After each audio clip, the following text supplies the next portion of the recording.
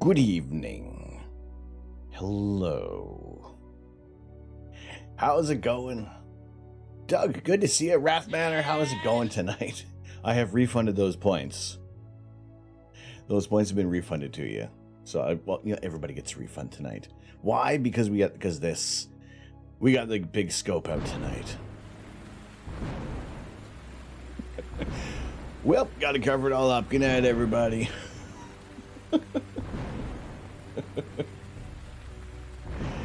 Oh my goodness. No, it can rain in the studio.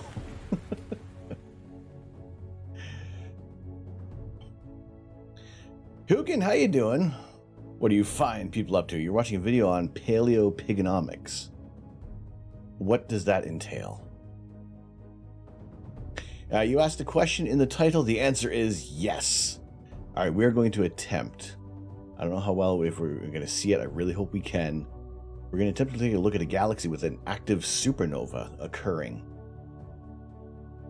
We'll see. I really hope it's possible. Otherwise, this is a terrible title for a stream. Luca, good to see you. Hope everybody's doing well tonight.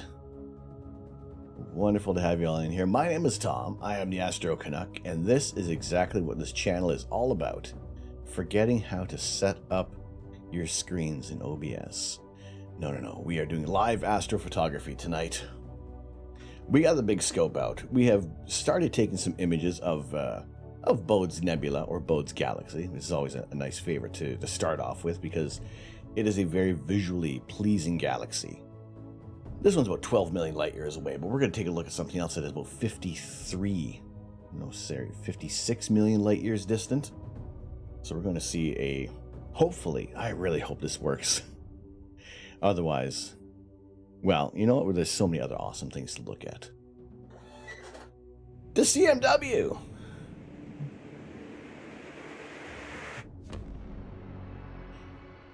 What's going on? They're talking about using epigenetics to try to find out what Denisovans looked like in life. Ooh, interesting. CMW, how you doing? Thank you so much. Thank you very much. And also, as I've changed this camera, you guys are going to see, actually, you know, before I say a proper thank you to CMW for the, excuse me, focus. It's not going to focus. For the bits, or not the bits, the sub. Greatly appreciated. I got something delivered in the mail today. Something arrived, and I never mentioned it because I didn't know how long it was going to take. This just arrived today. I ordered it back in November. And this is the cute...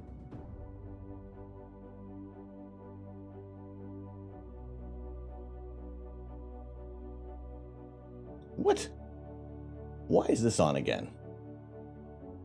I have to delete this. A hairpiece? Inevitable. Ah, it didn't work. Oh.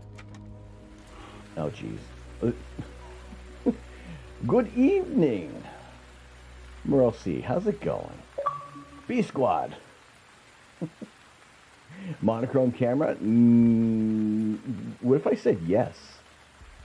I would like, then we have to get rid of this. We have to get rid of some other, excuse me, Jeb. What are you doing? Why? Out of the way, please. Jump. Peas and rice. By the power of Grayskull, I have the mustache. Oh, you would say lies, but I would have to say probably that would be a big gigantic lie, I must say. No, because who would have a monochrome camera this early? All right, I'll dispel any kind of Anticipation and any spoilers, perhaps. Oh, look, there's a red dot where my pointer should be. Lick the screen so Astro knows what the heck we're looking at. Oh my God. Tin Peak. Ask me a question. And you know, I gotta say, I am fine with. I need to trim. It's already, hair's getting too long already. Looking like a hippie. This is ridiculous. Big pile of Wesley, how you doing? Good to see you. Wonderful bit of chaos. No, this arrived in the mail, and it is freaking adorable. Excuse me, Jeb, do you mind? This arrived in the mail today.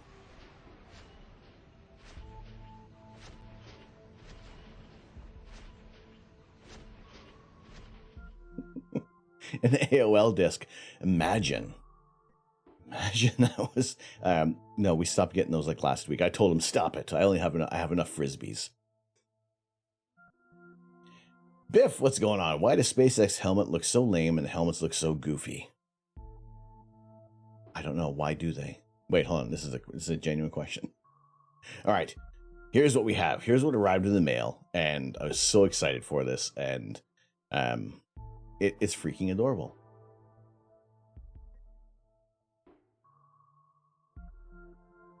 It's an Opportunity Rover plushie. Look at how cute it is. Look at this. Look at it. It is so freaking cute. So I ordered this back in November. You forgive me for streaming at this late hour, simply for the Opportunity plushie. It does. I mean, I do want some Reese peanut butter cups. I would love me some Reese peanut butter cups right now. It'd be delicious. But it is incredibly cute. Let me find the Twitter account where I discovered this upon.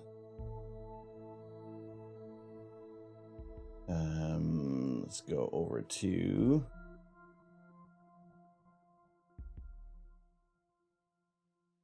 Opportunity Plush. We can find our... Where is it?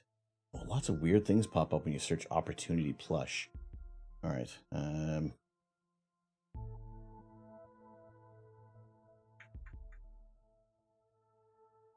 Rover Plush. There we go. Sophie Shen. If you check out... I believe it should be on sophieshen.com. Possibly, unless they're all sold out. That would be... well, that would be tragic, but if you check out her Twitter, that there should be more info on the Opportunity rovers. There you go. Between Sophie Shen and Chris Kim, they developed and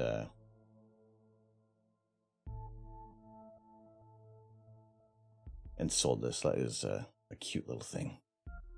Your wife bought some fancy chocolate bar, and it was so much better and smoother than the Hershey's you're used to. Ooh, Lindt is nice. Aw, you got chocolate on my peanut butter. You got peanut butter on my chocolate. The CMW. I have not forgotten. I've been holding this receipt. Thank you so much for the 2 months. The tier 1 resub. Greatly appreciated. On to the spike of appreciation, our pillar of happiness. Thank you so much for the support. But this is so freaking adorable. I love it. And when I had the little plushy parcel in the post box, Mrs. Canuck was wondering, why am I squealing like a little kid? She's like, Lego isn't soft. Lego doesn't come soft.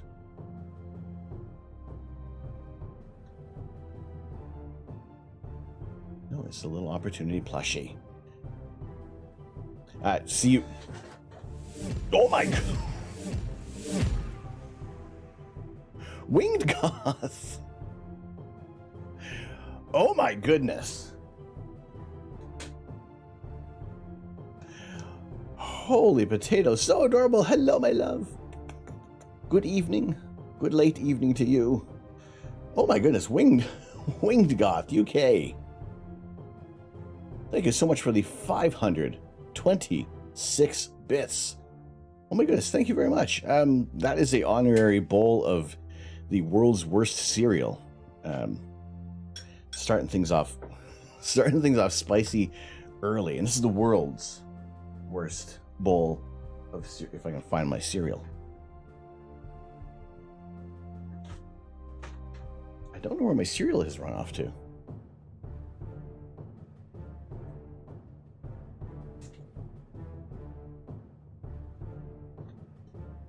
I didn't clean up.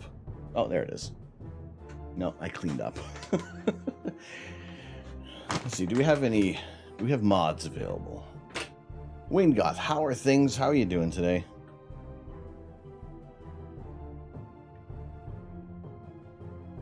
How was your... I did see that there's some Elite Dangerous. Might be worse with durian. Ugh, no, we don't want any durian. None of that. All right, for the 526 bits, and usually it is 500, but you know what? It's an extra bit of deliciousness. So the world's worst bowl of cereal with our remaining bit of Carolina Reaper sauce. Actually, it was going to be the Scorpions. We may have to open things up here a bit. That is empty. All right, I can no longer touch Opportunity.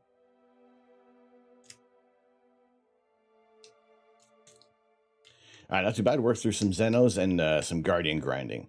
I still have so much to learn about Elite Dangerous. Sorry for the crinkles. Need to shake the sauce up a bit. After all, people put fruit. Yeah, exactly. So we had the cherries, and this is blueberries with scorpion peppers. I haven't had this in a while, so this is an interesting combination. If it's going to come out. I have a feeling everything's just going to start shooting out the other end. And be careful. This will be the time I get it all over. I'm guessing pepper jack, some kind of currant turkey, and no idea about that pepper. You are like almost bang on, Doug. We have our turkey, our smoked turkey, our jalapeno Havarti, a little blueberry jam, and a bit of a substitution, not a ghost pepper, but a fresh habanero, a Scotch bonnet, and you know, it's still a freaking hot pepper. Unfortunately, every ghost pepper will look rotten in the store, so why buy another rotten pepper, you know? But Winged Goth, thank you so much for the 500 bits and the world's worst bowl of cereal. So we are doing some live astrophotography tonight while I eat this cereal. And taking a look at galaxies. We're gonna aim over at a supernova, an active supernova, in just a few minutes.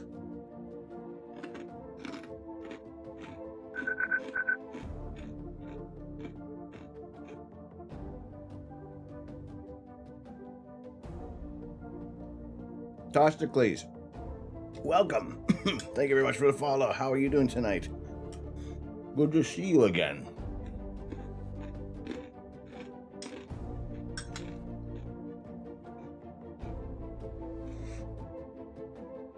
The scorpion peppers hit a little hard. That was a thing for usually in increments of 50 bits. We'll do some some hot ghost pepper nuts, and then some other ranges of bit rewards. I think if you do exclamation bits, that will kind of give you a menu of what we do. But thank you. Get the spice kicking off. Yeah, indeed, a breakfast of champions.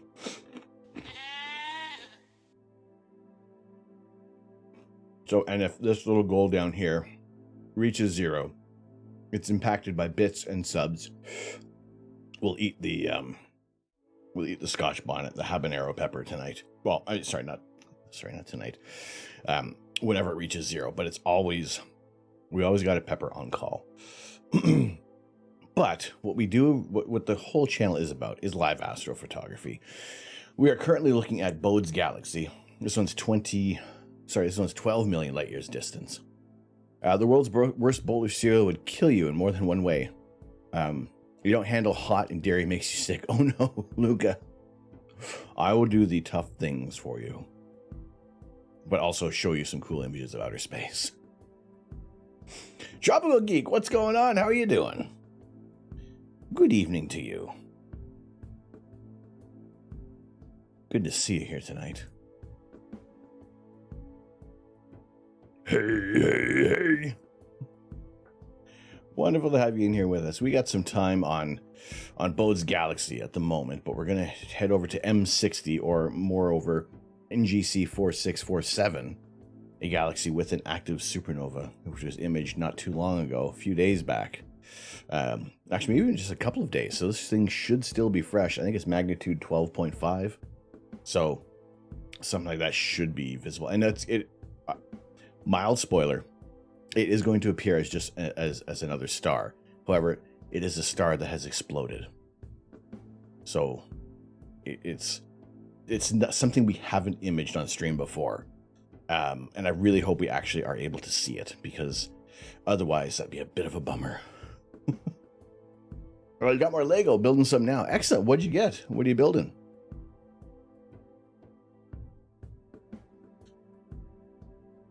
we will be having some other Lego builds coming up on May the 4th. We're going to be celebrating Star Wars Day.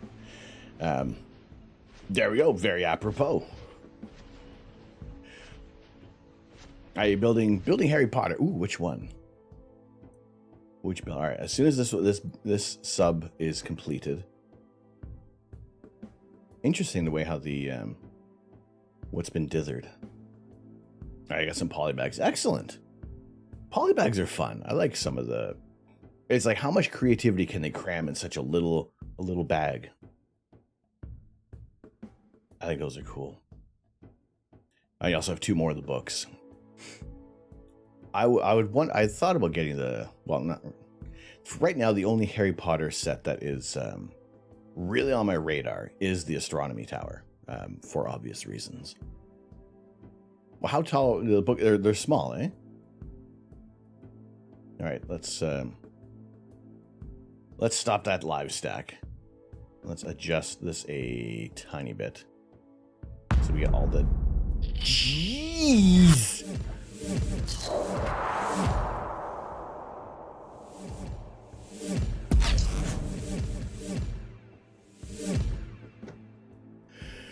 Oh my goodness.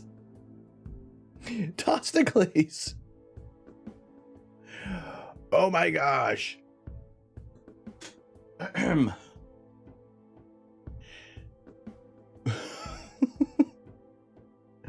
For the galaxy's worst bowl of cereal. Oh my goodness.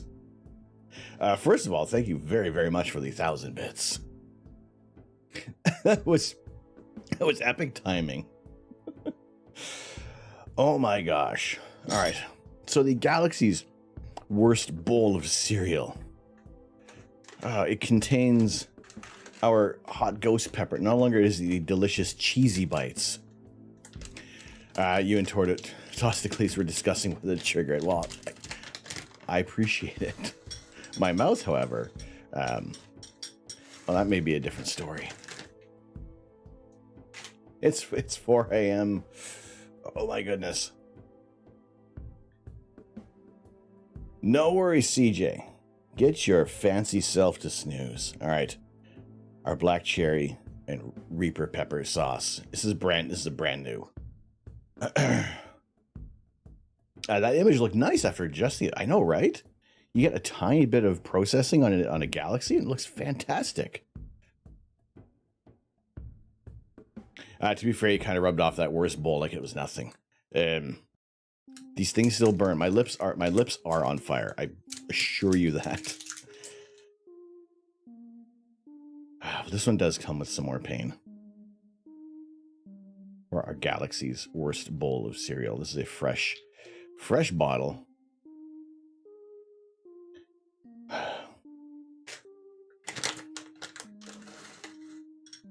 We'll drop a couple extra nuts on for you. Okay. Our galaxy's worst bowl of cereal. Thank you very much. Thank you. Yeah.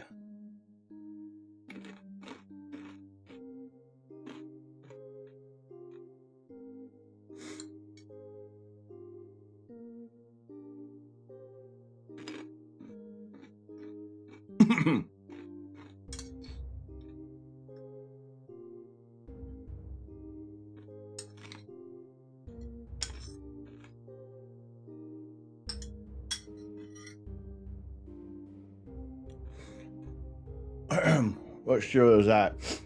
This one's the galaxy's worst bowl of cereal. Ghost pepper nuts and Reaper sauce.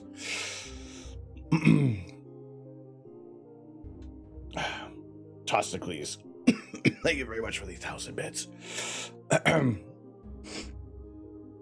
here's where it starts ramping up.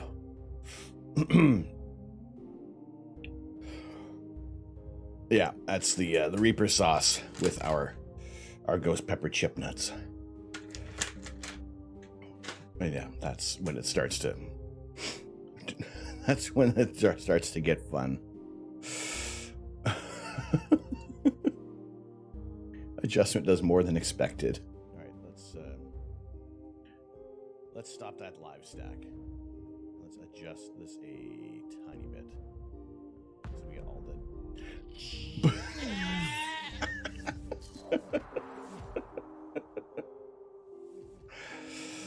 All right. That's fantastic timing. It really is. Oh my goodness. Right. Well, thank you very much. Thank you so much for the 1,000 bits. Hiccups in T minus 30 seconds. I don't know. Sometimes they'll hit. Corn pops with hot sauce. That probably doesn't sound all that bad, really. You get the sweet, you get the corn, you get the heat.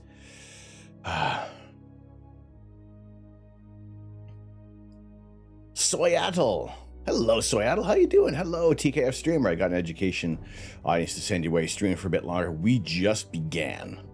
We've just begun. We're doing live astrophotography tonight. I am always welcoming of more people joining in. But how are you doing, Soyatl?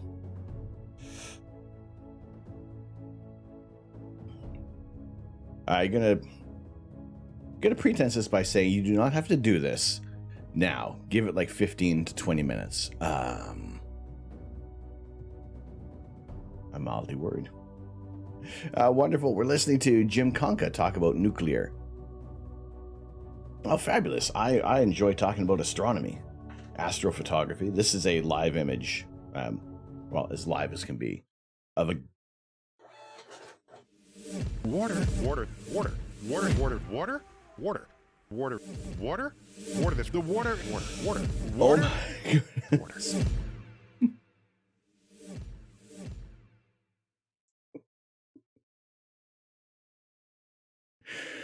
Oh.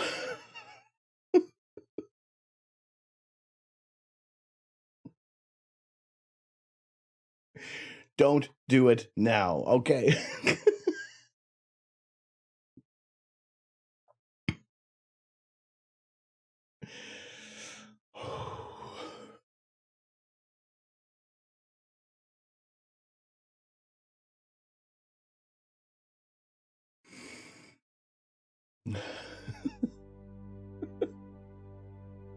Winged goth.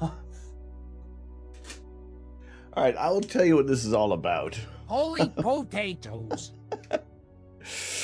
Oh my goodness. Well, that was a dose of caffeine. Winged Goth UK. Thank you so much. Thank you so much for the 1,500 bits. You don't want me to suffer. Muddy Knees, how you doing? All right, let me show you what you have enacted. Oh, this is Mr. Payne. This is the hottest hot sauce we have. This one is made of pure hell, pure capsaicin extract, a few habanero peppers, a little touch of vinegar, and, well, just hitting every nerve ending. Mr. Payne likes long walks on the beach and burning off people's taste buds. Yes, indeed. Oh my goodness. All right. I can prepare it. I can at least we can do a prepare. So it is standing by.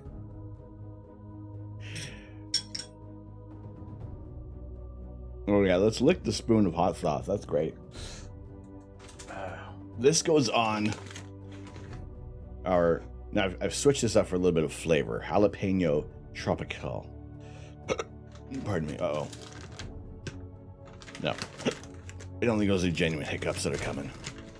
That hurt your butt. Your butthole. CJ, how many buttholes do you have? Have you checked your buttholes? No, that's a teeny tiny one. I'm gonna nibble on that one.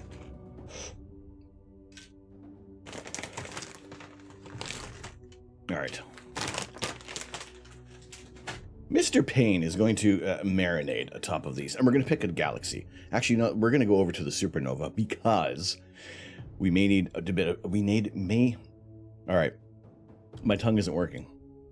My tongue is not working. We also don't need a metric buttload of this hot sauce on here. Now this measures in well over 1 million Scoville units, possibly edging into 1.5. So this is like the hottest stuff I've ever put in my mouth. All right. We'll keep that on standby. Well, that was stupid. That was even dumber. I had to get it off somewhere.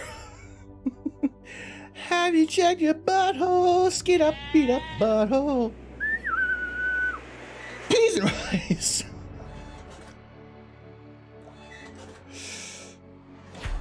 Oh my goodness. Mingoth. Thank you. Oh my goodness. Thank you very much for the 5 gifted subs. Oh my goodness.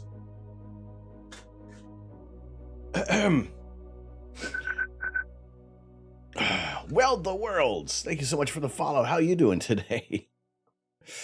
Mingoth, thank you so much. Thank you so much for the gifted subs. To Welsh Boy, bringing in Welsh Boy up to 12 months. Thank you so much for that. My goodness, 12 months with us. Portugasque, greatly appreciate. J Stomp 2020. Well, the world's funky. How's it going? Bad Dog 928. All right, good night. Picture of geography. Thank you, Wingoth. Thank you very much. I'm going to keep these. I'm going to keep this receipt over here until until such time.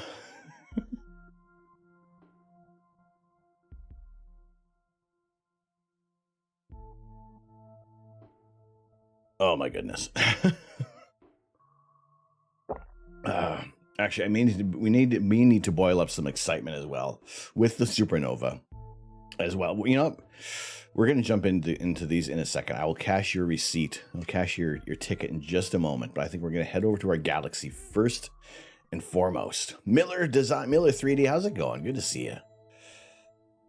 Diego, yes, we have some clear skies. Exactly. We can't let these get soggy.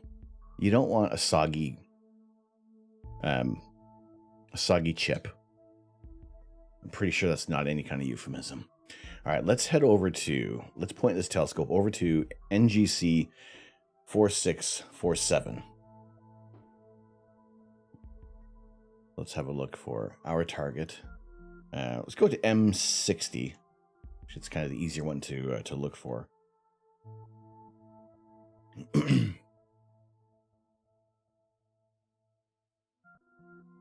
But this is the galaxy in question that we're looking at. NGC 4647. That's where we're going to send the telescope over to this direction, because that is where the supernova is occurring, or at least had occurred 56 million years ago. Where just that light is just reaching us now. So, I mean, hopefully everything is going to look all right. I think it's a viable target for us as the telescope slews over to that destination. Hopefully the house is not in the way. If the house is in the way, I have to knock the house down. But we're looking in the region of Coma Berenices, or within the area of all right, look, ooh, all right. This looks very promising.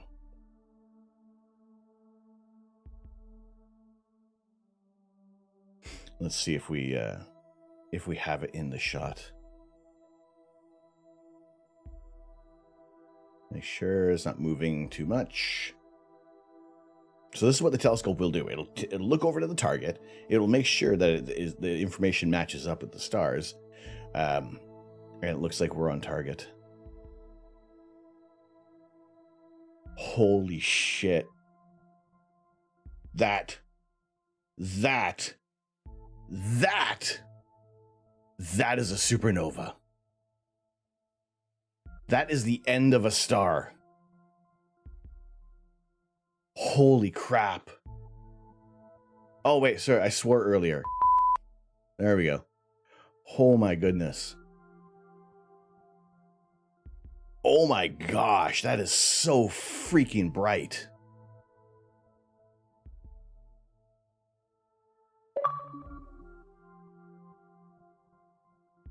Oh, my God.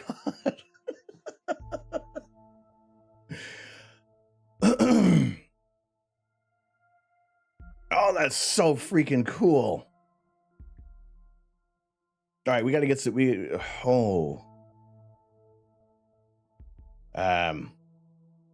That's so freaking awesome. We never have I been able to catch one. Here's a celebratory Mr. Payne for the heat of the incredible brightness and heat of a supernova. Happening. Oh my God. See, I was going to originally call this Redeem Oral Supernova, but I don't think that would go over too well. So we just decided to name it that. I'm just going to cry for 5 minutes. Ramtide, how are you doing tonight?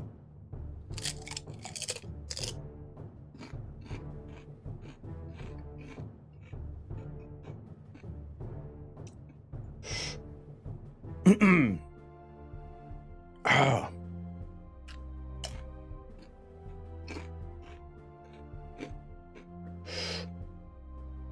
Wing God, thank you so much for the 1,500 bits. I'll cash in your check in just a moment.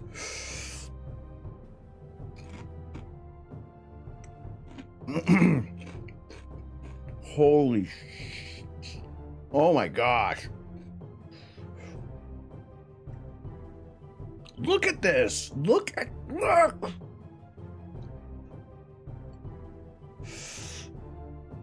Mr. Payne's in my mouth. It's all Mr. Payne's all over the mouth. All right. Quickly over here. Winged Goth, thank you so much for the 1,500 bits. Oh my gosh. Okay, well. I poked it. Oh boy. All right. Why? You're joining in. Why is Astro getting so excited about this little point of light? That's because last week, this little point of light wasn't here. This little point of light wasn't witnessed in this galaxy 56 million light years away. 56 million years ago, this star, excuse me. Holy potatoes. Not a hobbit. Hello, hobbits. Oh boy. Someone did yes, Wayne got did 1,500 awesome bits, as well as some others. Oh my goodness, thank you. The potato helps shield my pain. Oh my goodness. Drink some milk or beer. The closest thing I have to milk is the cream in my coffee. All right, here's what we're going to do. We are going to do a live. We're going to take some live images. And we needn't do anything longer than than 2 minutes. And we're going to, these images are going to stack on top. And you see how everything is a little fuzzy? The more images we can take, the less fuzzy this is going to get, and the more detail we're going to see. But I mean, we're looking at a supernova. A nice cooling bowl of the world's worst cereal. I mean, if you combat heat with heat, right? They cancel each other out. That's right? Oh my goodness. All right, so the more exposures we start to do, the longer we can expose on this, we will get some more details. Oh my gosh. That's what we should call it. We should call that the hair of the hell dog. On the, essentially we're triple downing on the heat. Indeed, clear skies. Hopefully your night and your week is going well so far, Hobbit. But yes, we are looking at something awesome. All right, got to head back to teaching the world to weld. Have an excellent evening. You may mind. Well, Weld the World. Thank you so much. Thank you so much for joining us.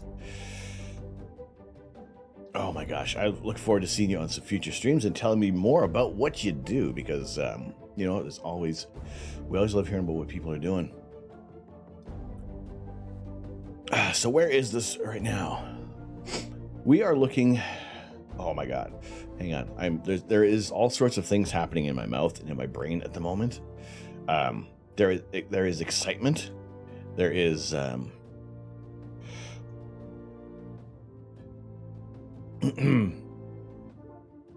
right. I never knew about the bit redeems. Don't worry, give me a break. No, it's if anything,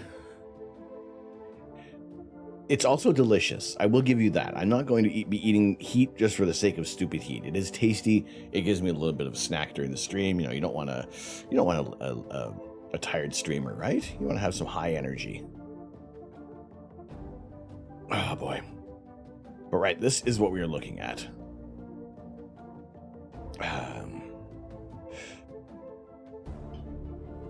This is our target. Actually, this is just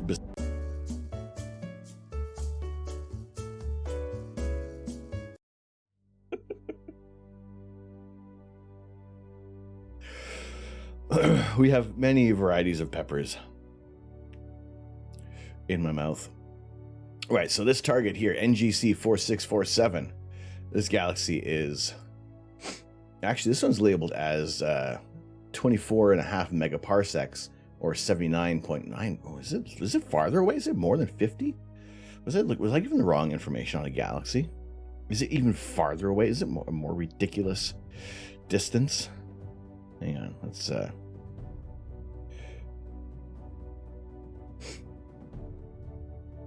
get this over here as well. Let me cross-reference. Ooh, you know what? I'm wrong. I'm wrong. And that happens more often than not. Right, no, this one, okay.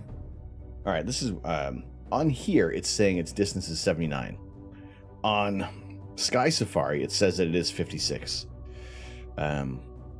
So it is interacting with Messier 60, this galaxy over here. So these two galaxies are interacting. So no, they are. It should be 56 million light years away.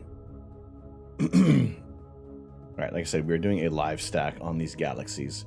So now with a little bit longer exposure, 2 minutes, you can start to see the spiral structure of NGC 4647. Whereas Messier 60 is an elliptical galaxy.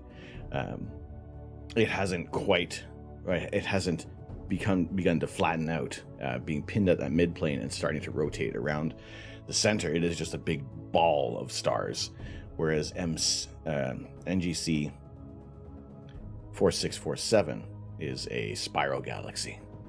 And this right here,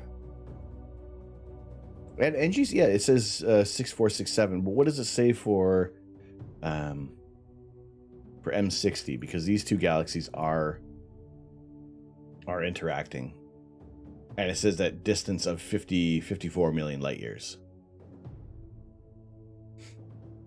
for M60, and these two galaxies are interacting.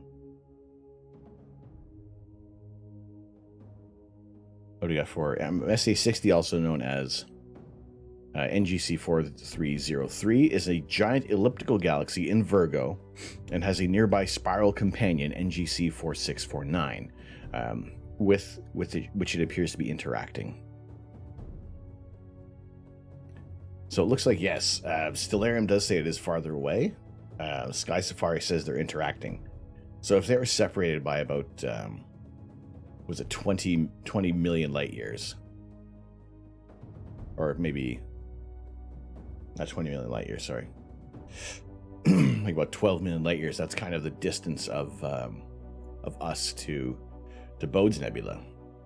All right, some discrepancy. Let's see where else we can get some cross-referencing on these two galaxies. But the important thing is, you look at this image, the image of NGC 4647. There's a little bright point of light that wasn't there in this image, and you can see You can see that supernova. That is blatantly a supernova. Like that is so freaking awesome. That is so damn cool. I mean, Wild Buffalo, how you doing? Is math invented or discovered? Oh gosh.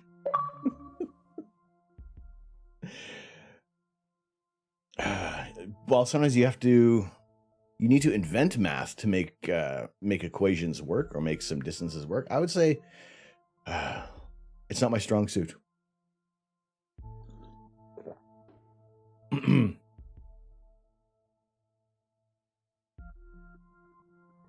Math would have been used as the early form of communication.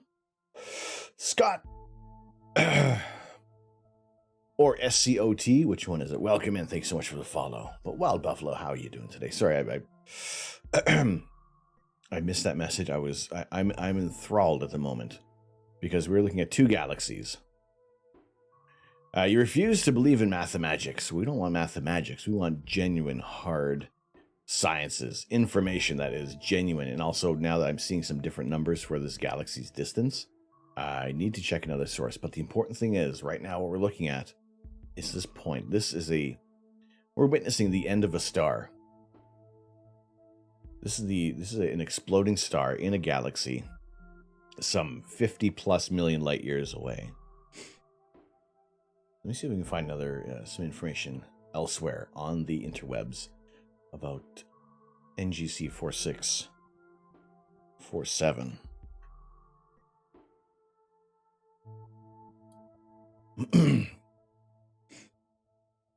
Math beyond arithmetic is voodoo. Ooh, don't mess with voodoo. All right, what does I not always going by what Wikipedia is saying that this galaxy is estimated at 63 million light years, so possibly putting it at maybe 9 light years distant beyond. Who do voodoo? You do voodoo? I don't do voodoo. It is incredibly bright. I don't even know what the magnitude is of it right now. It was originally, last I saw, it was 12.5. So this is getting very bright.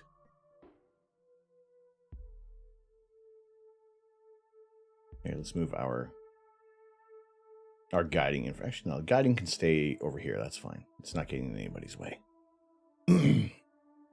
That's about to mention you do voodoo too.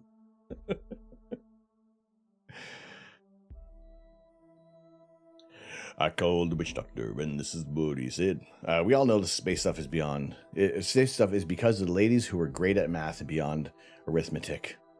Well, you look at the works of like Annie Jump Cannon, who is responsible for cataloging some of the spectral types of stars, and eventually being unapologetic in her work and making sure that a lot of the stars that we're looking at were properly classified in their spectral type, as well as noting some of their distances. Henrietta Swan Leavitt is a hero of yours. It's just, I mean, there's so many amazing things that people have done in astronomy, and we can only hope that everybody gets the credit that they deserve. And now I'm realizing afterwards, before there was a redeem, somebody redeemed Ask an Astronaut, because I saw the post-it notes, and I thought, hang on a second, somebody redeemed a page in the book. I apologize. There was a bit of chaos going on for a page in Tim Peake's Ask an Astronaut. Where can I see the queue? I must be able to see the queue somewhere.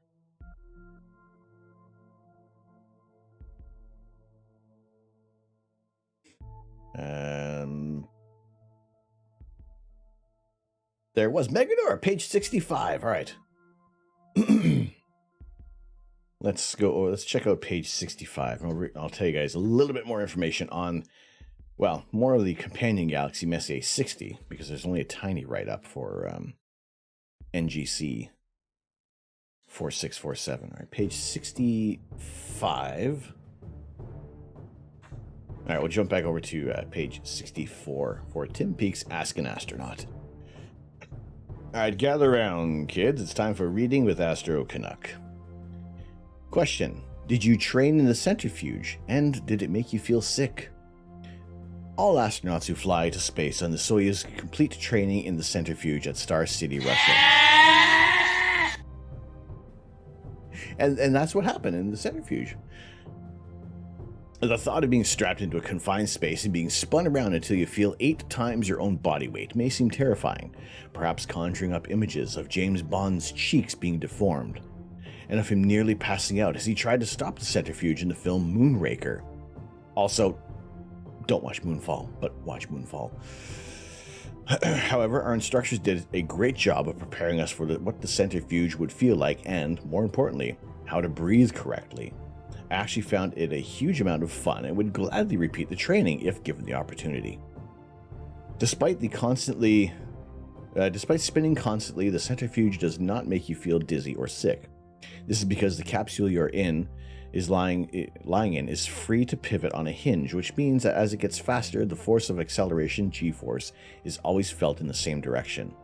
From the front to the back of your chest, we adopted the same almost fetal sitting to the back of your fetal sitting position that the Soyuz seat demands, which meant we experienced every similar g-force to how it would feel during launch and re-entry.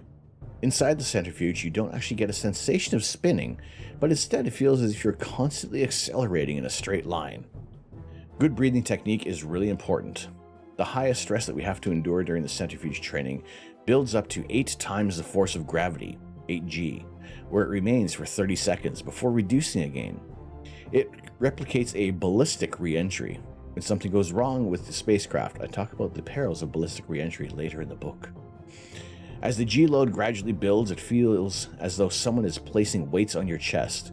Not only does it make it harder to breathe, but you also feel as though you have to tense your muscles to prevent your chest from collapsing in on itself. Actually, this is the best advice for withstanding G-force. Tense your muscles and try to lock your chest in place whilst breathing through your stomach in gulping fashion. We practiced this breathing technique at 4G before increasing it to 8G. Tolerating 8G for 30 seconds was actually quite hard work. The best way to describe it is like doing weight training exercise. Imagine bench pressing your body weight for 30 seconds. It may seem okay at first, but as time goes on, it gets harder. I was surprised by how easy 8G felt for the first 10 seconds and equally surprised by how much harder it felt for the final 10 seconds. It was another good reminder of why it's important for astronauts to be in excellent physical shape before flying to space. There we go, Meganor Orca. Thank you very much for redeeming, and I apologize for missing it a little earlier on.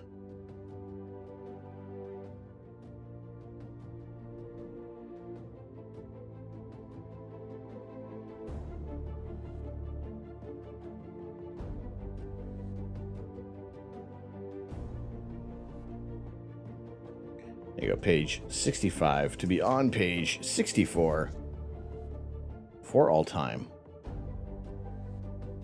There we go. Thank you very much for the redeem. All right, we're going to be sitting on this target for a while tonight because it is the first time we've ever imaged a supernova.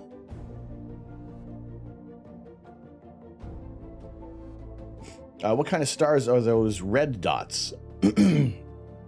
These areas here, you mean, right? This section here. These are hot pixels that come from the camera. Again, some other artifacts that remain with digital photography. And these can all be taken away by utilizing the right subframes. They're called darks, where you take the same amount of exposure time with the camera and you just keep the lens cap on.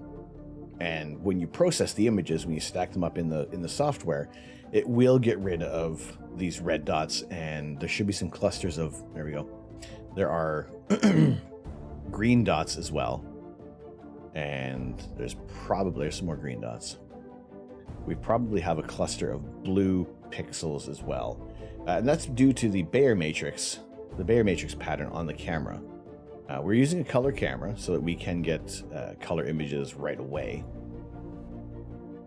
And that's also a limiting factor for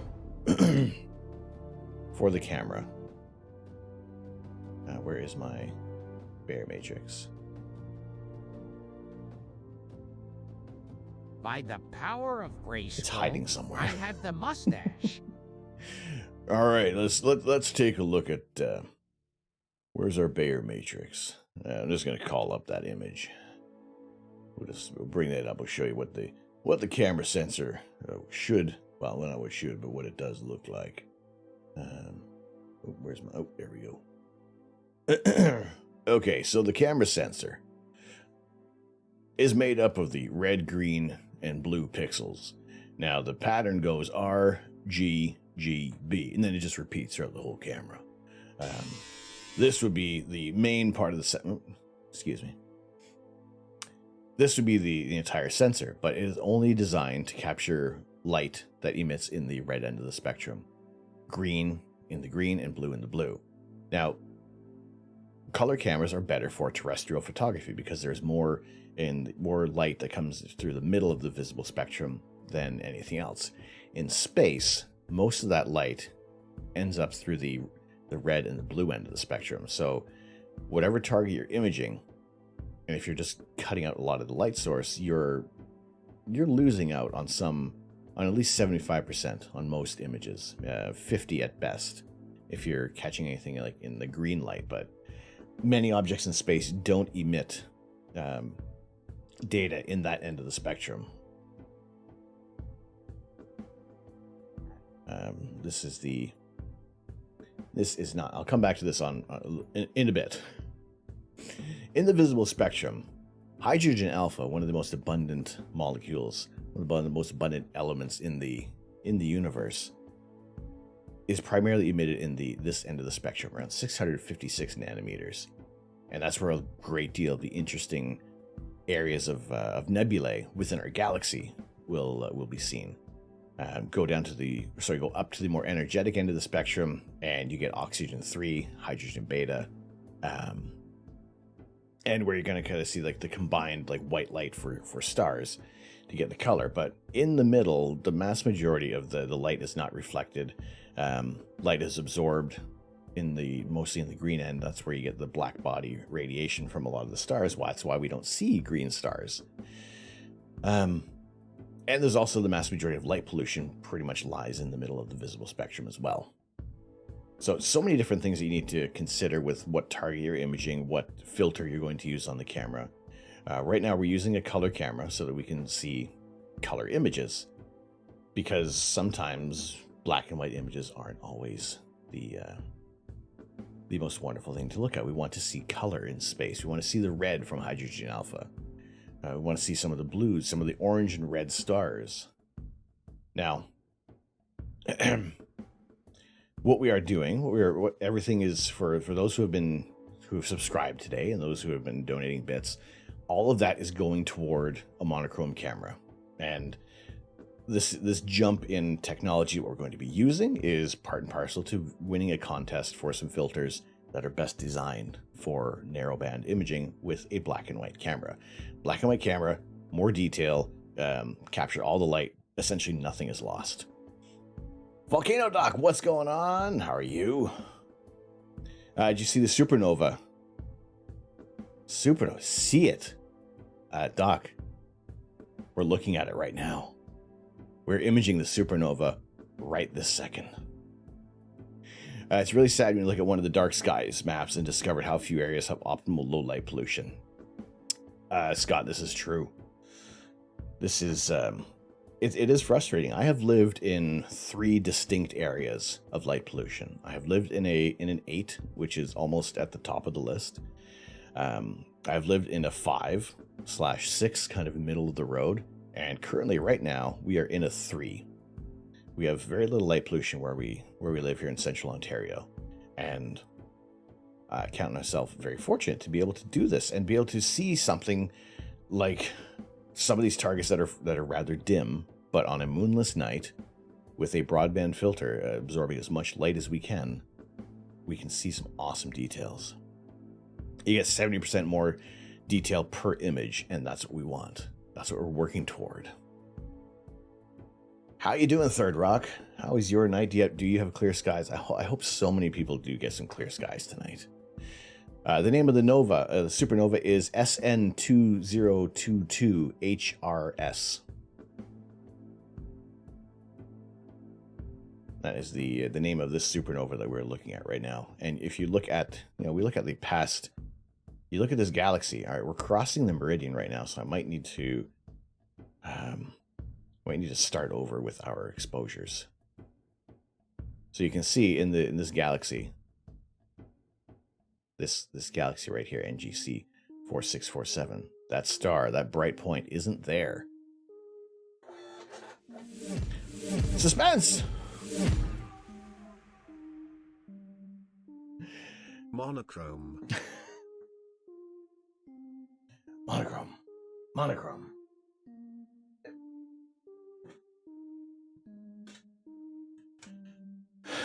Suspense. Thank you. Oh my god, I'm getting... there's something to be said about thinking about getting some wireless headphones. Suspense, thank you very much for the 245 bits. Monorail, no, wrong show, wrong one.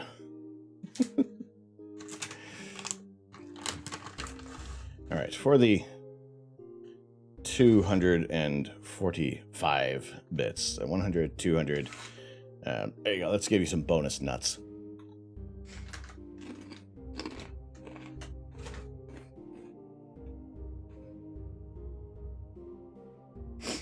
All right, most names of stars and events just roll right off the tongue. They're so easy to say. I know if you had clear skies, you wouldn't be in chat. You'd be imaging. So, Third Rock, I would say, awesome to see you, but I'd rather not see you. I know a guy who enlisted in the United States Navy 2 years ago, was assigned to a nuclear submarine that he surfaced at 2 in the morning in the middle of the Pacific. He said the sky was so full of stars, he was awestruck. Absolutely black. Zero light pollution. Now, I've had, oh my goodness. Mrs. Canuck's grandpa lives with us, and he has told me stories about his time serving in the war and being in the desert and looking up at the sky and remembering just how, just a wall of stars. And he tells me something, and we got to do a stream from the desert somehow. Excited for me? Thank you, Suspense. Yeah, I might be doing some imaging tonight. A rare, clear night in the city. Good imaging to you. Good imaging to you. What's the current target? Sorry if you just said it. No worries. This target, this is a special one. It's not so much that it's M60. It's not so much that it's NGC 4647. It's this supernova that is occurring right now, or 56 million years ago, when the star exploded. And we are seeing the light reaching us at this point. If you go by the Weather Channel, who hasn't been wrong for the last 6 months, the next 2 weeks are junk skies too. No!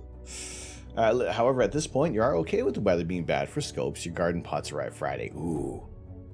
Yes. I've replanted this for those who were in stream a few days ago when we got an Asian pitcher plant, our first carnivorous plant. It has been repotted and ready to go. So just waiting for it to mature enough that the pots get large enough and it can start capturing some of the flies and mosquitoes that we're starting to build up. Plus, it's too late in Galaxy season for you to start any projects. Monochrome life. I hope to join you someday soon. What's the coordinates on the supernova? I think you can see with a 300 millimeters. It is, if you search for M60, search for Messier 60. Let's see, what are our exact coordinates? Oh my goodness, Soyadle!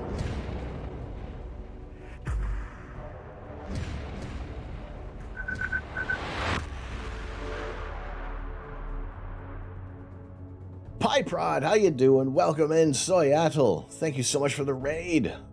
How are you doing tonight? Welcome in, Raiders. Good to see you. How are things? How is your stream? A member of the Knowledge Fellowship. Good to see you in here. How's it going? Can we get a shout out for Soy Atoll? What else do you enjoy doing on your stream?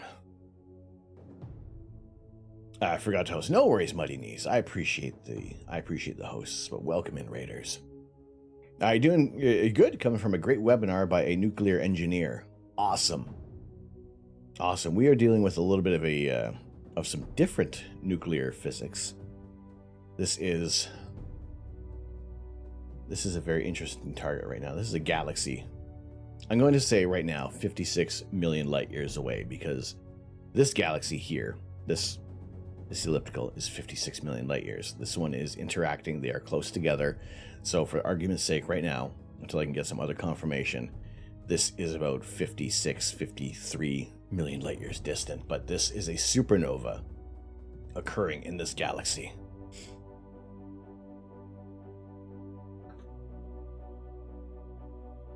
All right, but we might have to switch things up because we are crossing the meridian. So we may have to, we're gonna have to pause on this exposure. So let's,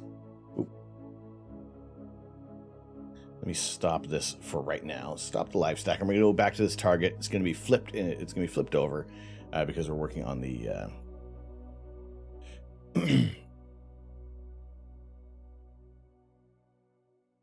Well, is it 56 million or 57? You need to know.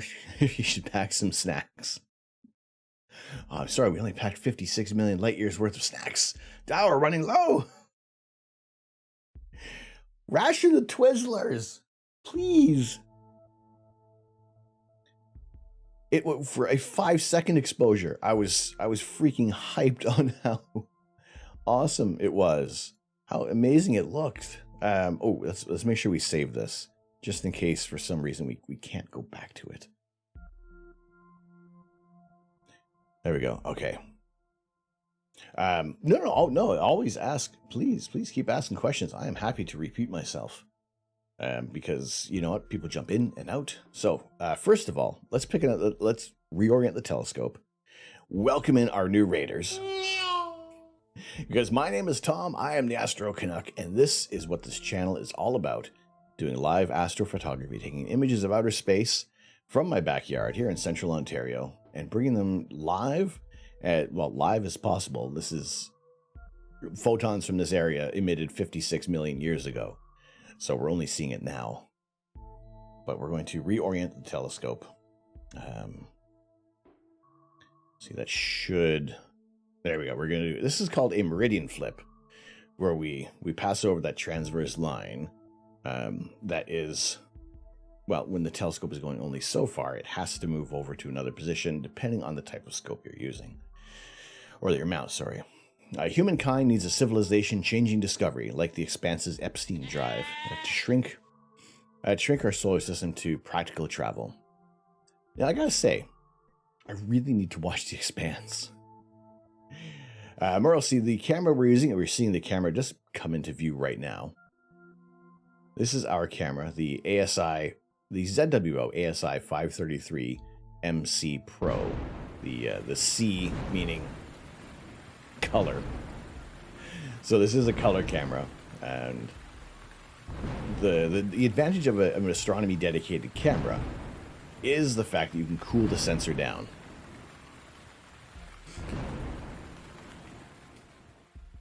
When you move the telescope like this, are you passing by the Milky Way in the sky that we see? No, right now the Milky Way kind of sits low on the horizon. I'll show you that I'll show you in Stellarium where we can see the Milky Way, because out toward the east, we're going to get some Milky Way targets coming up in a couple hours. So we'll be able to look at some other images Hugh funkin' knew it. How's it going, Hugh? Good to see you in here. All right, so there is there's a 5-second exposure, and there's M60, the elliptical galaxy. That little smudgy, fudgy bit is NGC 4647, and that little streak is the supernova. So let's make sure we get this in. Get it in frame. So like starting at like, we'll jump over to let's see. You know, that it's close enough for what we're looking at right now. We'll P Burks. Thank you very much for the follow. How you doing? Hey, not bad. How are you? I'm doing fantastic. I'm doing so freaking fantastic, Hugh. Why am I doing so freaking fantastic? Because this is a supernova. Looking at the supernova. We're witnessing the death of a star from 56 million years ago. Also, I'm super excited because my Opportunity plush rover arrived in the mail today. Look how freaking cute this thing is.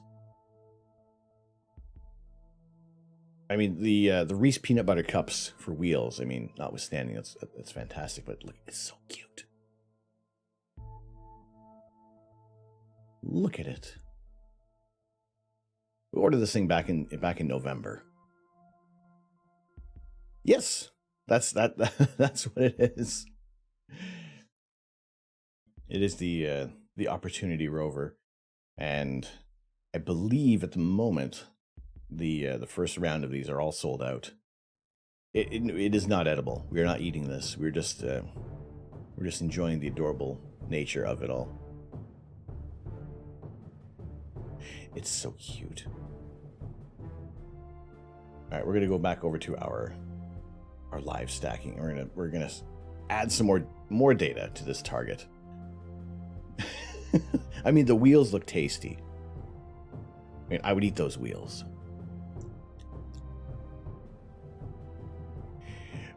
But they're not for eating. They're friends, not food. Yes, November. Actually, oh my gosh, has it been early? No, yes, maybe October?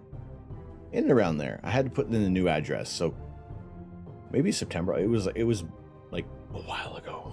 We've been waiting a while for this to arrive, and it's so soft as well.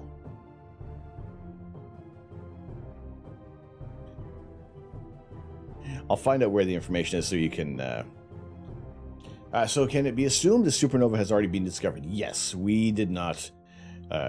We were not responsible for discovering the supernova, but it's one of the supernovas that have been witnessed and cataloged and within our field of view. So this is not a discovery, but sharing it with you. If you're imaging this at about 300 millimeters, it's going to be fairly wide field of view, but I would imagine you're going to see that point of light.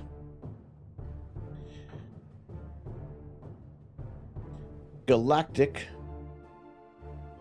Super. What's going on, Galactic?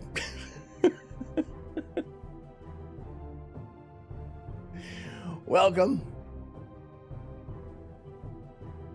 I keep wanting to say Galactic Super Dramatic Waffle, but Galactic Superstar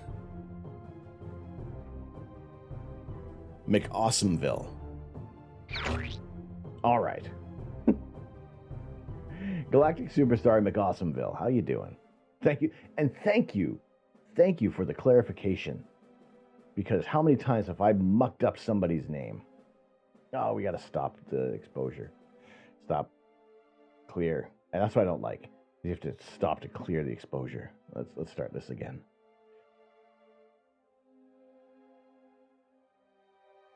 All right. A little bit of a hiccup in the guiding. So we are doing some live astrophotography tonight. So for those who are just joining in, those who are new to the stream, I welcome you in. This is our telescope here in my back garden in central Ontario. We are in Bortle 3 skies, very, very little light pollution. And we're taking images of outer space tonight, and most notably, we're looking at a supernova that has just recently been witnessed in this galaxy. And this is a first for this stream, to have a galaxy that has an active supernova that we can see. Either sometimes it's been in obscure areas of the sky, or we've just had cloudy conditions and not being able to witness anything like this before. You're doing well. You see stars, and you like stars, and you are in fact galactic. How old would the supernova be? This one is about 56 million years old. So this occurred 56 million years ago, and just now are we capturing the light from this event. Which, again, we've never been able to capture, to illustrate and show you guys a supernova on stream before. I mean, it would be incredible if we had caught it a few nights ago, but I gotta say, almost, for the most part, M60, it's a fairly unremarkable galaxy amid a ton of other galaxies in the Virgo supercluster. So to try to capture this galaxy, yeah, it wouldn't be incredibly high on our list.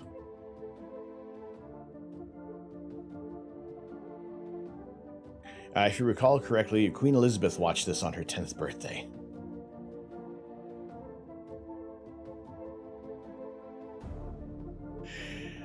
Oh. Assassin is the supernova project. They hunt for them, confirm them, and then release the coordinates to the rest of the world.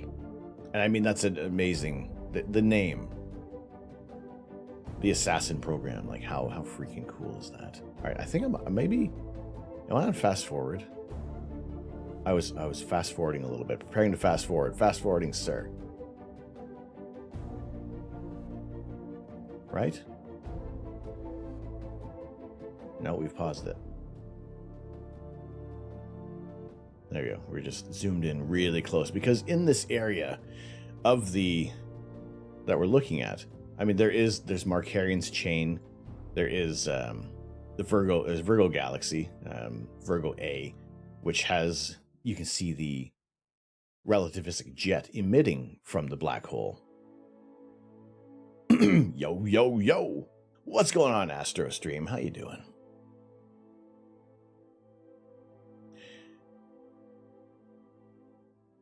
Good to see you in here. So there are many other galaxies in this area that would that can draw our attention. Doing good. Just finished the stream. Excellent. How did it go for you? But this is our. Now, if we were doing like a Messier marathon, I mean, that could be a possibility. So this red box is what we can see in our image, our targets. Now we are focused on NGC 4647. So there are some other galaxies in this that we can see. No imaging again, waiting on extension tubes to arrive. Well, hopefully that will get you all sorted out. Is Scorpio's tail visible? That would be in the south. Let me check in just a second. So what we're imaging right now, we are looking at the supernova in NGC 4647. We're starting a new stack because we have crossed the meridian, so we need to start adding some more data, so we can bring some more detail out once again. Galactic Superstar McAwesomeville, thank you very much for the follow. Thank you very much. We're glad to have you in here. And like I said, we are always aiming to do live astrophotography whenever the skies are clear. Tomorrow night is looking good as well. And we'll see what's going on. We may still do this again. Or if we're going to pick a target that we're going to image for the night, then we'll keep an eye on that. But for now, we're looking at a supernova from 56 million years ago, and I see no reason why to change targets right now at the moment, because this is absolutely incredible to be able to witness this event. Now, the tech that we're using tonight, this is the Skywatcher EQ6R Pro. It does have a pier extension because back in England, I needed to get as much height as possible to get above the roof to see like anything. We had a very small window in my back garden in the UK, but now we have some wide open skies here in central Ontario. Our scope, the big scope we're using tonight, is the Altair Astro RC8. It's a reflector telescope, also rebranded GSO, and we are utilizing the ASI Air Plus, which is doing all our live stacking tonight. Our guide cam, the Skywatcher Evo Star 50 ED, is our guide scope with our ZWO ASI 120mm mini monochrome camera for our guiding scope. Now, this is the first monochrome camera. Hopefully, we're going to be adding a black and white camera for our main imaging unit.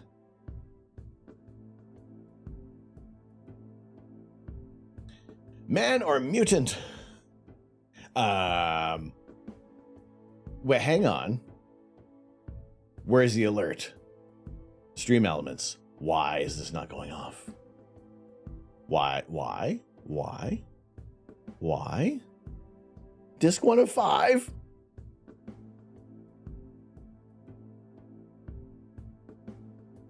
There it is! Dang it, stream elements!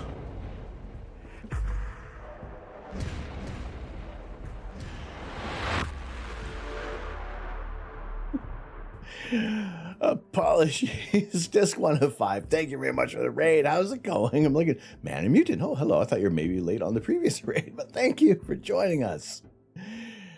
How's it going? Good to see you on Chris's chat the other day. Excellent to see you as well. Awesome to see more people rallying around Chris Perillo as well as Maker Deck. It's very cool to see you in here. How are you doing tonight? How was your stream? What did you get up to? Good to see you in here. What were you up to this evening? Well, Command Raiders, we were just looking at the telescope, and we are looking at a supernova right now. We're looking at the death of a star tonight. Well, welcome in, Raiders. My name is Tom. I am. I need a sip of coffee. Just preparing a CR10 version 3 printer. Ooh, cool.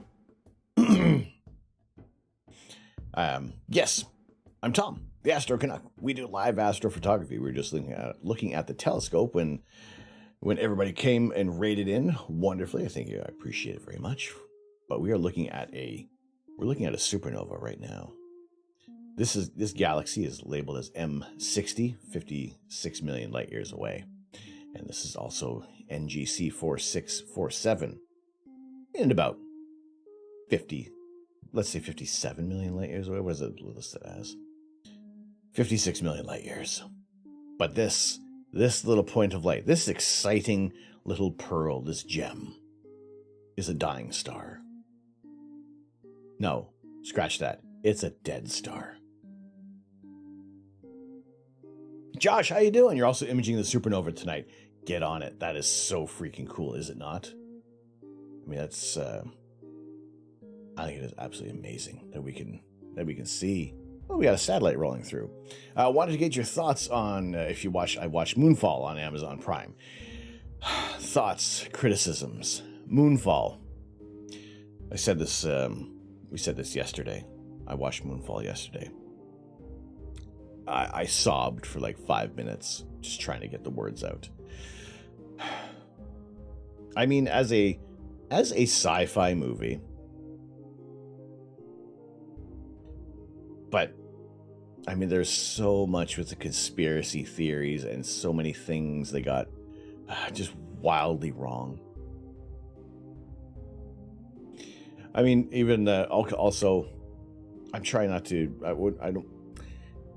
What can be a spoiler about this movie? I don't know. If you watch it, you've spoiled 2 hours of your time. But Donald Sutherland. That's all I'll say. For those who have watched Moonfall, I'm sorry. For those of you who haven't watched Moonfall, watch it so we can join in. One of us. It's... I mean, go into that movie and forget everything you know, and you'll probably have a good time watching it. At one point, they're like, gravity and space doesn't matter. Exactly.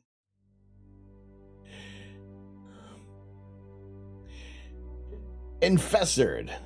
Welcome. Thank you so much for the follow. How are you doing today? Lady Sun Sales.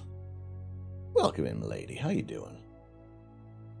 Thank you both so much for joining us today. Welcome into the observatory. We are doing some live astrophotography tonight. We are utilizing this telescope, looking at this target live in color, and we are stacking 2-minute exposures together. Hollywood, a silly place where wrinkles, cellulite, and science doesn't exist.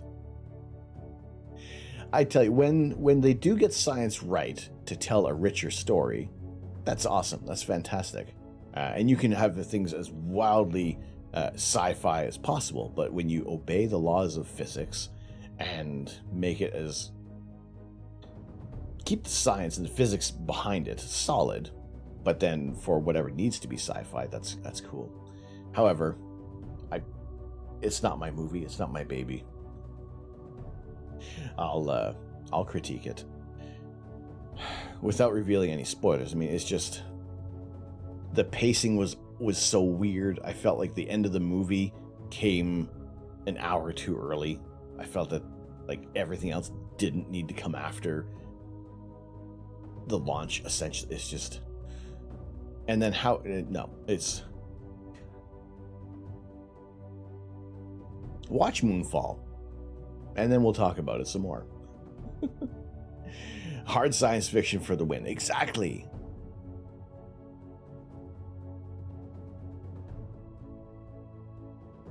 Like, get your facts straight, then distort them at your leisure, so that you can tell that richer story. Oh my goodness. Disaster EXE. How you doing?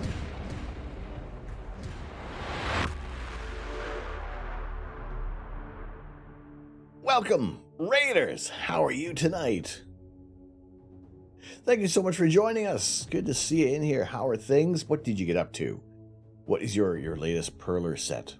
What have you been doing? How has that been? Hello! Welcome!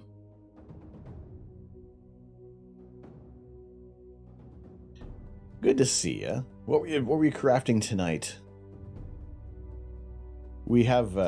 I have yet to display this. I don't know where I'm putting it yet. You're making bead sprites to raise money for an animal shelter. Oh, awesome. Fantastic. We completed this one. It is all nice and, well, a little wonky. It's my first one. Go easy. But it was this is a fun little thing. We want to do more of these. So on our Tuesday streams, we'll be creating more of this artwork. Vivmoji, what's going on? How you doing? Thank you so much for joining in on the raid.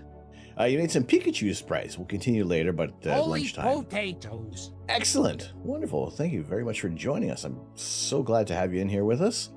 I do like the modified color palette, and if you hold, I would hold it farther. Oh, actually, you can see down in the smaller monitor here.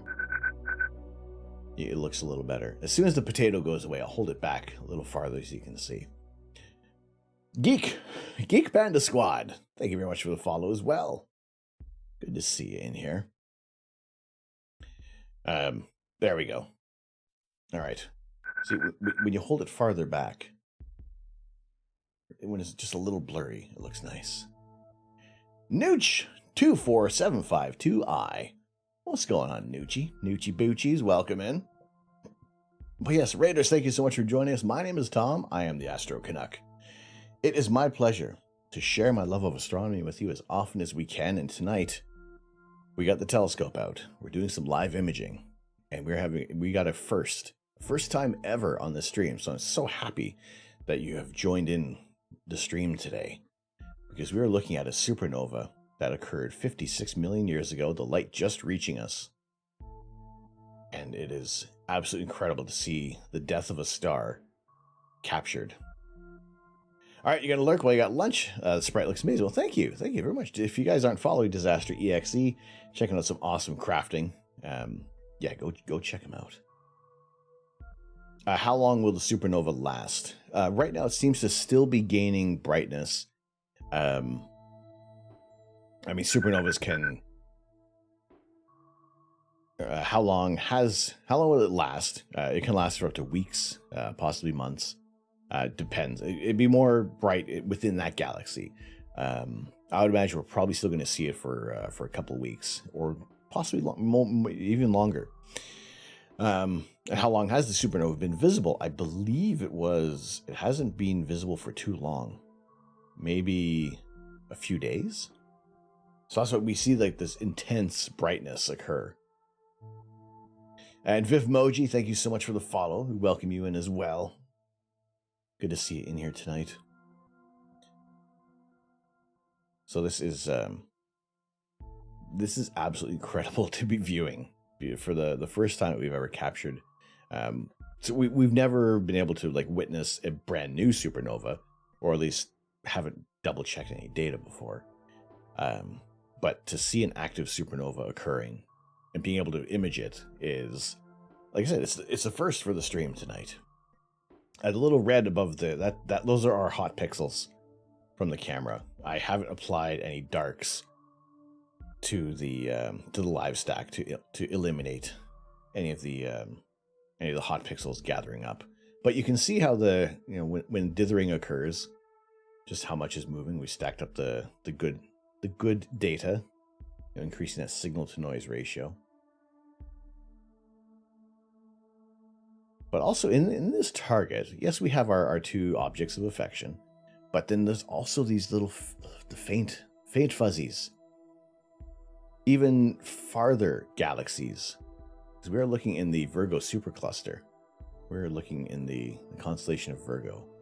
We have some more galaxies out here as well that we can get a little bit more information on these targets while we are rummaging around this area, waiting for more exposures to come in, so we can try to get even, like, there is some structure in this galaxy. I love looking for all the different galaxies in your photos. It's a fun little Easter egg hunt. I think so far the most distant galaxy we've captured in the background was about 3.7 billion light years away. I think that's so far been one of the farthest objects. This one is about 56 million light years. These two galaxies are interacting. And that's a supernova that has been captured and recorded, not by us. It was, as soon as I saw this popping up in some social media feeds, I'm thinking we need some clear nights. We need a clear night, because I want to be able to share this. I want to be able to take a look at this target, because how often do we get to see a supernova in another galaxy? Let alone, I mean, like, technically we could be due for another one within our galaxy, but where? Where would it occur? When would we see it? Would it be in the northern hemisphere, in the southern hemisphere? Could it be a target that was more visible during the day for us, both sides of the hemispheres? But it is, light is insanely cool. The speed of light is ridiculously slow on a galactic scale. Like 56 million years ago, what were you doing when this star exploded? Probably not a whole lot. Maybe waiting for the next episode of Moon Knight to come out. You're eating Cheetos. Ooh, like original Cheetos, or the Cheetos Paws. I like the Cheeto Paws. I like shaped food. Now, which is why usually for our ghost pepper, we were sitting upon a rocket, but I was a little behind on getting these ready. So this, well, it's and also technically it's not a ghost pepper tonight. We do have a habanero, because the ghost peppers I was going to buy at the store were essentially rotten. So I wasn't going to be buying and eating rotten ghost peppers. You like animal crackers for that very same reason.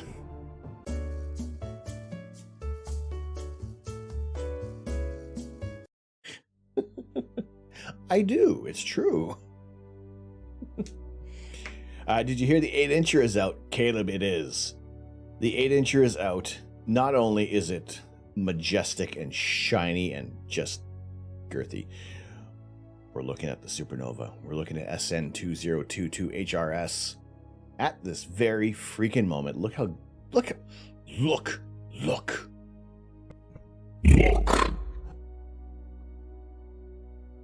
Look how bright it is.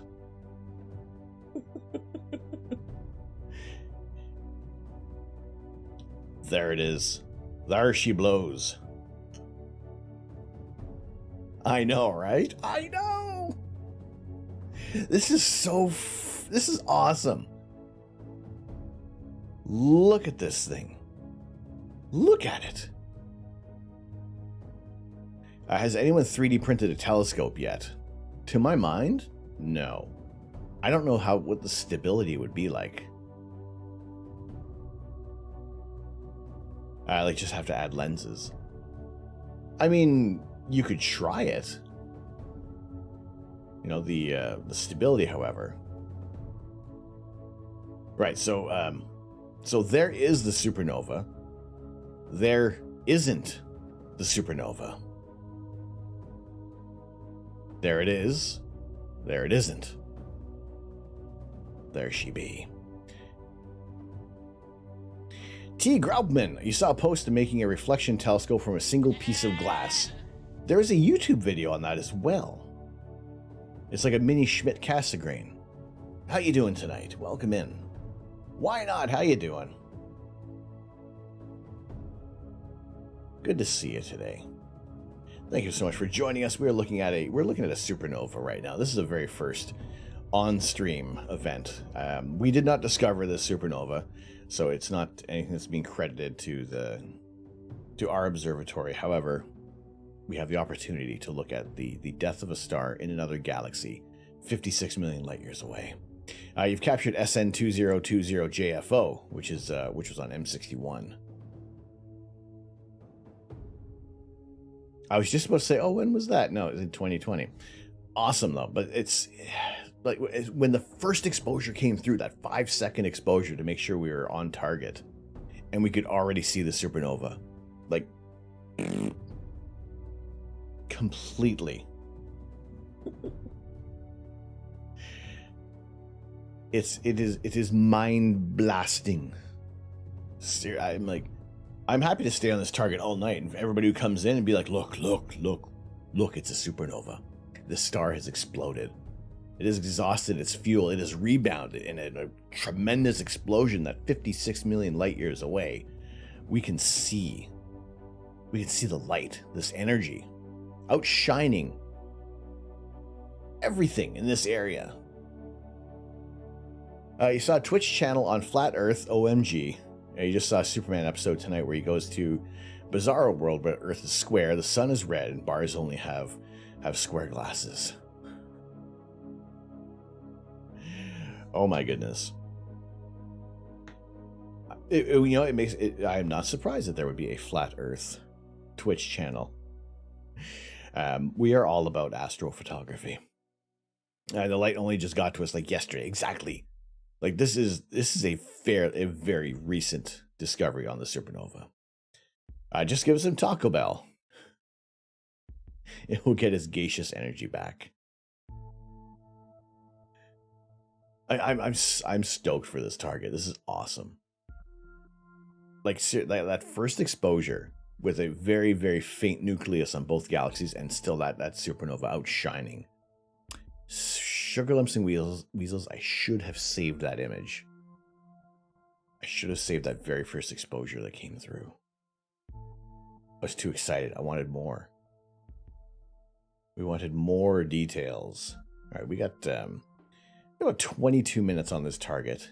We had to do a meridian flip, and I believe we had about maybe 36 minutes prior. So we got at least edging on an hour worth of data on this target. Those near that supernova are probably having a terrible time. Probably had a terrible time. Can't wait for the James Webb Telescope to post a picture that shows our universe is actually 1,000 times bigger. I mean, have you've seen? You must have. If you're excited for that, you must have seen the calibration image, the engineering images from Webb. The alignment, the telescope alignment evaluation image, just on one of our innocuous stars within Ursa Major, and then the galaxies in just a calibration image. So freaking cool. I'll link to that image as well. Maybe not to the tweet, but to that image. You can take a look at that in greater detail. Star Fox, how you doing? Do a barrel roll. 56 million light years. It's hard to comprehend how far that is. It took 56 million years traveling at the speed of light to come to us now. And that light right now is 56 million years old. It's not there anymore. It is. I said it before. I'll say it again. Space wonderfully blows my mind on a regular basis, which increases the wonderment. How much more I wanted to learn about astronomy and why things are shaped the way they are, why things work the way they do, and the fact of how fast light travels on a galactic scale. It is just excruciatingly slow. But good to see you here, Star Fox. Super crisp images, like looking at Juno. Now that they have that the mirrors are essentially aligned, it's cooled down. Any last minute nanometer incremental adjustments have been essentially well underway, and we're getting much closer to the science. So we're probably about a month and a bit. Maybe about a month and a half, let's say. Actually, no, we're edging into to May, so that's 5th month, and to be fair, that's still about 2 months, but another 60 days until Webb should be ready for the science. Seriously though, it makes you wonder if some civilization was destroyed by that 50 million years ago. Could have. It very well could have. Time is remorseless and indifferent to the comings and goings of man and our scale. I mean, like, what was going on here 56 million years ago? Not much. Dinosaurs weren't doing much. They were just kind of waiting to become petrol. To what hour are you going to stream today? Diego, there is, who knows? Yeah. Right now we are forecast to have clear skies tonight. It is currently 12:21 in the morning here in Central Ontario. We very well may go all night. It just depends. To be fair, I ended up getting up super early because it was snowing today. We had snow, and everybody was all excited in the house. Yeah. So, and there wasn't any kind of a preparatory nap for the clear skies. So, well, here we are. Right, winged goth, you're off 5:20 in the morning. Oh my goodness. Well, I'm happy to share astrophotography, and no worries for the spice torture. I appreciate the support. Glad to have you in here.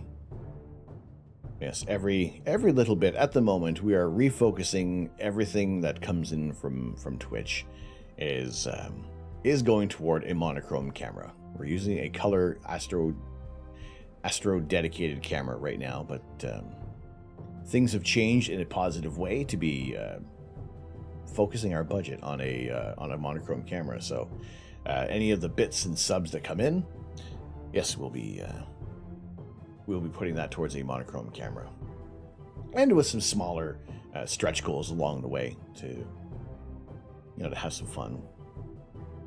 But yeah, StarFox333, thank you so much for the follow. Welcome into the observatory. All right, Diego, you gotta leave for now, but we'll come back later. No worries. Zoyer, does this mean that if someone ever discovers how to go faster than light, we could outrun it, look back, and see how it all started? Hypothetically.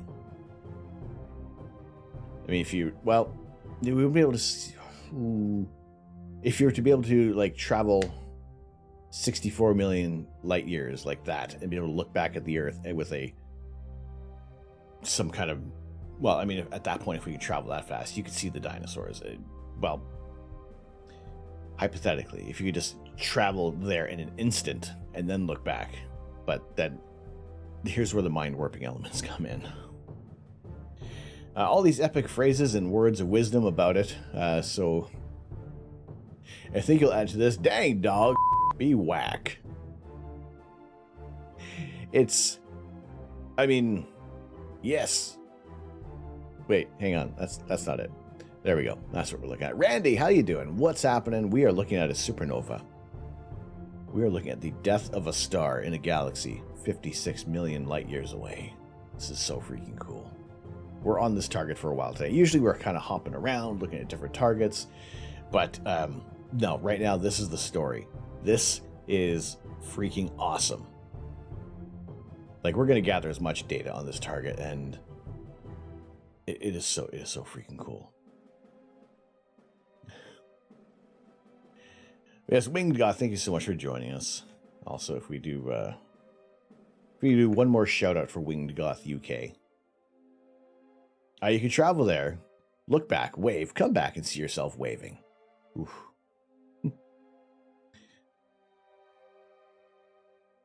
First of all, you got to tell Einstein to off with his theory of relativity. Exactly. It's you need to. There are some levels of the science fiction we need to really bring into play here. But this is, I mean, this is a first for the channel. These little red dots here that you're looking at, these are just hot pixels, and we can get rid of those in post-processing. But right now, this is a live stack of images, 2 minutes long. Again, opting for a little bit of a shorter exposure time. I was doing some 3-minute exposures previously on. Let's see, did I even save? No, I did not. All right, we added some data on Bode's Nebula, but that didn't come out. No, it did come out, but I didn't save it. Silly me. But this was the this was our first little bit of the stack on the on our galaxy. But now it crossed over the meridian, so we had to flip the telescope. So now we're looking at it upside down. Red pixels, that's what they want you to think. It was snowing there as well, Clutch. Good to see you tonight. Hopefully it wasn't cumulative snow. Like, everything right now, it's the snow is dissipated. We're sitting at 0 degrees Celsius. It's chilly. It's still chilly for the next few days. I'm sure you said it, but where and name? Red pixels and aliens. Exactly. Shh. We don't reveal the aliens on stream. It stopped around 5 and got sunny. Excellent. We've had the weather was bang on, exactly what it said it was going to be. So I'm happy that it's remaining clear. So this is the galaxy we're looking at here. This elliptical galaxy is. This is M60. This is the Messier 60, and this galaxy here is NGC 4647. This is supernova SN2022 HRS. Would a dual camera setup work to remove visual noise? What would that would work for doubling up your data if you're using the exact same camera and telescope, same focal length, and all this original equipment, so you can instantly double your data on your imaging night. The only thing that's going to what would help remove some of the noise is more exposure time. Now, if we let's go to auto at the moment. So we don't get all the wonderful contrast, but you can see that it's a fairly smooth background, fairly evenly distributed pixels.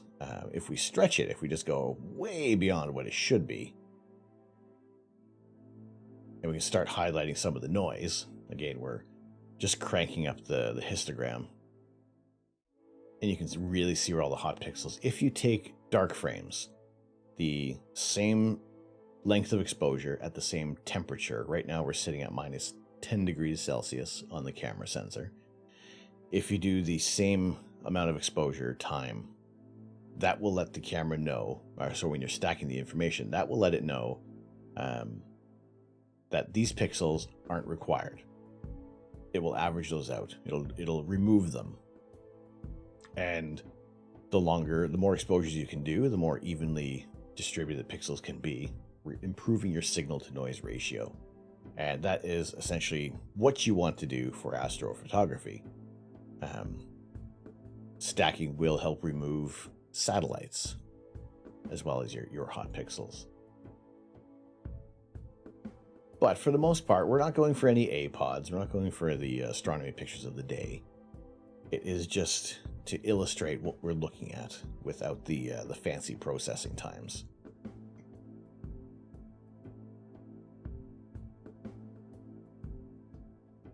So we're just adjusting the histogram. We're not doing any editing. Nothing, no live editing is occurring, but just enough to highlight the object and maybe cut down on some of the noise. Zark! Holy potato, Zark, how are you doing? Good to see you tonight. How are things? Try not to yell. It's 12:30 in the morning. Other people may be trying to sleep.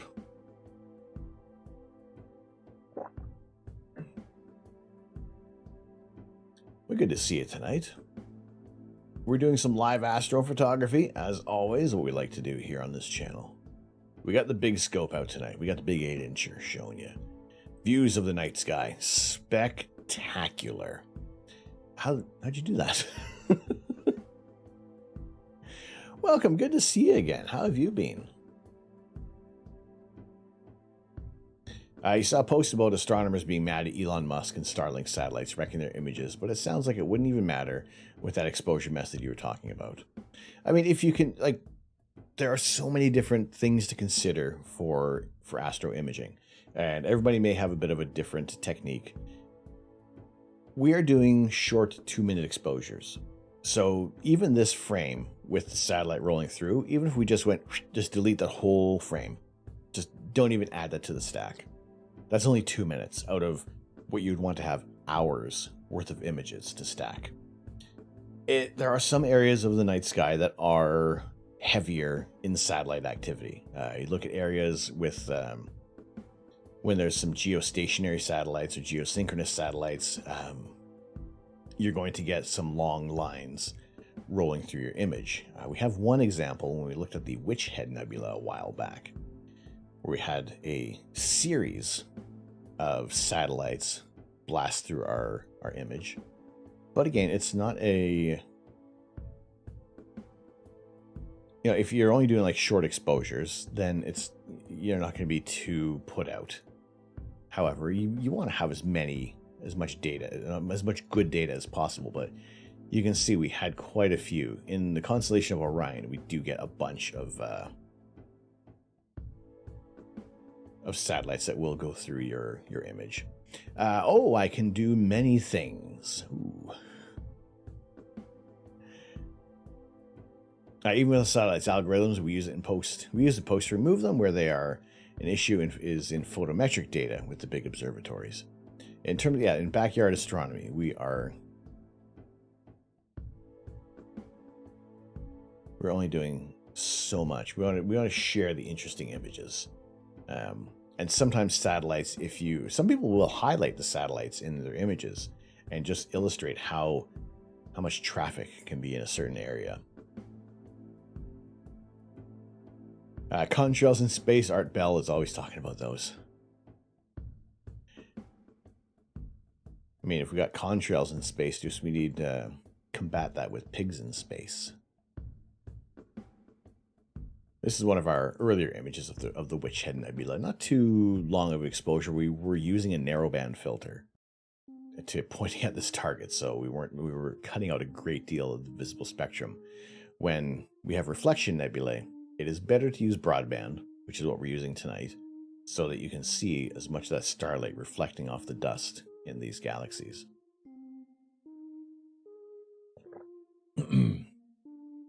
But the big thing tonight is we're sticking on this target for a while. Hot pixels be darned. We're looking at a supernova. 56 million light years away. This is so freaking awesome. This is so cool. So if you have friends that are awake right now, tell them, hey, look, we're looking at a supernova. We're looking at a star that's just exploded.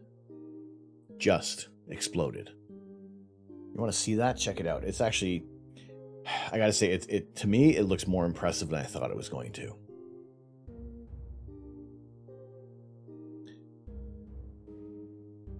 Art Bell died years ago. Coast to Coast AM radio. Yeah, just. Exactly. 56 million light years. So if you're a photon traveling at the speed of light. Well, you wouldn't experience the distance, but if you were to be able to travel at the speed of light, it would still take you 56 million years to get to this target. Is Coast to Coast still a thing? I don't know. I still say it every now and then. Space Ghost, Coast to Coast. But again, as we add more data, we're at about 40 minutes on this target. We're starting to see some of the faint fuzzies, some of the more distant galaxies in our target start to appear. Now there is here. Let me turn my camera off for a second, because there's another galaxy that is just hiding in the corner. Again, the more galaxies you can get in an image, the better. Just dated yourself with the Space Ghost. Who doesn't love little Space Ghost? Coast to Coast AM is the best. I used to listen to Coast episodes while you drew. I sure miss Mr. Bell. I mean, there are some old. I'm thinking about like some of the older radio programs I would listen to, and even just the older radio stations. And I'll hear a song that I used to hear like back in middle school, and I'm thinking, oh my goodness. A, I misheard the lyrics, and B, oh my goodness, that song is so old. You have a good response when people say aliens aren't real. All right, big pile of Wesley. Aliens aren't real.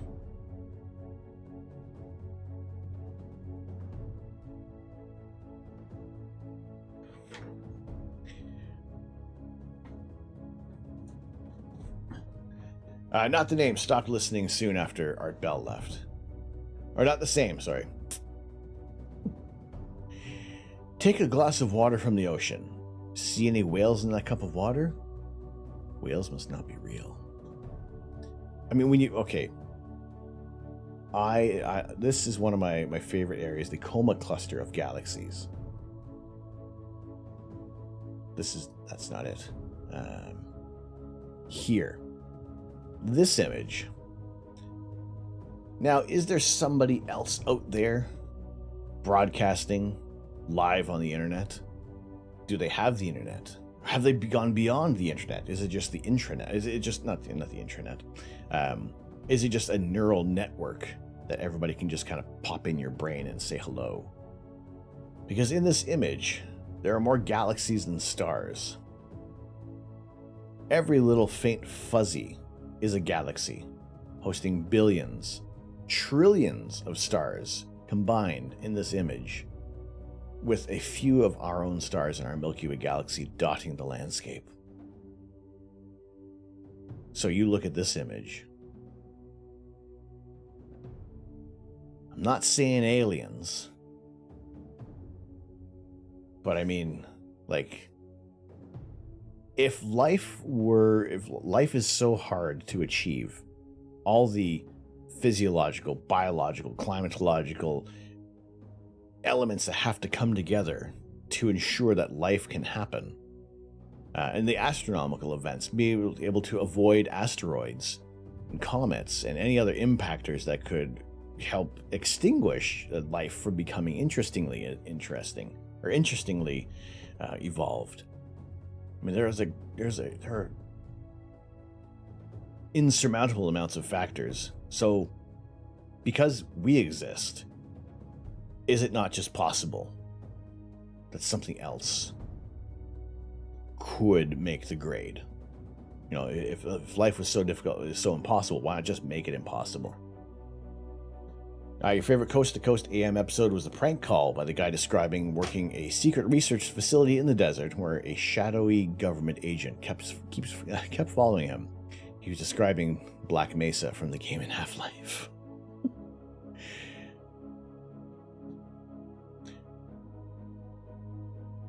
Art Bell clips are all throughout the original Prey game. It was great. The entire bar gets abducted by aliens.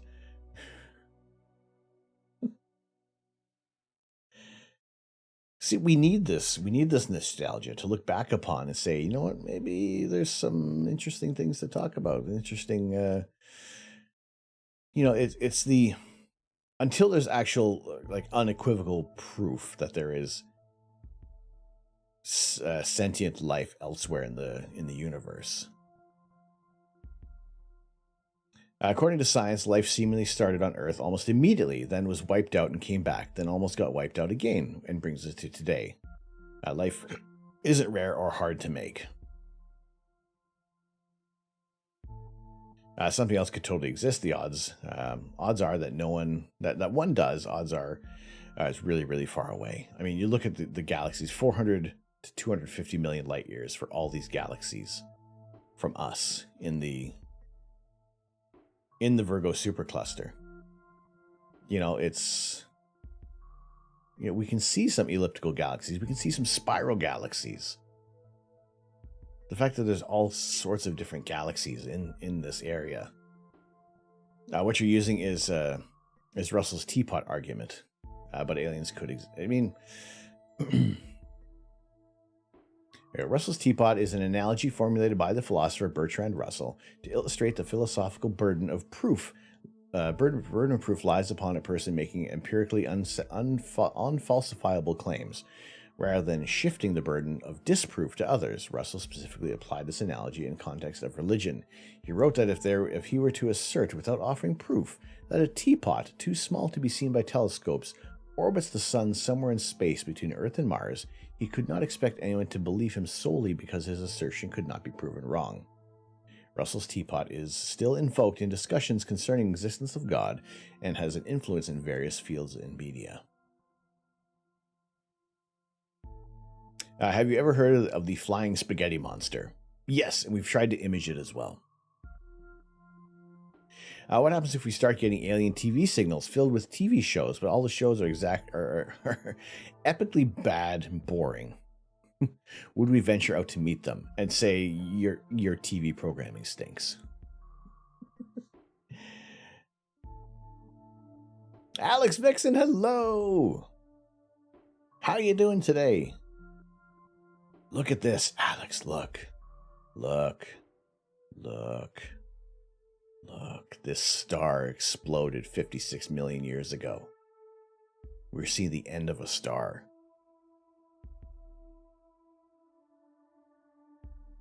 I just asked because it kind of pokes fun at Russell's teapot. Again, it's where here's where I was saying earlier, is getting your facts straight and distorting them at your leisure. And we can poke fun of science in a scientific way.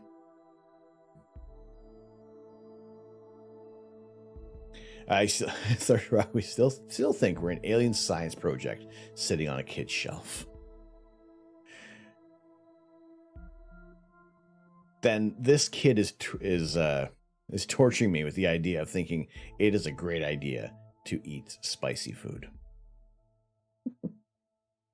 Not too bad, just finally getting to eat. Ooh, what you eating? What are you eating? The problem is the distance. I don't doubt that there are other living beings out there, but given the nearest star would take 500 years to travel to the nearest star with our current technology, puts doubt we'll find life nearby soon.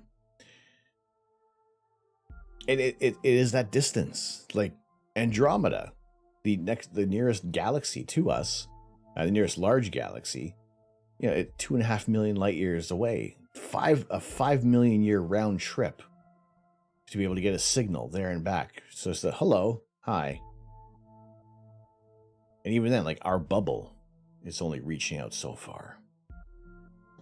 Chicken and mushroom ramen. Ooh, I do like a quick and dirty ramen.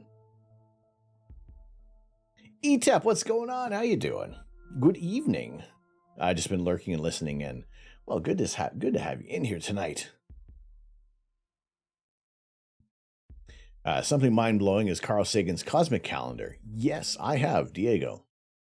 It is, I mean, you look at the whole existence of the universe or the cosmos on the scale of a calendar. And we're like, what, like 4 seconds to midnight on New Year's Eve?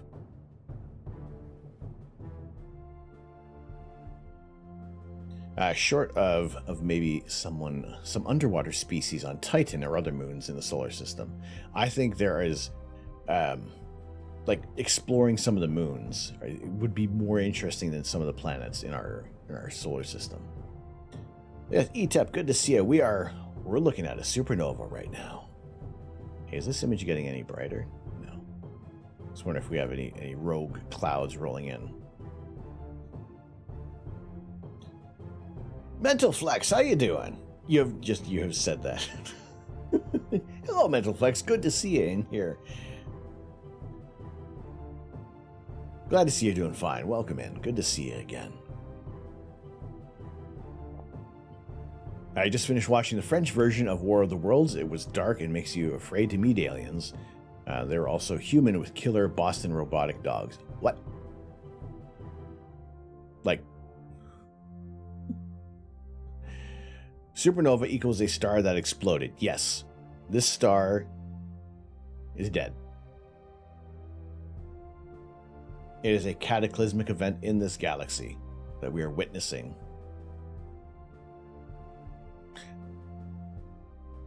From 56 million years ago. It's the fact that like the first exposure that came in a 5-second, our 5-second test image, and we could already see the light. In fact, dare I say, no, I don't think I do. I was going to say, are we starting to get some? No, we're not getting any diffraction spikes. That's just some of the combination of the structure of that galaxy. No, we don't have. It's not bright enough to start creating diffraction spikes. Stars in our own galaxy. Boston robotic dogs were like the yellow spot dog with the cattle prod attachment, but the attachment was the bad guy in No Country for Old Men. Ooh, that one. Ugh. That's crazy. But this is, yes. Look. I mean, it's pretty much. I would say it's on par with the with M60's nucleus as well. But that is over. Like, if we weren't looking at this galaxy before, we are focused on this one right now. NGC 4647 with supernova SN 2022 HRS. It'd be amazing if Betelgeuse goes in our lifetime. I mean, there was that wonder. What was that, a couple of years ago, with Betelgeuse dimming, thinking that this could be it. I mean, very, very well could have already exploded, but we wouldn't know for possibly like another 600 years, or it may have exploded 599 years ago, and this is the year we see Betelgeuse explode. You read an article none too long ago saying scientists think Betelgeuse may have supernovaed. I mean, the distances. I mean, this was 56 million years ago. When we didn't even there was nothing, no twinkle of our existence. Snowwalker, how you doing? I mean, this is so awesome. This is so freaking cool. Usually we are touring around the galaxy, showing you guys interesting images, but right now this is the most the most interesting thing I could show you right now. The death of a star. We don't often get to see these. This is the first time I've been able to image one on stream. And this is a fairly fresh supernova. This is very, very bright. I saw another story about most galaxies are spiral. It's unusual to be a perfect ring. Now there is the, we did image the Croc's Eye galaxy, which has a series of rings. But again, it's, most of them are, you're going to see like the spiral galaxies. Elliptical galaxies, there are these nice, well, this is a nice example of an elliptical galaxy where it hasn't become pinned at the midplane and starting to form those nice spiral arms.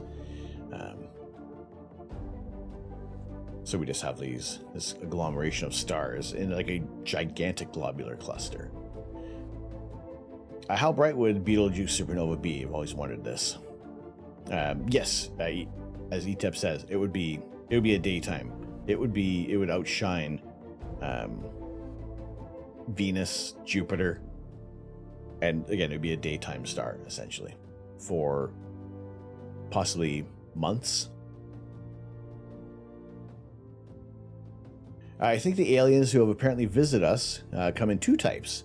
The first is the galactic equivalent of Nat Geo, and we're the animals, in the documentaries, or frat boys, hence the cattle mutilations and crop circles.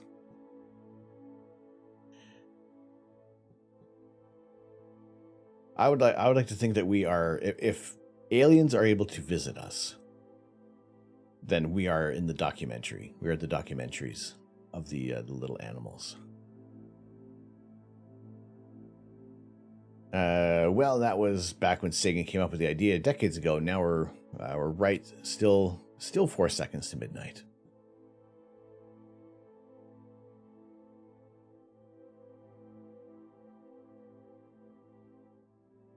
And in terms of aliens topic, have you ever seen the show Human Universe? It was done by the BBC, presented by astrophysicist Brian Cox. It's a very interesting take on the topic. Can't say that I have. When was Human Universe? I mean, we have BritBox. I wonder if I have access to those programs. That'd be good. What if every galaxy is the same star, but just a different period in time, like the multiverse collapsed and shattered into unlimited reflections? Ooh. I don't want to think of that about that one. Bright enough, we might lose our night sky during the event.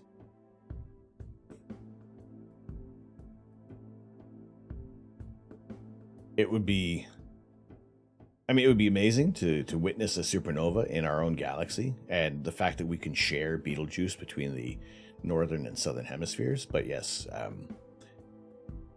really. I mean, you've seen how things work out here when we have a full moon. Imagine a supernova dominating our skies. New York's degenerate. What's going on, Degen? I think they made us into a... Holy potatoes. They made us. We're just an experiment under a microscope. We might be. We very might well be. Wait, we can share what between the two hemispheres? We can share the Orion... We share many constellations, but the Orion constellation is one that is shared between the northern and southern hemisphere. So we do get to see images from both sides of the planet. How you doing, Moose Does Stuff? What's going on, Moose? How you doing today? How have you been?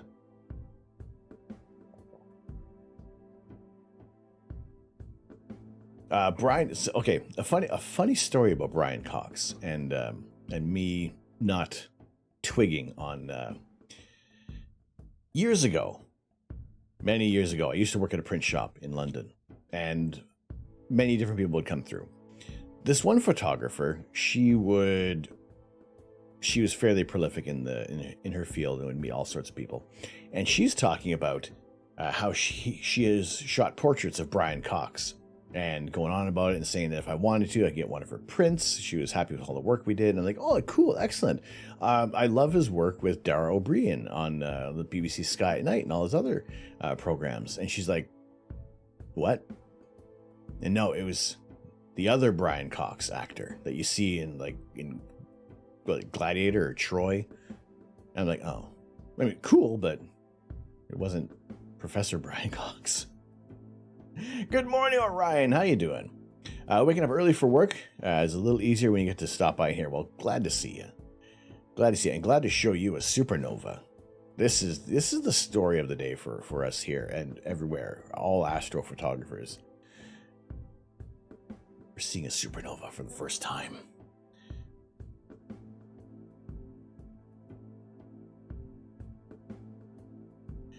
I must have run into that particular type of troll before. We see a few, but largely we have some wonderful people that join us on stream. But good to see you, Moose. You're wrong saying you wish procession would already hurry up and happen.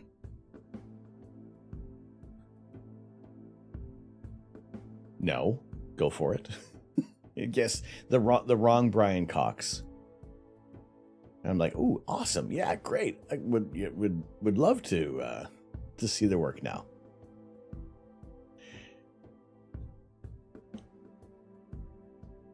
A supernova, let me clarify. A supernova we have never imaged on stream before. We've always essentially missed out. It may be in a southern hemisphere target, or we're just inundated with clouds, or the target is just way too low. But this is the first time on stream we have been able to capture a supernova. We haven't discovered it.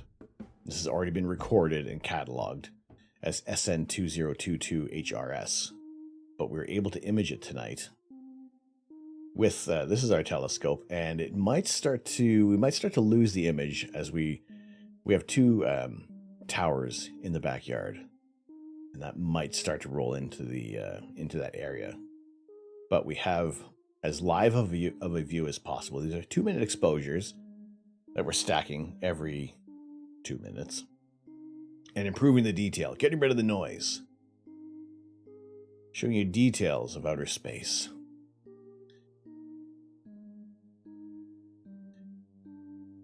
Yes, New York Degenerate. New York's Degenerate.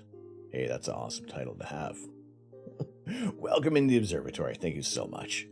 Thank you so much for joining us. We are aiming to do live astrophotography whenever the skies are clear.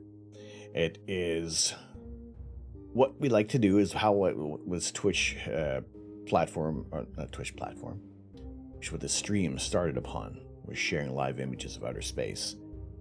Now we have kind of broadened our horizons a little bit. Sunday mornings we do build Lego sets, and Tuesdays we'll do some gaming. But for the most part, it is astronomy at the heart of everything we do, and it is my pleasure to share this. Do all galaxies have about the same volume? Not really. We have some of our smaller satellite galaxies, like the Large and Small Magellanic Cloud. They are smaller. The Pinwheel Galaxy is about double the size of our galaxy. So M101, which we've imaged in the past.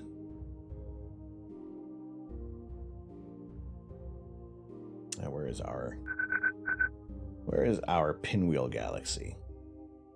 Pinwheel Galaxy is great because we're looking at this galaxy like face on, so we see the entire structure.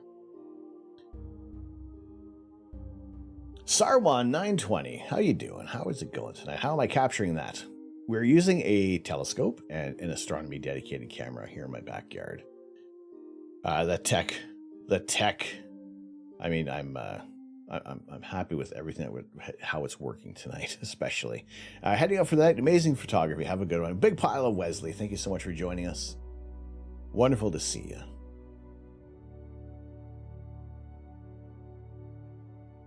Yes, this is our telescope that we're using tonight. Yes, this is our live. Okay, well, technically the galaxy we're just looking at was a previous image, but yes, we're doing live astrophotography. This is my telescope that we're utilizing. It's been curated over a number of years with our Skywatcher EQ6R Pro mount. The camera we're using is this little guy right here, the ZWO ASI 533 MC Pro. It's a color camera, so we can get our color images. It's awesome to... a monochrome camera is going to net you more detail overall in an astro image. However, showing these images to you in color just adds a little bit more excitement. A black and white image can offer some fantastic contrast, but when we can show you something like the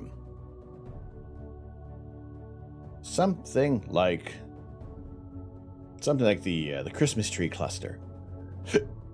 Pardon me. You get the red of the hydrogen alpha gases. You get the blue from the starlight reflecting off the dust and gas in these areas. You can see the blue, white, orange, red stars in an image. T. Graupman, thank you so much for the follow. Glad to have you in here with us. De Frizzell. Andromeda is bigger than the Milky Way and it's coming right at us. Recent measures of the Andromeda galaxy have actually kind of pinned it closer to relatively a very similar size of our galaxy.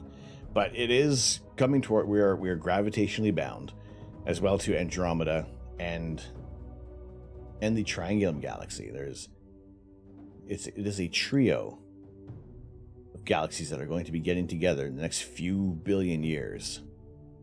We have imaged both galaxies. This is the Triangulum galaxy, closer to Andromeda, and just a little farther away from us, about 2.7 million light years away. But the three of us are gravitationally bound to have one giant star party in the next few billion years.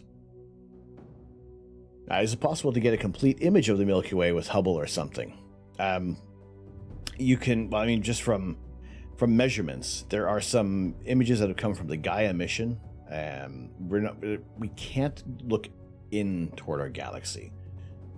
We don't have that kind of technology at the moment, but we can, from spectroscopic measurements and measuring distances of stars, they can get that idea of what the shape of our galaxy is and how the Milky Way is actually a little twisted as well.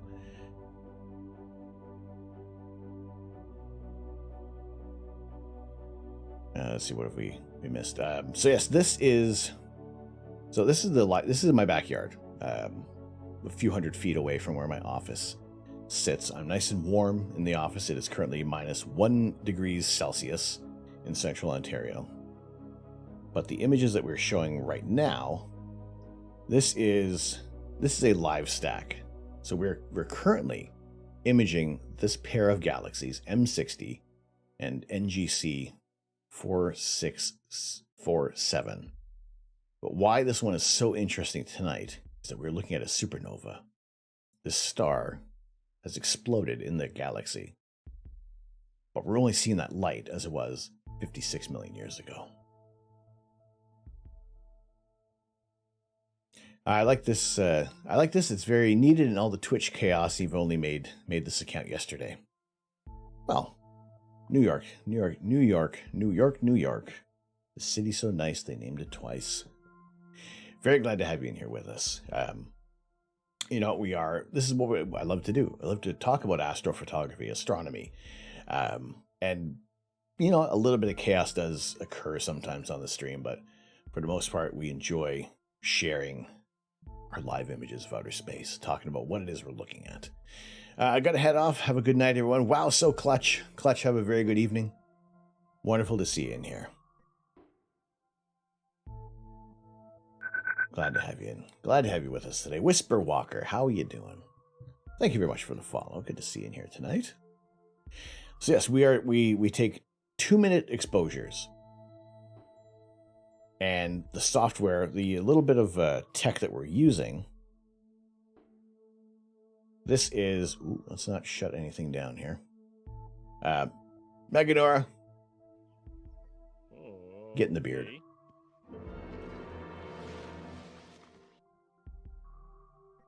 Thank you very much for the lurk.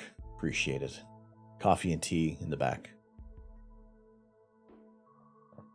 Yes, Whisper Walker, thank you so much for the follow today. So for those of you who are new to the channel, those who are just joining us, my name is Tom. I am the Astro Canuck.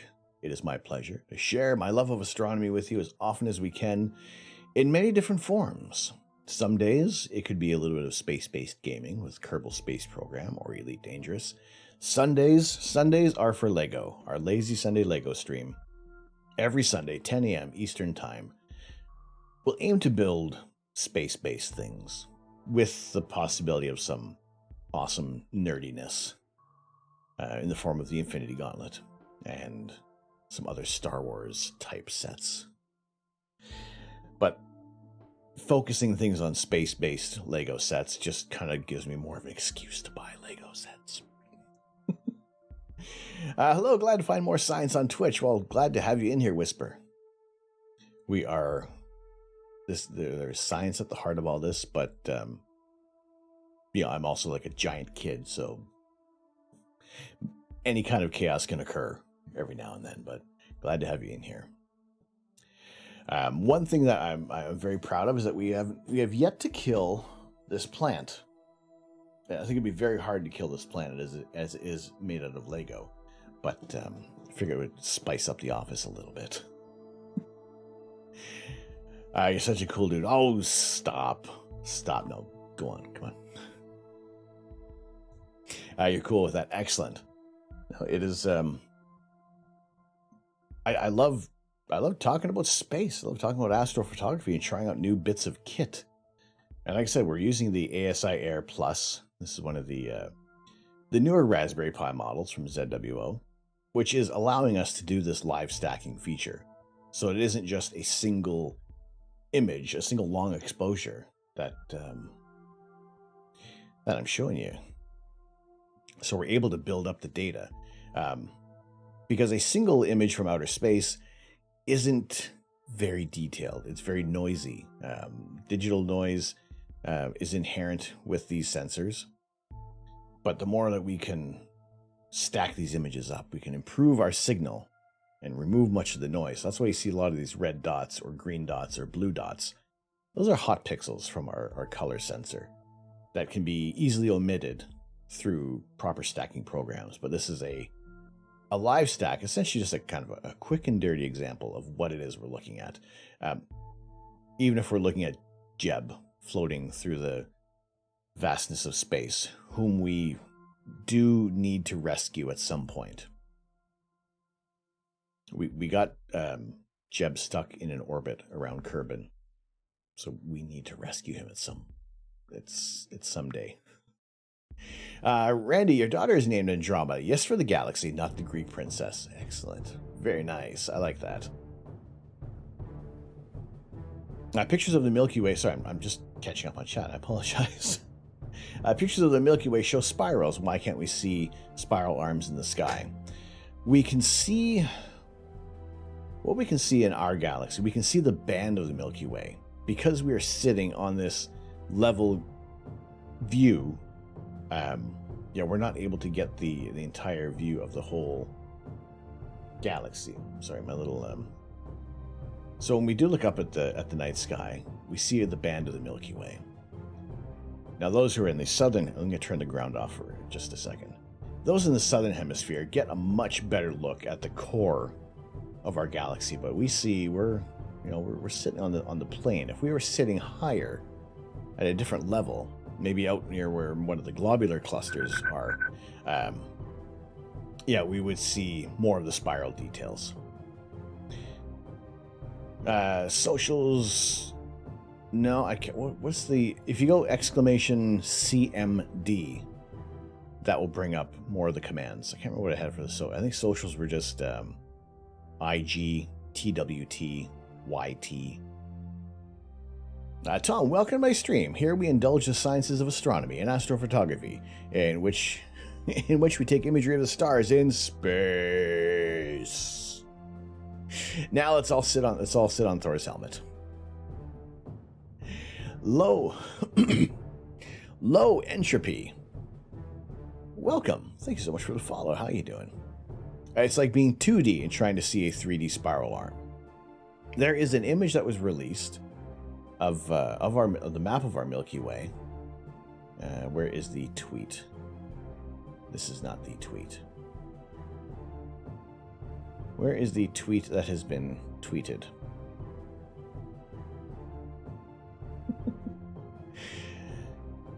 So this map of our Milky Way is a very good example of what we can, here's us. This is us in the Orion Spur.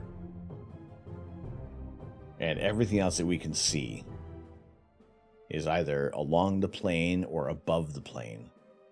Now, the zone of avoidance is because from our view, in the visible spectrum, we really can't see past the core, the nucleus of our galaxy, because that higher collection of stars just essentially prevents us from seeing it.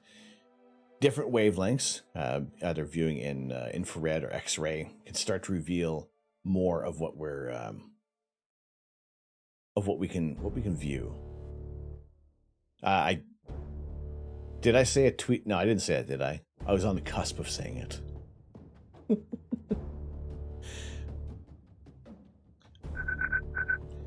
Let's see, what do we have for... there we go. Oh, now, am I able to lurk in my own stream? That's kind of meta, me lurking in my own beard. Subcritical, thank you so much for the follow. Welcome in, how you doing today? We're doing some live astrophotography tonight in my backyard. Central Ontario is where we're located. Very low light pollution. The moon isn't going to be making any impact on us tonight. Seems like the center of the Milky Way would be super bright, but it's not in the visible spectrum. No, it is. It's when you can look at the galaxy in different wavelengths, so you can cut out some of the noise, some of the details. We have an image, not one of my images. Where is it? Kind of giving an example of what we can start to expect. Pardon me, from the James Webb Space Telescope. So, because James Webb is going to be imaging in the infrared, and much of the visible spectrum isn't going to impact the image. So, if we look at from the extremely large telescope, or the VLT, or the Very Large Telescope, sorry, of the Horsehead Nebula, ground-based telescopes imaging in the visible spectrum through red, orange, yellow, green, blue, indigo, violet. But if you look at the same target as one of the infrared cameras from Hubble, you can see you get rid of the red from the hydrogen alpha, and you can start to see beyond. You can see more details of targets, even some more faint fuzzies, like more galaxies that in the visible spectrum we wouldn't be able to see. So when you can look at the galaxy in different wavelengths, more is revealed. And especially with some of the images that have come from James Webb over with the calibration images, being able to view some incredible details. So this is kind of something we can expect to see in the future when Webb starts doing the science, as opposed to just revealing some of our calibration images. But right now we're imaging in the visible spectrum. We're looking across a wide band of the visible spectrum. We're not cutting out a great deal of wavelengths. And we're imaging with the Optilong L Pro filter. So that is a broadband filter, because we live in Bortle 3, the scale developed by John Bortle in the late 90s. 9 is if you're in New York, let's say. 1 would be in like the middle of a desert or in the middle of the Pacific Ocean. No external lights are going to be impacting your view. Messenger 1106. Messenger, thank you very much for the follow today. They should have called it the Seahorse Nebula. I mean, if we look at it I would agree. Also, it could be, some people have said it looks more like a palm tree. But I guess looking at like possible earlier images, you took the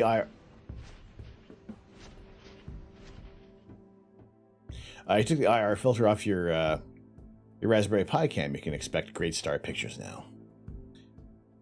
Now, if you take off your IR, you take off the filter and let the infrared hit the sensor. Another filter you can get is an IR pass, where essentially you're cutting out everything else in the visible spectrum. Where is my visible spectrum? That's not the visible spectrum. There we go. You can cut out all the light that we see through and just let the infrared pass into the camera.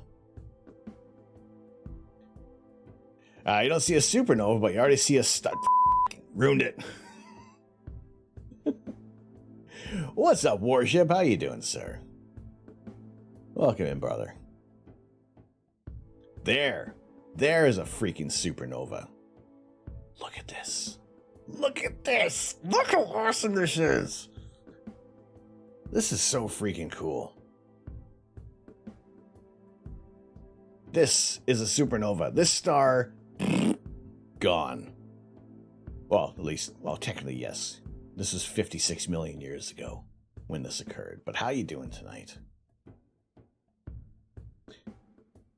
Who's fighting out there? It looks like some Broly level stuff. I know. They've been that Kamehameha has been charging for like an entire season.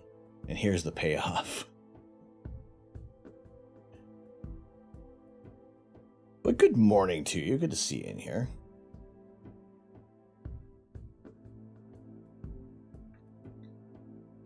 I gotta drop a big heckin' shout out for you, my friend. If you guys aren't following the Warship, do it. Follow the Warship. He's awesome. He's tremendous. He is doing some awesome... WWE 2K22. Like, that looks awesome. In fact, so much so that I have the... That's doing the chef's kiss. The Infinity Gauntlet is doing the chef's kiss. A bit. There we go. But yes, glad to have you in here. I'm a little... I'm a little torn. Coffee's empty. It's 1 in.morning. I don't really see stopping because supernova. And this is like the first time on stream we have witnessed, well, not witnessed, this has already been cataloged, but to know that the supernova is here and we can see it. The problem is it's probably going to start being obscured by not the cell phone towers. Probably going to start being obscured by our internet tower. So we may have to go on to a different target a little later. But right now, I mean, looking at a supernova, how rare of an event that we have to witness this. Frack Space, how you doing tonight? Welcome. Good to see you.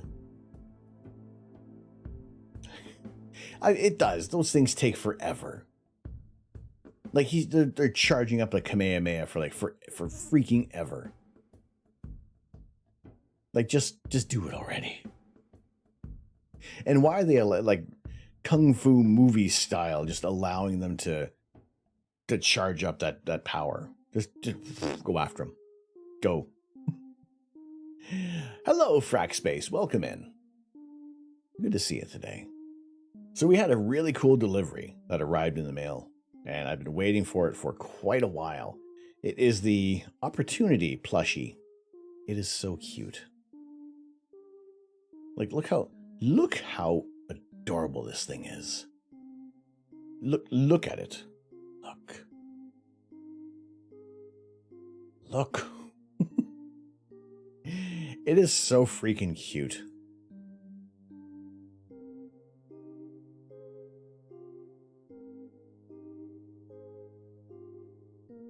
The thing could have... I know, right? Hang on. Beep.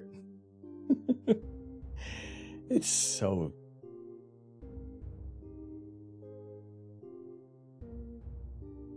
It's actually, it's really well made. I think it fits the prototype that I saw. Yeah, not disappointed at all. It looks like a s'more monster. It does look kind of delicious with Reese peanut butter wheels. We could probably recreate this out of food. I mentioned what the little red dots are. Yes, we have, and the question comes up often because, well, we're not expecting little red dots in space, are we? Now we also have there are some green dots. We got some blue dots. That's because we're using a color sensor, and that is those are some hot pixels, which can be eliminated with the proper subframes. So it just happens that we have a hot pixel in this area. Hot pixels are in your area today.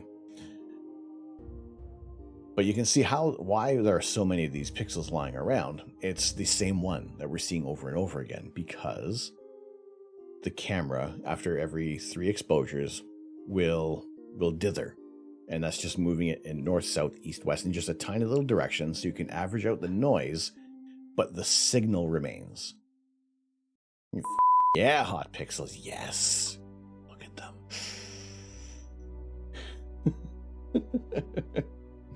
You exclusively go for hot pixels in your area. I know, right? We've had some ghost peppers and hot sauce tonight, so there will probably be more than just hot pixels in my area.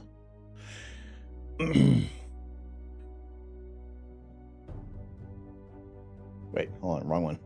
Back to this. So yes, those can all be eliminated when we stack it in a proper imaging program and use our dark frames. So when you take the images, you take an image with the lens cap on, this is the time when it's good to take the images with the lens cap on at the same exposure, same temperature settings, so that when you stack it up, the program knows to recognize that this is not a pixel that belongs. And so when this is all stacked, it is that's eliminated. Those go away, and you're just left with a nice signal to noise ratio.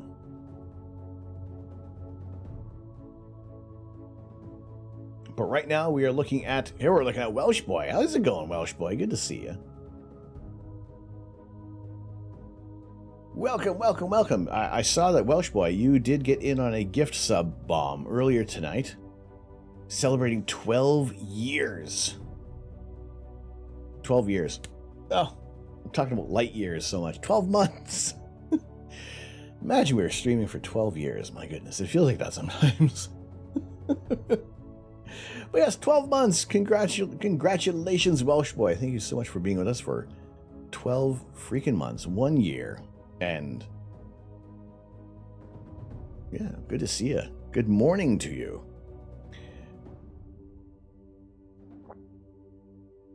I appreciate y'all bringing me in bed with you, if you're watching on your phone. I hope you're not looking. No, we're good. We turn off the cameras just in case. We don't want to turn the camera elsewhere. But this is the big thing. This is the big news right now. A supernova that has been witnessed in the galaxy NGC 4647, 56 million light years distant. And I mean, like, it's cool. Here's another elliptical galaxy, but I mean, to see that this star has outshined every other object in the galaxy, every other object, it pretty much you'd think it could be a star in our own galaxy. You are only on phone. You're on business trip with work. Well, good. Thank you so much for joining us today and using some of your data to. I'm happy to be showing this to people right now. you know what? It is one of those rare occurrences that we don't always get to see. We can't, Zoya, there's no real way to predict a supernova. Pardon me. Especially when they are millions of light years distant. Within our own galaxy, we have supernova candidates. We have stars that are, when they reach a certain, you can see like the a certain size, a certain mass, the star can only maintain for only so long. Water.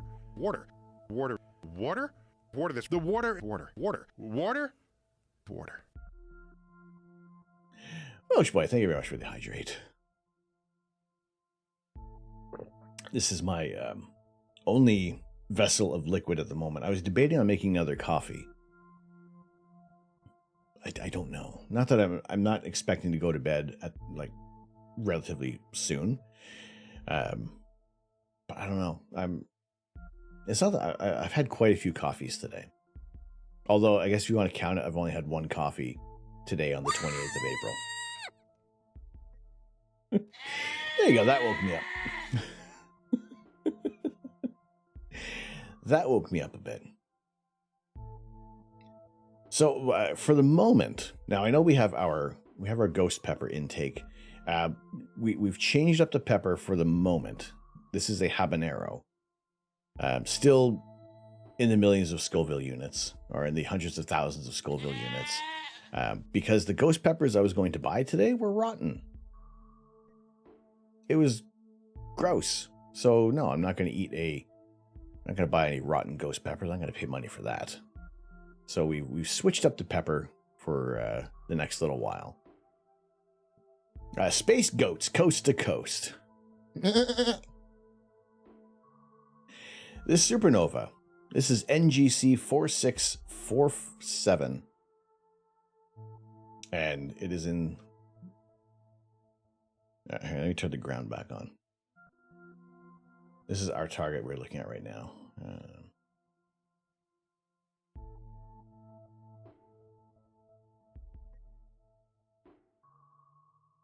In the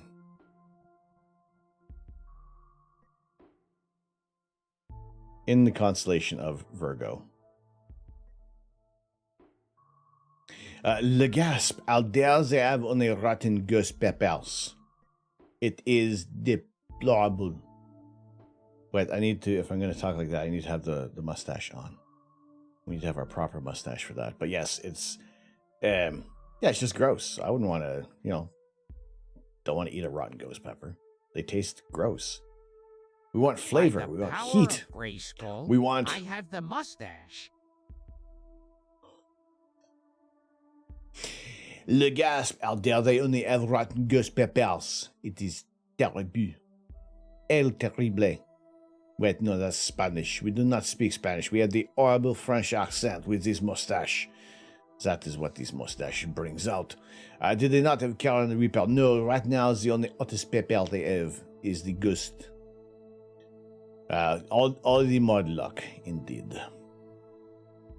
But no, it is the habanero pepper. Still probably very hot. Not too hot to handle, but hot enough to possibly cause hiccups. But anyway, yeah. Why is there a comma in that one?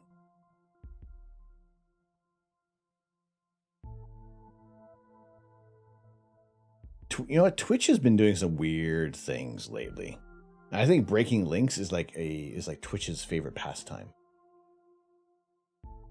That's all it exists to do. Which one do we have here? New star in the night sky in 2022. Oof. No.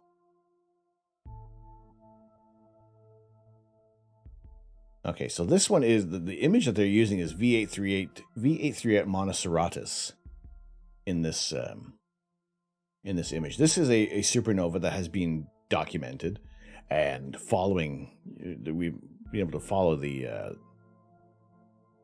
whole process of the supernova remnant. However, what do we got here? Talking about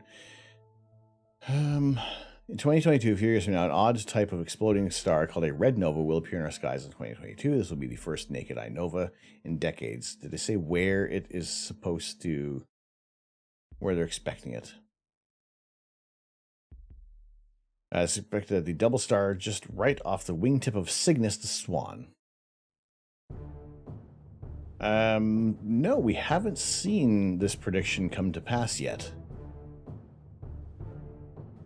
Because in Cygnus, we are currently, like I said, we're in the constellation of Virgo. So the Opportunity rover is just covering up some of my icons.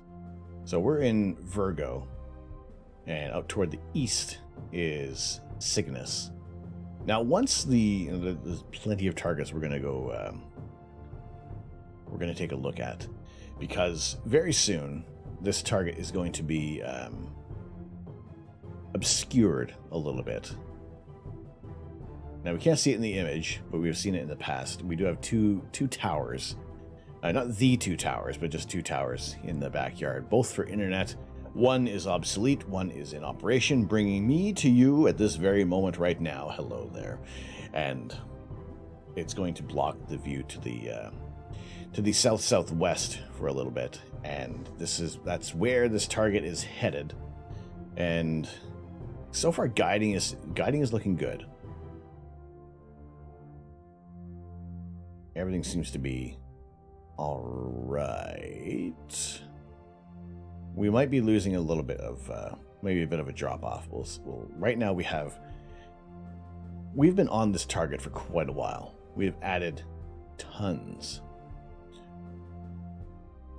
General Kenobi, hello there. No, Alex, thank you for the link. We'll keep an eye out.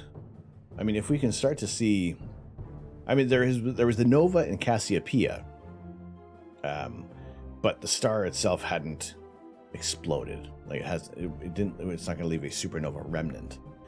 But again, being able to capture some stars that are going through events, other stars like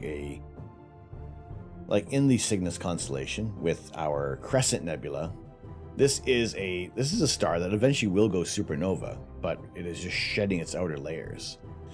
Time to dip and head out to work. Have a great rest of the stream. Orion, thank you very much for joining us. Thank you for being awesome, and have as wonderful a day at work as you can. Unless you absolutely love your job, then go for it. I mean, I would say we would probably still be here once you're finished work, but the sun is going to be rising at about 4:45. I believe it's going to start to impact our skies. We got how long does astronomical dark last for us today? What is our forecast? Oh my god, 4:22 a.m. is when astronomical dark ends, and we roll back into nautical dark. So this is our forecast for the next week. Tonight looks great. Tomorrow night, it's a bit of a tough one to see what we're going to do. Sorry, that's also, this is currently Wednesday night. It's not Friday. This is Thursday. Friday looks good. So I don't know. So Thursday night, I might just do a little bit of imaging for a couple hours, maybe 3 hours. Just collecting data on a couple of other targets that we want to add time with. Friday night, if the forecast is still holding out to look nice and clear, then we will abandon the astronomy chat and we'll start at a later time to do more live imaging. And also, if we can see the progress of this is the Crescent Nebula. I want to go back to our supernova. Is to be able to see how much this is either increasing in brightness or starting to decrease in brightness from our vantage point. Imagine it's not all in red. Imagine seeing the blues and the other reds. Imagine having a monochrome camera to look at this. All right. Not a Hobbit. Thank you, Hobbits, for joining us. Have a good sleeps.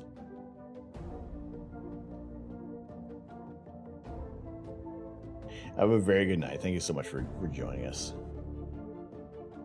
I am always happy to be sharing the night sky. And you know what? It's not even, I don't feel any bit tired right now. And like I say, if I was feeling any bit like the energy levels were dropping, I would let you know. We'd pick another target to image and let it run. But right now, I think I'm super stoked to be able to see a supernova. Just occurred to you. You're here to recommend once you go mono, autofocus is basically mandatory. This is true. I need to find an autofocuser. So we need to get an autofocuser as well. You're late, Dark Hollow One. Never late, especially when we're like going to be going for like maybe hours upon end. But good to see you in here. You got to head to work. Oh, the Joy supernova looks incredible, though. I would love to see the final results.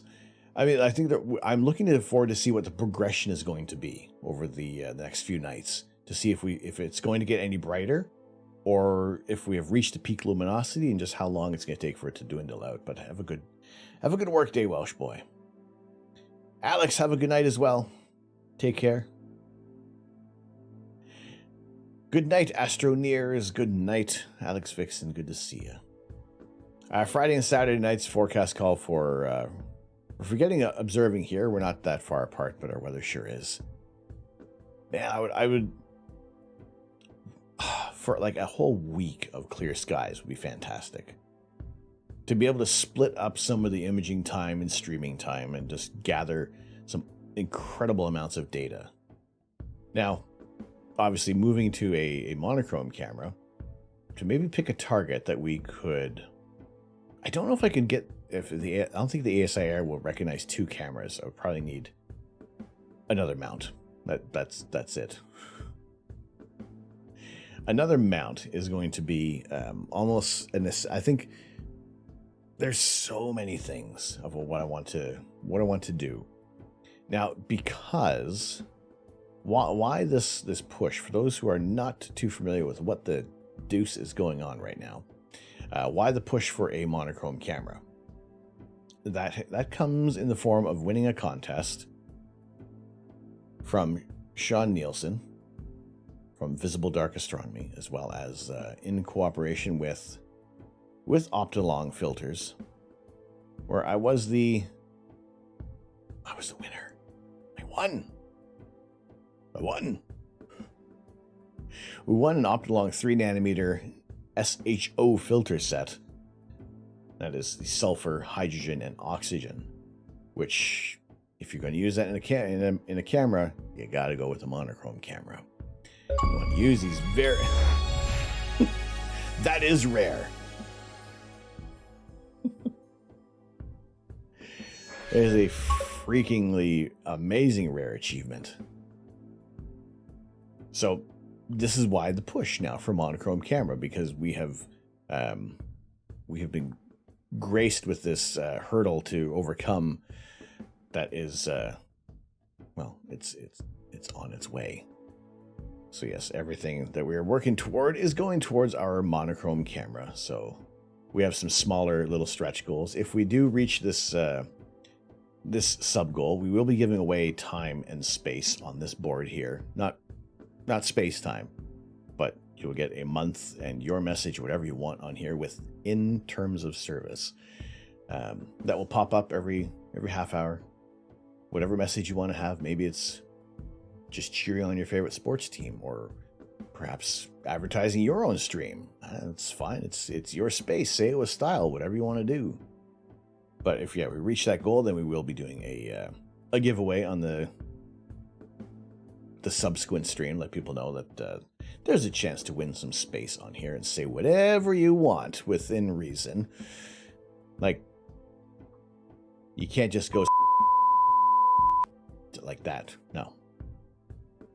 Go Flames, get out.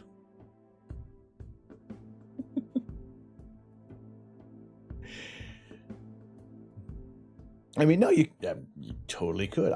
We could probably even make a good Calgary Flames logo on there. That would be awesome. My goodness. I mean, it's like the way how things are going with some of the teams. Like imagine. Like I remember watching the Calgary Flames win the Stanley Cup. When was that? 89? Was it? But I didn't even know we were watching the final game. Like my dad and I were just watching the hockey, and then all of a sudden Flames are holding the cup, seeing Lanny McDonald drinking from the cup and champagne all over his giant mustache. Watching it tonight inspired you to set up your Star Adventurer 2i and DSLR, capturing a pinwheel. Hopefully the clouds stay away. Excellent, Snowwalker. Yes. More astrophotography. Beautiful. Hopefully the skies will stay clear for you. I do miss my Star Adventurer. And I was wondering if that would be like a smaller go-to mount that we would pick up. I think the mount is about as much as the camera, so I kind of got to pick what we're going to be doing. But like I said, ever focused on what we want to do. Subs and bits and donations going forward just is going to be focused, hyper focused on our monochrome camera. But rest assured that we do have many streams ahead for our Sunday Lego streams that we have things in the back burner. Anyway, your father knew Vernon, so you were able to visit and lift the cup when you were a teenager. See, I saw the Stanley Cup at the Hockey Hall of Fame, but I wasn't able to touch it.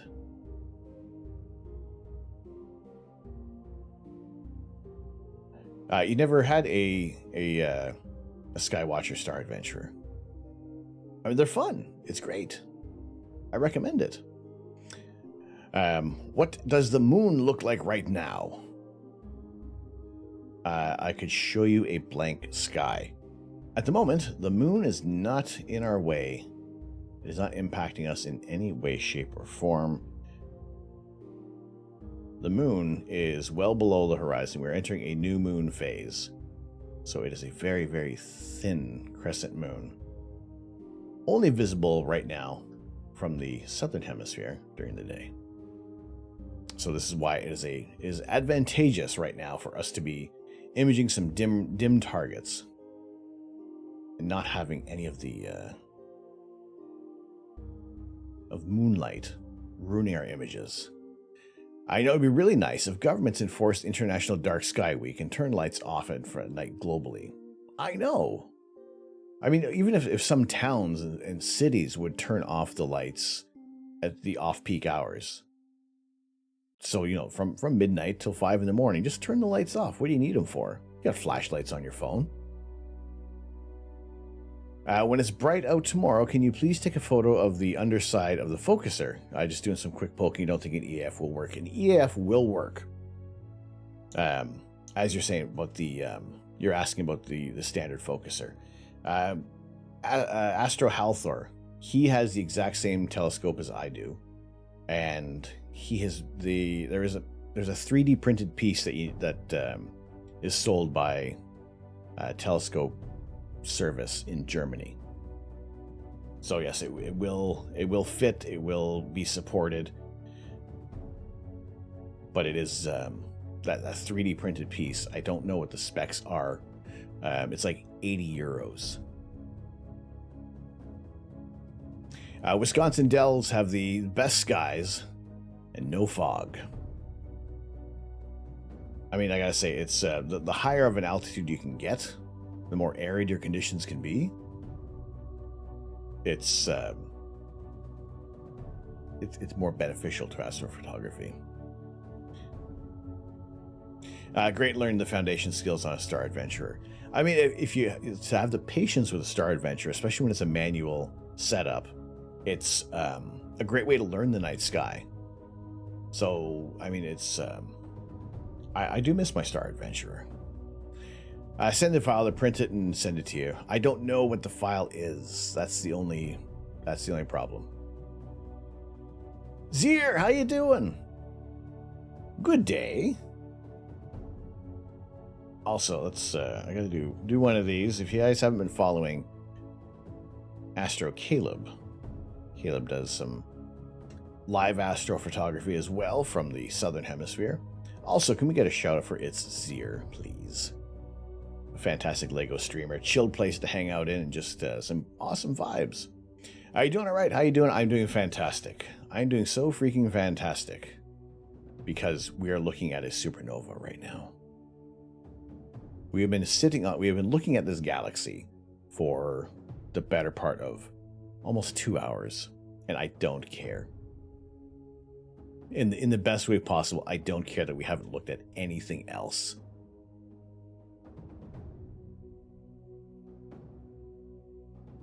I only speak truth, Zier. And I am also thankful for the wonderful communities that the off branches of every other little avenue that we've taken here, and meeting some awesome new friends. And it's just great to see people rallying around other channels and hanging out and seeing the cross-pollination. You know, it's always wonderful to check out what people are doing, what makes you happy. You know, and I'm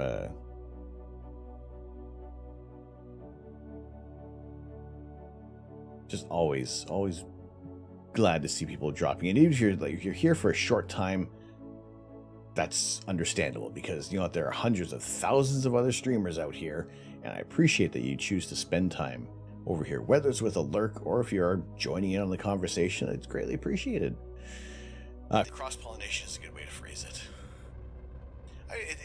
You discover what different people are doing and just how much is available on Twitch, and what people are doing to just enjoy the time here and share their love of Lego, of 3D printing, of crafting, of cracking knuckles. There's probably a YouTube or Twitch channel for just cracking knuckles. Who knows? I mean, if it exists, it's out there somewhere, and we're not counting Rule 34. But it's amazing to see what people are doing, and I'm always happy to see people joining in and sharing the excitement. And right now, we are freaking excited. If it doesn't exist,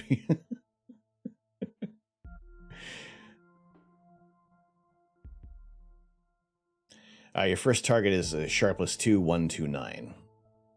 Which one's that? If there's Rule 34 of it, there also must be content for it too.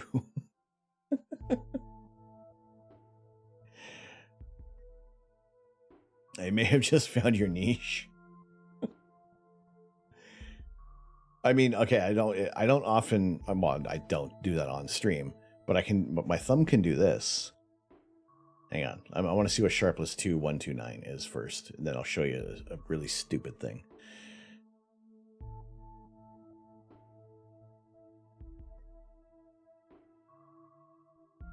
Ooh, the flying bat and the squid. Oh, yes. Thank you. And that is easily separated with a monochrome camera. You can do an ASMR stream, just rolling your shoulders and ankles. I mean, you never know, right? That's cool. So that's going to be your Project Third Rock. I ventured out toward the flying bat and the squid nebula, and we got like a tiny little hint of the squid part. But welcome back, Disaster. Good to see you. So this is an image from Astrobin. Not one of ours, but again, a target that is popular among astrophotographers. we are still focusing on the supernova. There are ghosts on your telescope. You've seen them. Oh, they're everywhere. Ghosts I'm okay with. It's gremlins we don't like. I don't know if we have the squid. When we imaged. Let's see. Oh, there we go. There's the flying bat. No, weeping angels neither. No. Don't close your eyes, no.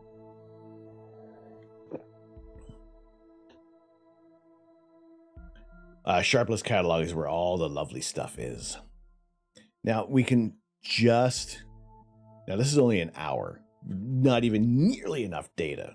And using a tri-band filter, just fairly isolating most of the hydrogen alpha and O3 and hydrogen beta.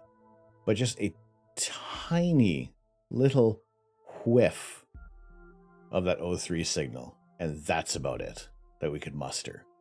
So definitely, a monochrome camera is going to net you the best results for a target like this.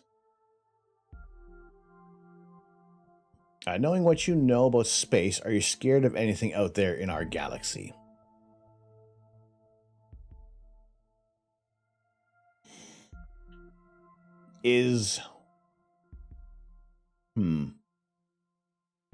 No, I think what concerns me is just the limited time that we have to observe what's out there, what we can see, what we can't see, what can we know, what don't we know, what can we never know. I think it is the unknown in the sense of what haven't we discovered yet. It's things like that. And also maybe, I mean, we can track asteroids, we can keep an eye on comets.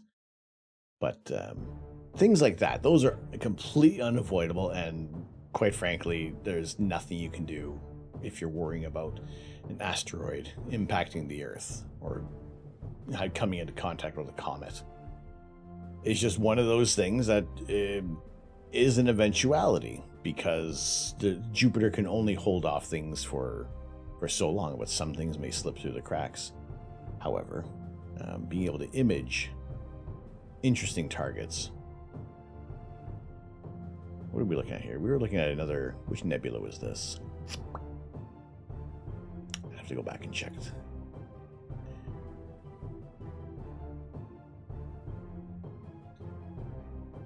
Weeping angels are the single most terrifying monster. It's like an amplified version of Boo in Mario World. All right, we are still on. Let's go back over to our live view right now. Guiding is still looking fantastic right now, so I don't think the towers are impacting, but we have been on this target for quite a while. We got 55 2-minute exposures stacked from this area, and I almost say it like it's still not enough. We want more time. Now, with more integration time, we can start to see more the faint fuzzy galaxies that were there earlier on tonight are starting to become a little more prolific, a little more visible to us. What about planetary defense systems? Would you like to know more? I mean, the DART mission that was launched in an attempt to see how we can impact a comet or an asteroid to try to mitigate any kind of problems. I mean, it's a step forward. I mean, it can still be, it's still a concern. You know, people are always talking about why spend money up there when there's problems that we need to spend money on down here. I mean, like, anything that's going to be coming from up there or out there is going to be a very, very big problem for us. So you want to be able to at least have some sort of plan of what can be done to slow it down or just slightly change its trajectory. Also, public service announcement, don't watch Moonfall. So I think we're going to pick, as much as I don't want to move away from the target. You've never made that connection. Now you have. It is forever. Your mom would say it all the time. Why focus on space when we have problems here? I mean, there are some times you don't want to be. There are some hills you don't want to die on. Samsung. 16 months. Oh my gosh.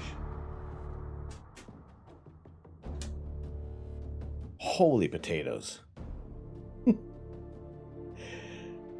Knuckin' futs indeed. It's only, well, for me it's Thursday. For you it's still Wednesday. Happy freaking Wednesday.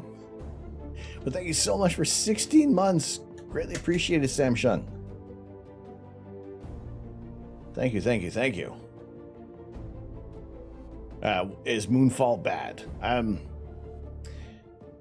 If you want to watch Moonfall as some sort of tour de force for following the physics of astronomy, no, don't watch it. If you want to forget everything you know, just watch Moonfall.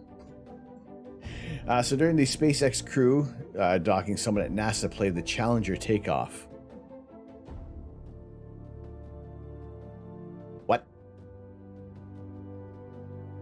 Why? Why? Yeah, okay. That's kind of strange. Why?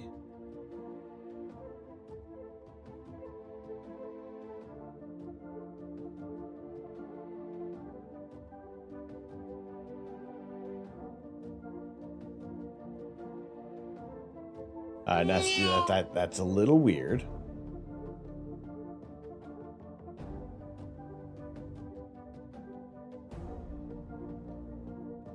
Huh.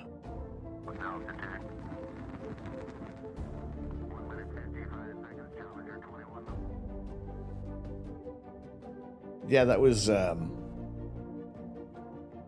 kind of strange.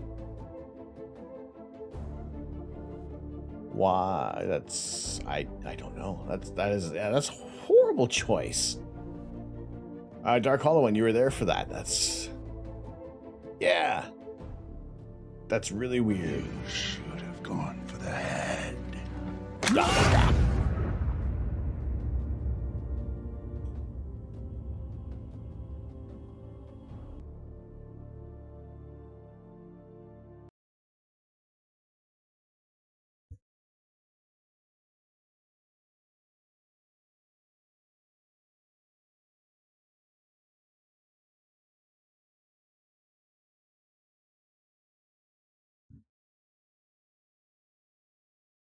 Yeah, that would be like the worst BRB screen ever.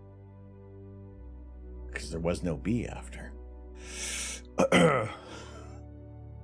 Ooh, Alex.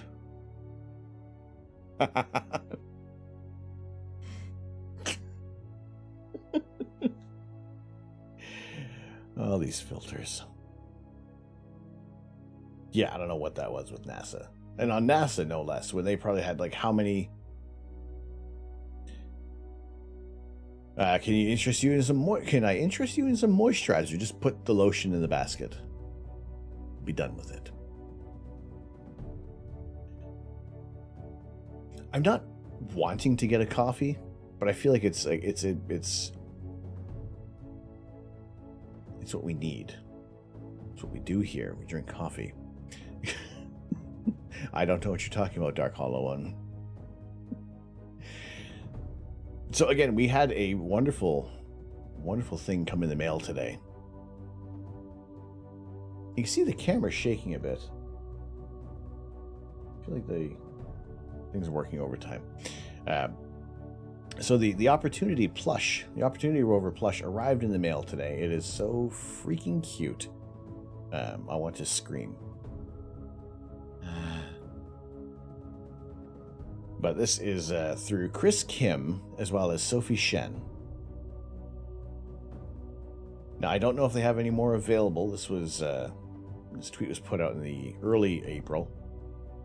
But I guess if you do want to message Sophie Shen, if you were looking to get your own Opportunity plush, as soon as I saw this, I needed to have it because it's so freaking cute. Look at it.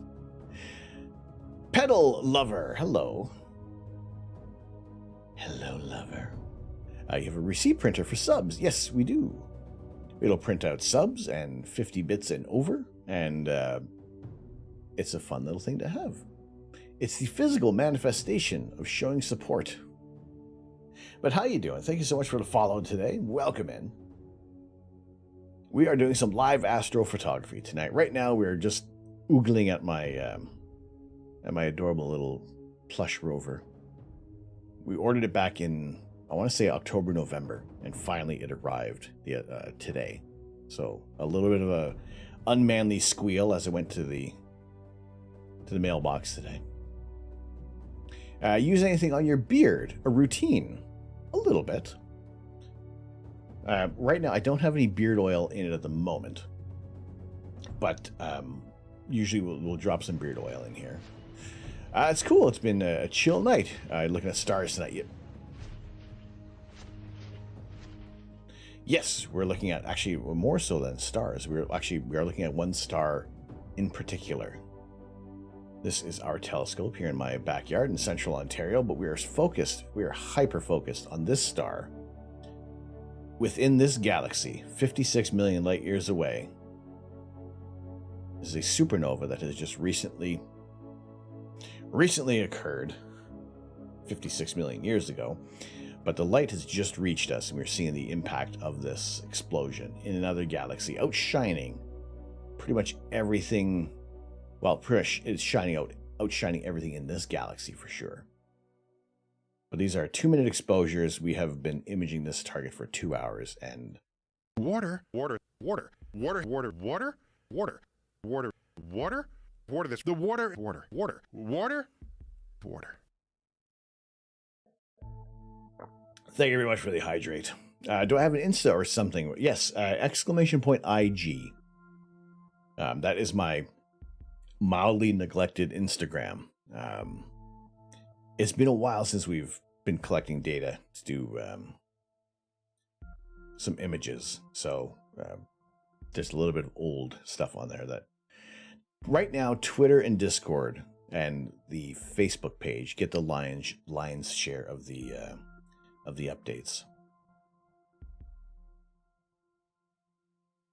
So that is the Instagram page. We have Twitter, and for evergreen content. So if you are posting links on the channel, I do appreciate if you would also drop related links in the Discord channel so we can refer back to them. Because once the VOD is over, once the broadcast is finished, chat is closed, a lot of these links just kind of fall by the wayside. I could set up a Keurig coffee maker. I could. I really should.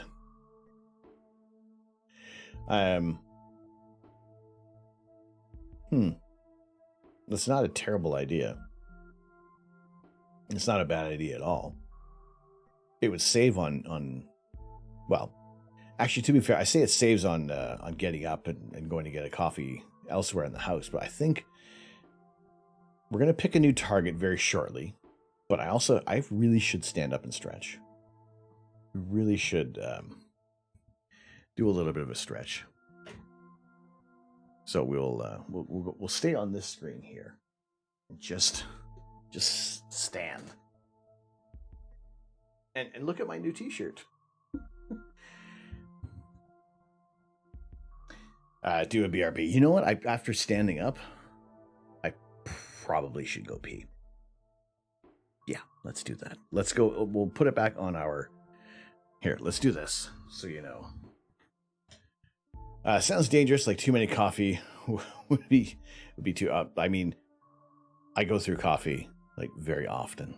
I don't know what I have more of. Ghost pepper peanuts or cups of coffee in a day. It depends. All right, let's go over here. Let's do this. I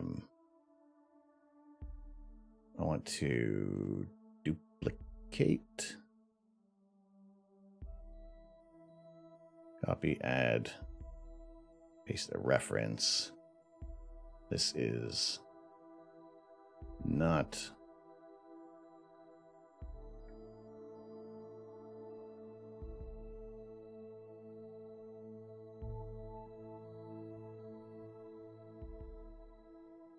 it. Oh, for Pete's sake.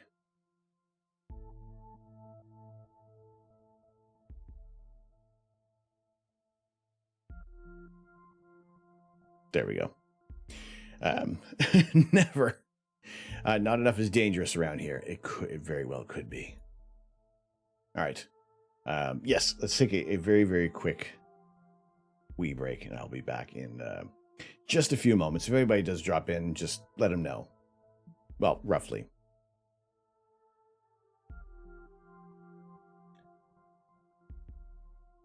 All right, let's turn this off for just a second. I'll be back in a couple of minutes. PP time.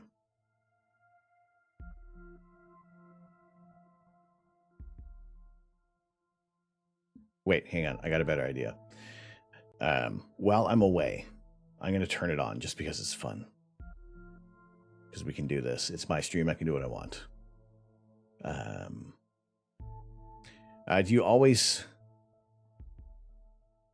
Do you always see dots? Which dots? Here, let's do this while I am away. Exclamation point drop. Just for now, while we're on a BRB screen. Exclamation point drop. There we go. You can join in on the drop game. We'll do this while I'm away. Be right back.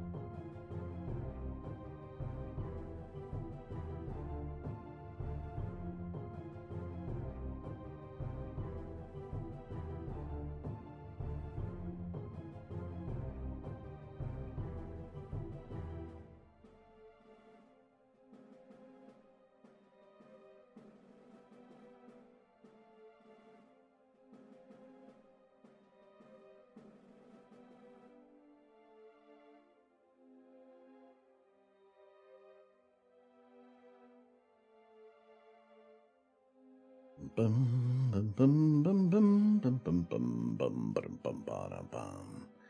Suspense landing for 26.28. Arctic Shadow. Thank you. Thank you for the follow. This concludes our drop game.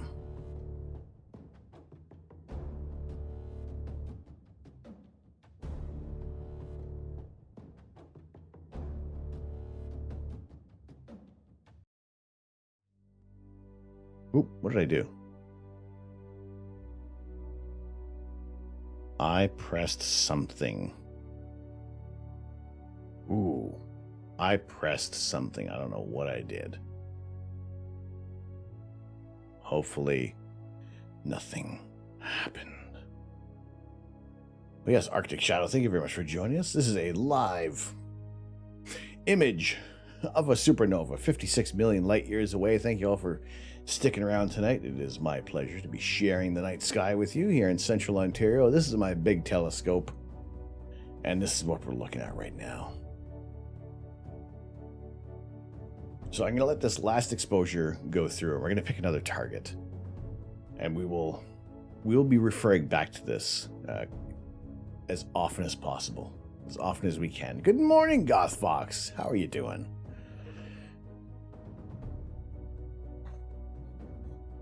Good to see you. Wonderful to have you in here today. How's your Thursday shaping up? All right,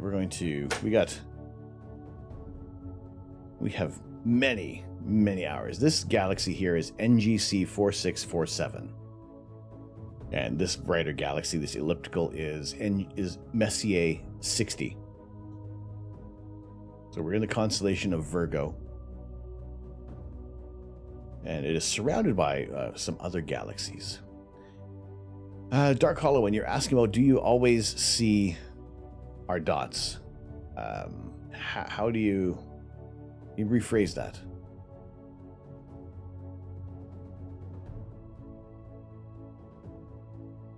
These dots here, if this is what you're in reference to, these are hot pixels from our color camera. They can be easily subtracted from the there's a red from the dot data. where my pointer should be. Lick the screen so Estro Right, I'm knows not gonna what move the the image. heck you're looking at. So if you are on the PC, you're talking about that spot here.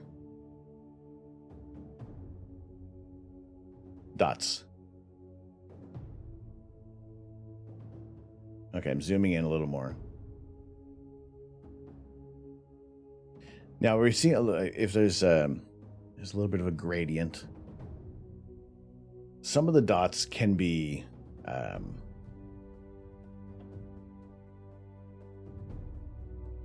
something like that. What we're looking at in this image, it could be the compression from Twitch. We have these other little dots that you can see would be stars or some other distant galaxies.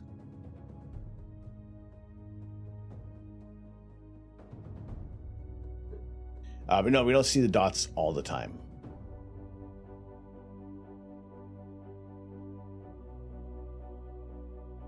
Oh, do I see these all the time? No, only when it's turned on. Sorry, this. I can turn it on and off. Everybody likes to hang out on my nose. But it's when it's turned on, we see them.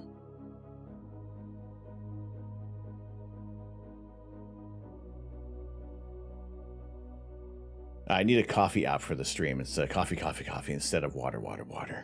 We need I was thinking about the Keurig. Welcome. I was thinking about that Keurig comment. And I probably wouldn't be a bad idea. The fact of that I don't like to leave the stream unattended, as it were. Like if I'm going to get coffee, I'm going to a different room. If I can have the coffee in this room, and if I'm going if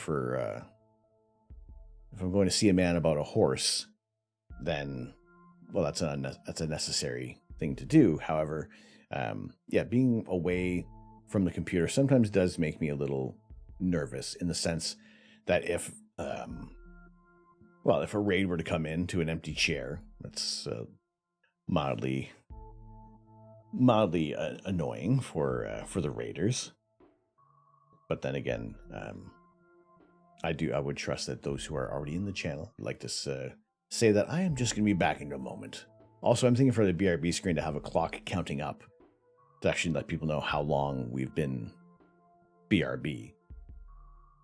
So you can know it's only been like 45 seconds. Well, we're not like abandoning the stream for so long. But what we're going to do, we haven't finished on this target, but it is edging closer toward the towers, and that's going to start impacting guiding. Like, there we go. Guiding is starting to go a little wonky, and yes, we have a tower in the way.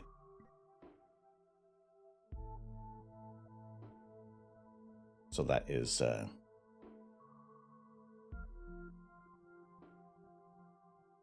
to think, do I have show my images? No, general photography. Show you guys what I'm talking about with what are these towers on my property. I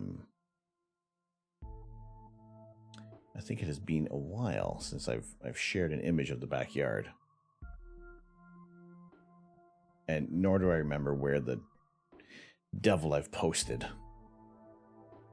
Anyway, we have two very large towers, one for the original internet with the house, and then one for the new internet. So that is that's in the way. So we'll pick another target. We don't need to stop guiding, but we already stopped our image. But again, the big news of tonight is, for the first time on stream, being able to image a supernova, and that is pretty freaking awesome. That is very awesome. That is like in the 5 years that I've been doing astrophotography, this is the first supernova that I've ever captured. Not discovered, but captured a known supernova that is occurring as this light reaches us. But let's pick another target that we can check out. We'll go into Stellarium. I think pointing over to the east would be a little advantageous to taking a look at some of our lesser imaged targets. Now we have actually, what do we have available for something in a reflection nebula? What do we have available? What can we feast our eyes upon? If they're available, I would take suggestions. I'm not averse to missing out on any targets. How long will the supernova be visible from Earth? What was it? I think it was just in the last 24 hours, maybe 48 hours that it's been seen. Now, within the galaxy, those stars could be visible for weeks, if not months. For us, we'll aim to image it in the next couple of days and see if it has increased in brightness or decreased.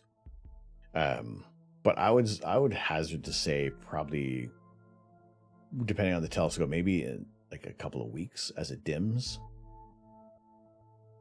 Or a thermos nearby. I totally understand not wanting to break in the stream. It's like, but it's also important to take a break as well, because just being able to stand up, stretch, empty the bladder, empty the coffee pot, as it were. Groggy Nod, how you doing? We got a champagne supernova in the sky. Right there. 2 hours on this target. But good to see you. All of us astronomers need our coffee. These are true words. These are implicit facts. All right, let's see what we have. Cassiopeia is just coming up with the horizon, but it's out to the north, where we do have a tiny bit of. Now, for our eyes at these distances, the supernovas, we're not going to be able to see them. We don't often see them for that long. But when it's within our own galaxy, the light has a shorter travel time, and its peak luminosity is close by. It's not, we're not traversing 56 million light years of distance to see the light.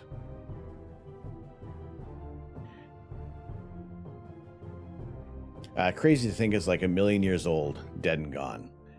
56 million years old. Like, I mean, it's incredible to wrap your head around these distances. And what is the Cheeseburger Nebula? Is that a planetary nebula?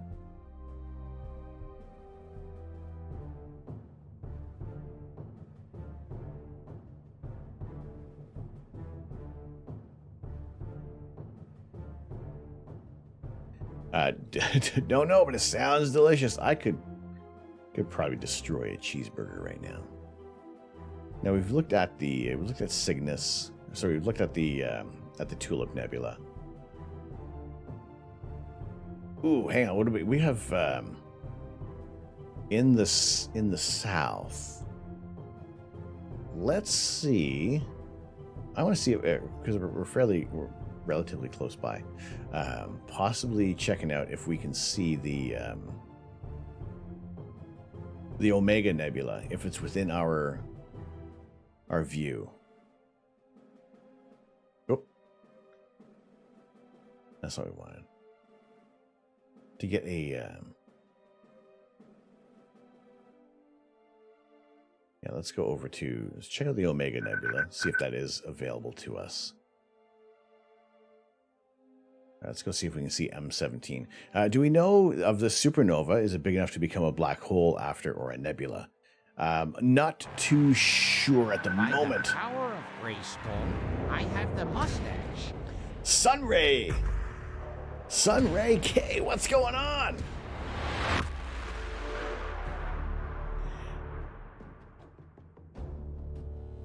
What's going on, Sunray? How you doing? How's it going? Yellow Bee Boat. Thank you so much for the follow.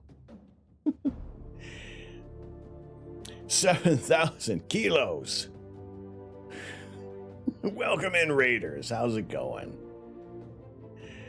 How you doing, Sunray?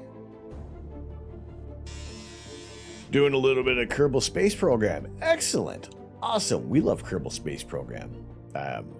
Don't know how to play it, but we freaking go for it. I guess this present season from your cat, you just brought a bunny in the house. Oh boy, Third Rock. We had one of the cats, she brought in a mouse. Actually, she tried to bring in a mouse, quickly closed the door, and then she played with the mouse, and then she ate the mouse. Well, welcome in, Raiders. How you doing tonight? My name is Tom. I am the Astro Canuck. And it is my pleasure to share my love of astronomy with you in many ways, shapes, and forms, especially tonight in the form of live astrophotography. And we have been, our object of affection tonight has been this supernova in NGC 4647, 56 million light years away. And there is the supernova. This is the end of a star's life that has occurred in this galaxy 56 million miles away. 56 million light years away, pardon me. Yes, how was your time in Kerbal? What else do you like to get up to there, Sunray? Well, thank you so much for joining us, Raiders. Glad to have you in here. We have many things to keep you occupied. We got some fun channel point rewards. We have some other commands. Rip F's in chat for the chat for our star. Yes, we have any F's in chat. Drop that in.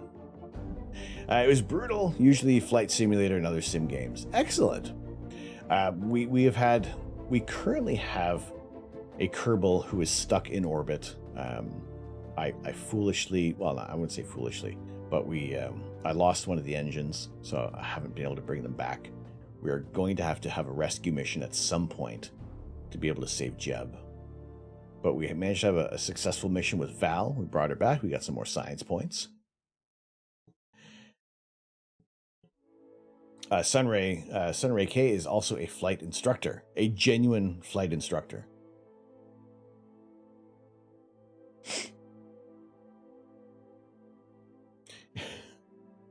Rip that star. What's going on, Dame Karen? How you doing tonight? No, I think right now, I think Jeb is very important to us. He was our first Kerbal. He's the first one to genuinely survive.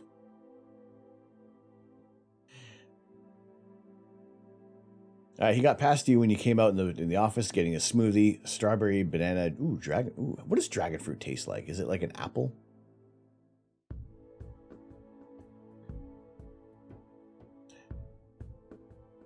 Oh, there's Jeb. Morning, Lux. How you doing? We have the supernova. This is so freaking cool.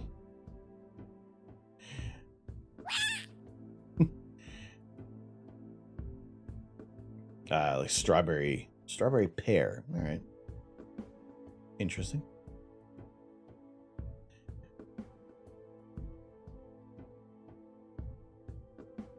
But no, this was our object of affection, and yeah, ignore the hot pixels. This is this stuff could be these little artifacts could be subtracted anyway. This is the big news right here. A supernova in the galaxy NGC 4647. Dragon fruit sounds like it would taste like burning. That we should rename the habanero dragon fruit. I think that'd be good. Yeah, also, this was our delivery today. For those who are just joining in, this is the Opportunity Plush Rover. Ordered it like months and months ago.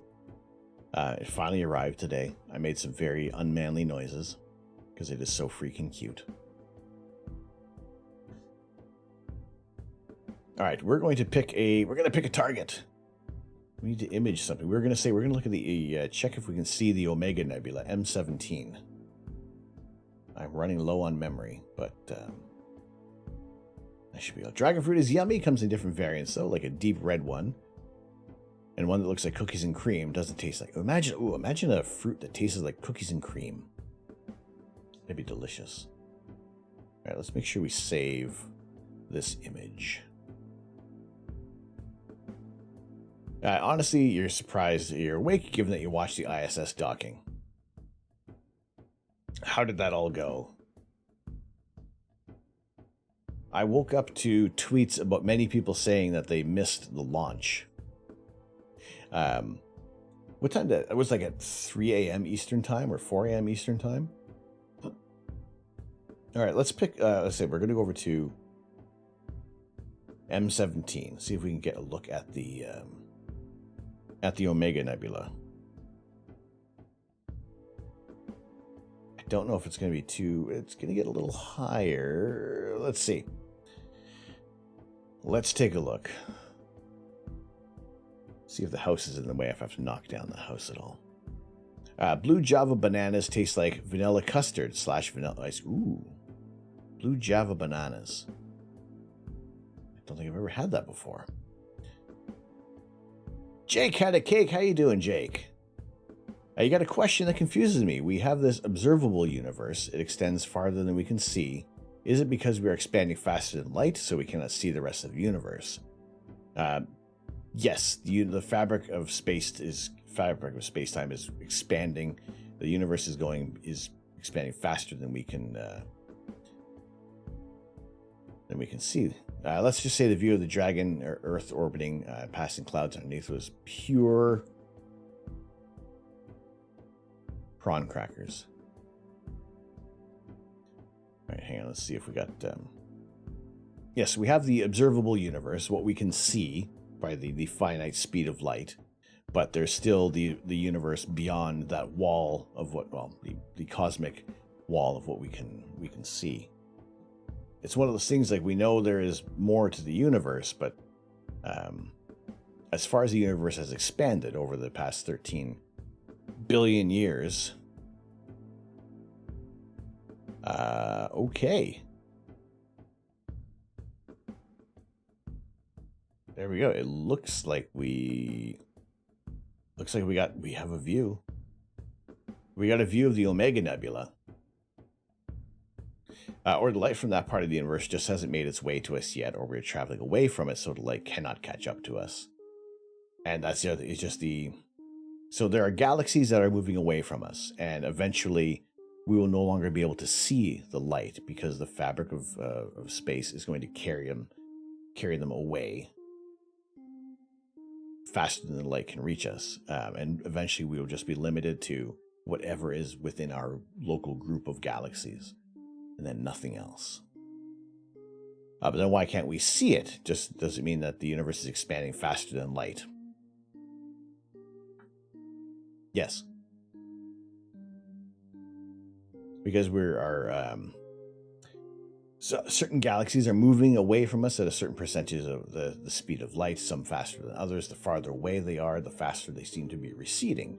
And that's one of those things where it just looks like we're always at the center of the universe. Oh yeah, it's not on the bottom there. I don't know if I had... It's weird.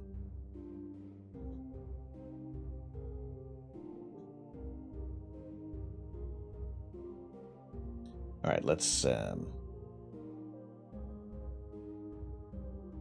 just make sure everything looks good on here.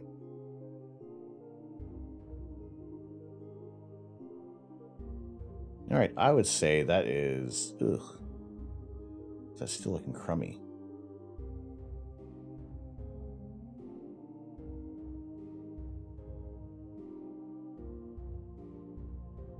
Why does that all look like that? Why?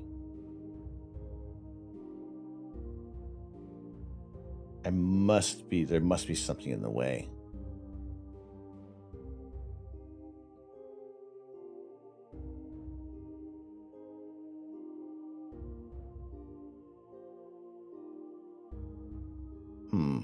All right, let's...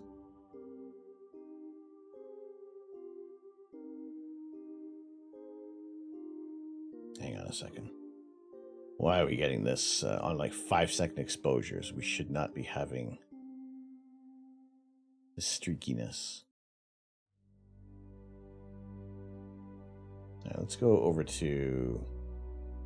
Let's go up a little higher, over to M16.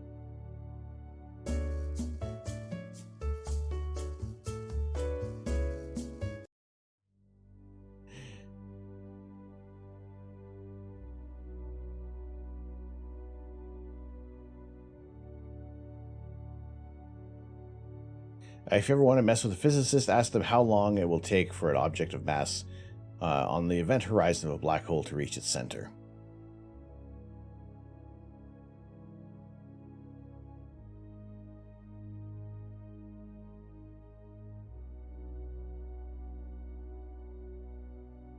Oh, there's something... We don't have round stars anymore. Tell me you understand the reference. Which are something in the way. No.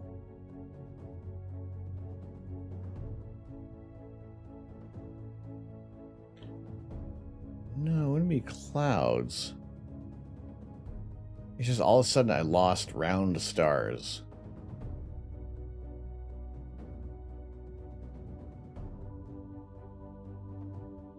Yeah, let's see. Stop streaming, go watch the new Batman. I know. Alright, Dark Hollow One, you gotta go sleep. No worries. No worries, have a good sleep. Rest up. Mac 0900. Welcome in. How you doing tonight? Tiny bit of troubleshooting with the telescope at the moment. Jake said new Batman is disappointing. I'm pretty sure there's going to be opinions all over the board for Batman. Yeah, Mac, welcome in. Thank you so much. How are you doing tonight? New Batman is not the greatest. Now, is this the new Batman is not the greatest because it's Robert Pattinson? Or is it just because overall we've been expecting something different and it's not what we want?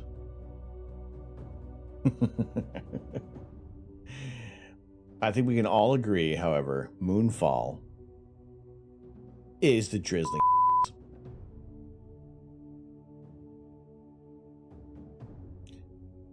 Having a vampire playing Batman doesn't seem quite right. I think we can't escape.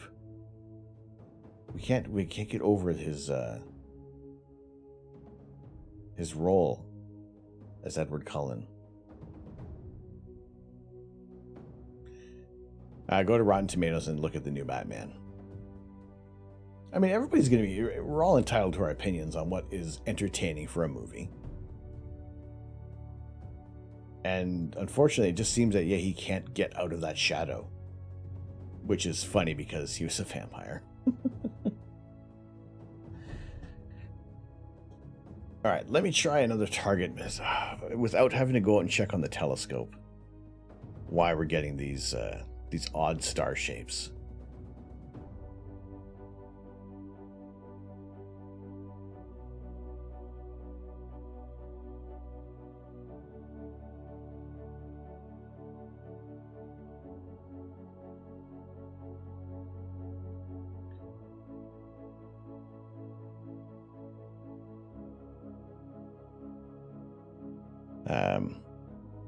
Oh, was there spoilers? All right.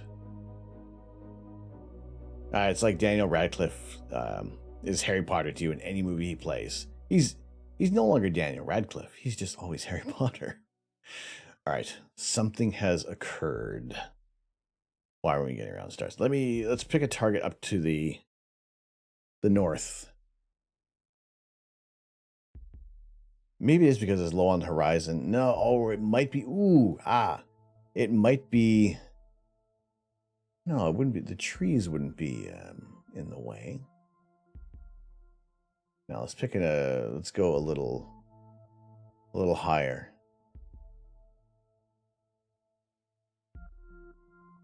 What is the Phantom Streak Nebula? Is it a... Oh, it's a planetary nebula. That's very tiny for us. You'd rate Joker as a 9. Fair enough. All right. The Joaquin Phoenix Joker, right? You mean? You'd argue Batman Begins and Batman are better. See, I never got into much for Batman Begins. I would say The Dark Knight is one of my more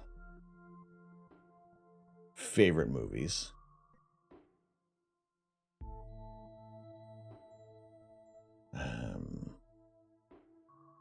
Okay, let's just go over. Let me check a star cluster a little higher. Let's go over to...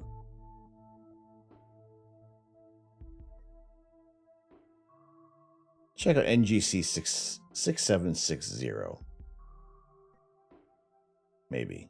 No, I want to... No, let's just go north. Let's go over to M13 just for a minute. See if it is just... If the stars are round, then it is something with our... with the target being so low. All right, sorry about that.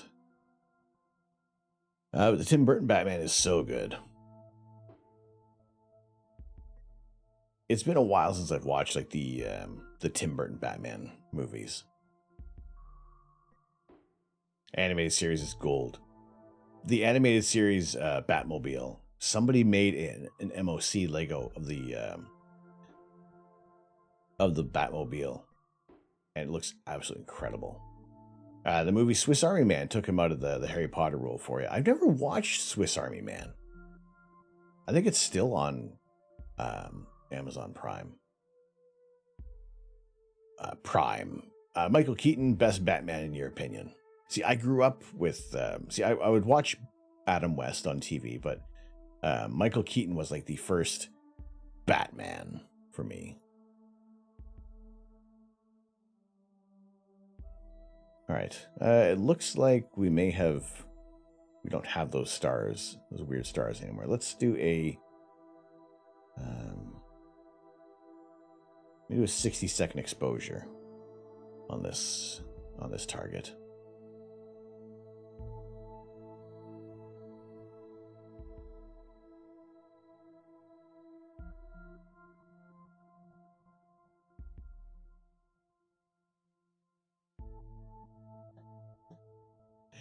But like watching that Batman was like it was so cool. It was such a massive diversion from what the TV series Batman had been.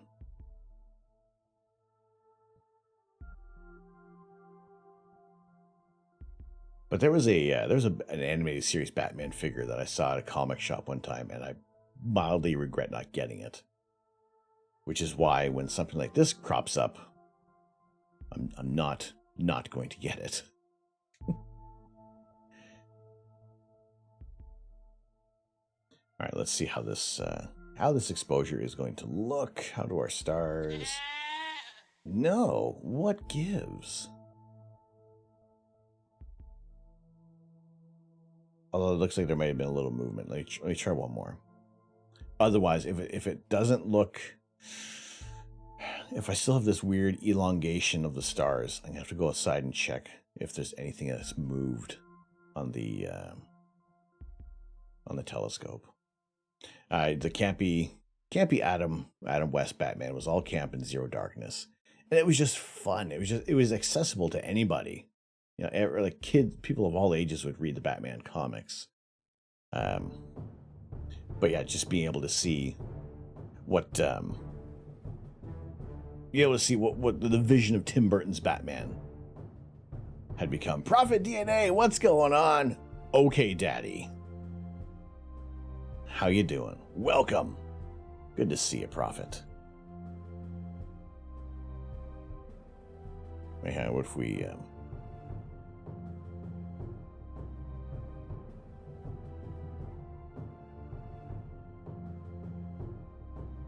do this?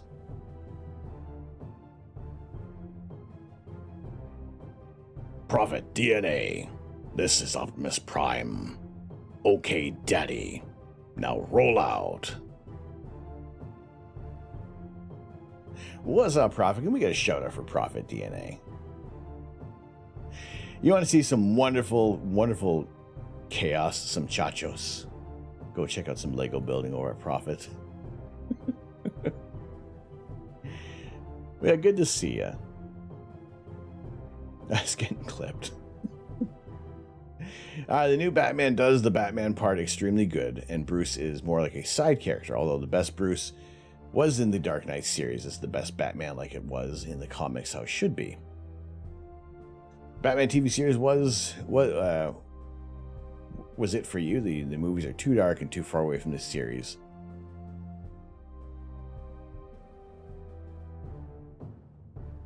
Personally, you're an Avengers boy from the age of 12, but you do appreciate the DC stuff. It's gritty and things. I would say I'm still under the opinion that DC has done a better job of TV than they have done with movies. I've enjoyed more of those series than the mass majority of the movies.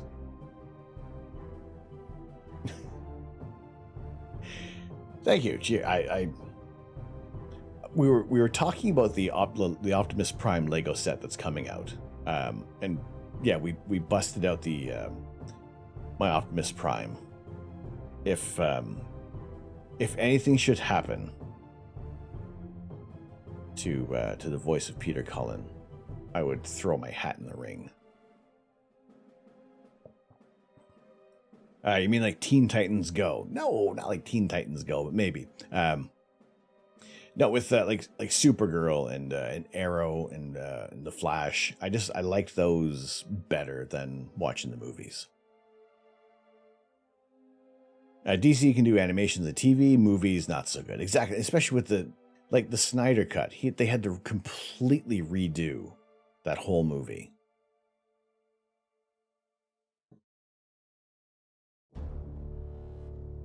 But no, it's all right, let's take a look at this. Is this any better? Animated Teen Titans Go. All right. No, we're still getting these weird long stars. Let's do one more. You got sucked into Flash until it all went haywire with the multiverse. I think the last Flash episode I saw, and I have to catch up with it, is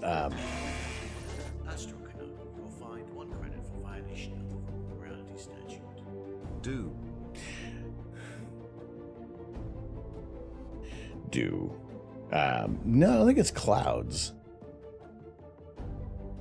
Oh my goodness. Don't put any nuts in your mouth. I mean, I've put worse in my mouth earlier tonight. With some of the really hot sauce.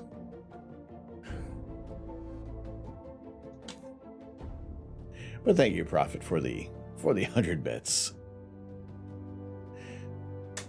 Greatly appreciated. On to the spike of appreciation for you, my friend. Now you say, please don't.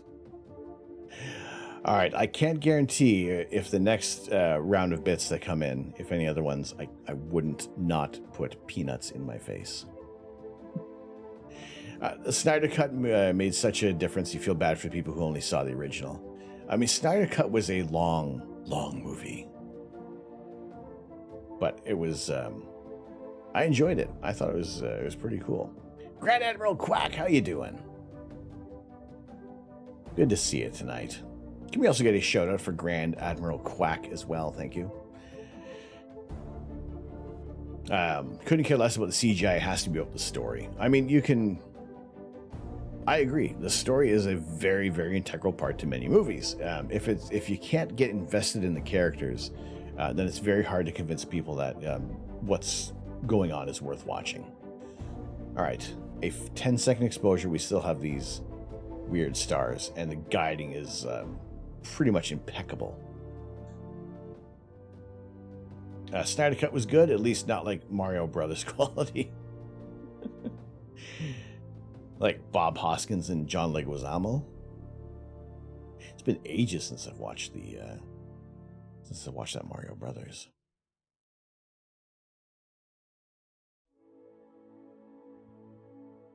I have not watched Suicide Squad, the second version.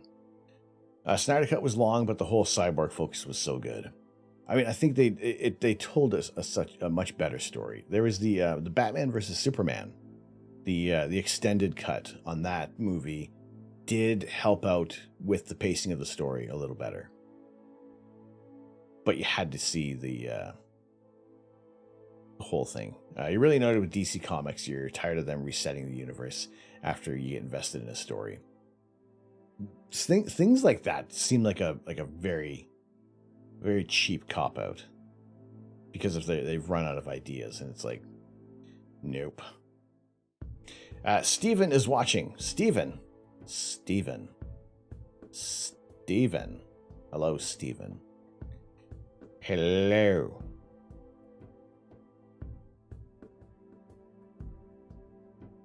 The Batman as a film on its own, it's okay. I'm still going to watch it. I'll still watch it. I mean, I'm not so concerned with spoilers about that movie, but it's things like Spider-Man No Way Home needed to go, like I needed to actively avoid spoilers for No Way Home, and only seeing it like last month, but well worth the wait. Although, to be fair, as soon as I went to the Xbox channel to buy the movie, I was like inundated with spoilers right away, which was fairly annoying. Don't get started on the new 52 Wonder Woman. Oh. No. It's when they create all these side stories. We don't want that. All right, there is something up. I'm gonna head back over to the. Let's look back over to the east. Maybe there's something, because we shouldn't be having these elongated stars. I don't know if something is like weirdly shifted, or maybe focus is shifted, and we gotta fix the focus. What do we have for a bright star?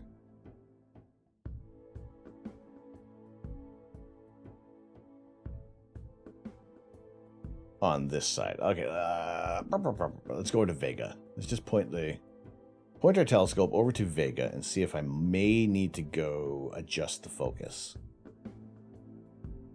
Temperature hasn't really shifted that much. But, I mean, if we're getting some weird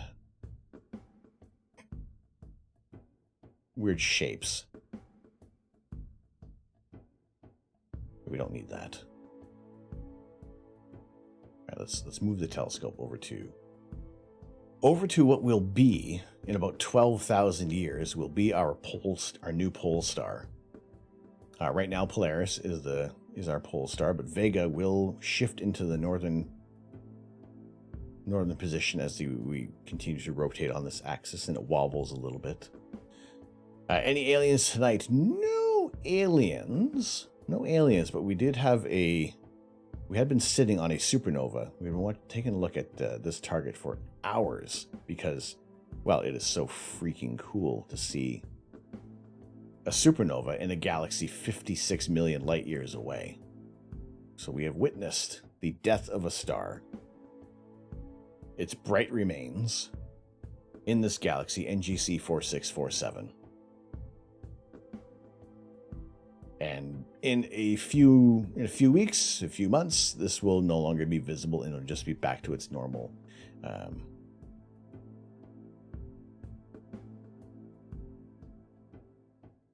self. Whereas the aliens, they're hiding out in this brightness. But this is a first for the stream. Never been able to catch any supernovae that have been occurring. So to be able to see this is pretty freaking awesome. They're hiding. That's what they're doing. All right.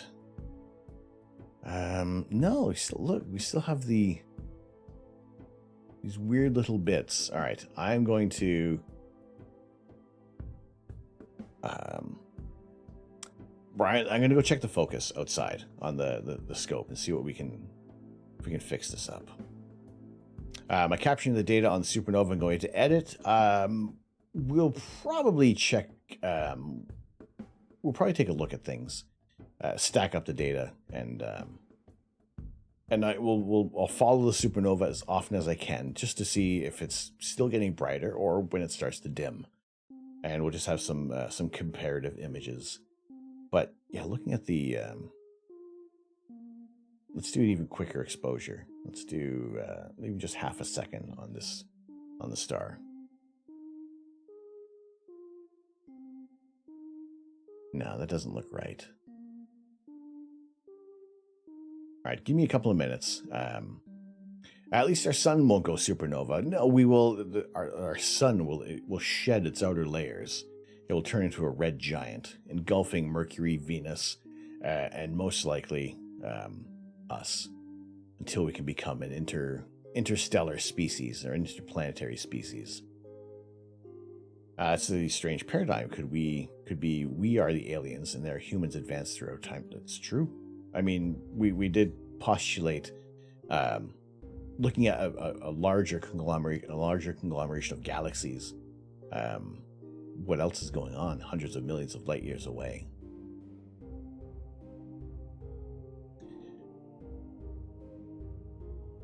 All right, let's go over to. I'm gonna go over to the genuine BRB screen, and I'm gonna see if I can find out what is up with the scope. See if we have to adjust anything. Let's see where is it pointing right now toward Vega. Not in optimal position. Let's go over to. Let's point out toward the west. No, east. I want to look toward the east. That's easier to fix.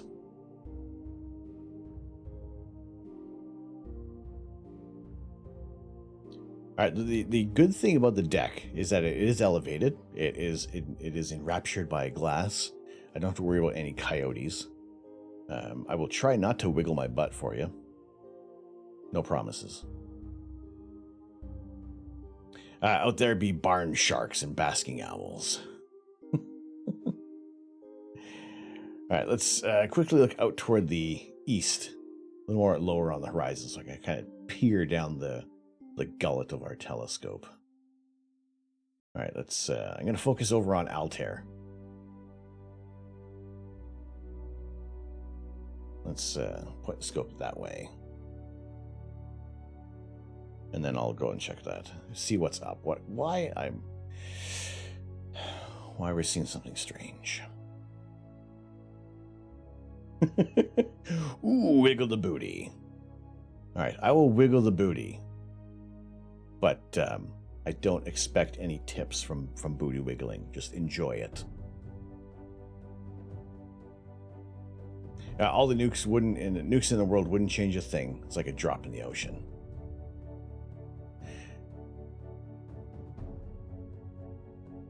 All right. Hey kids, Neil deGrasse Tyson here. Did you know that 8.30662386292 squared is 69? That is to say, the square root of 69 is 8 something. Now please, grow up. Prophet, thank you very much for these 69 biddies. Coyotes, more likely than bears, or the bears keep to themselves? Bears keep to themselves. Prophet, thank you, sir, very, very much for these 69 bits. I cannot promise that there won't be any nuts in the future for that. So I'm going to head over to our BRB screen. It looks like we are...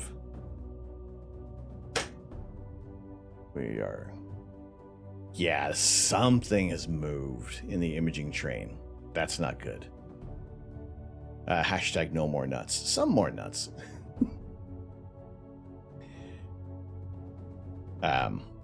There's only been one sighting of bears, and that was with the previous owners. But let's go over. Oh, I am good. inevitable.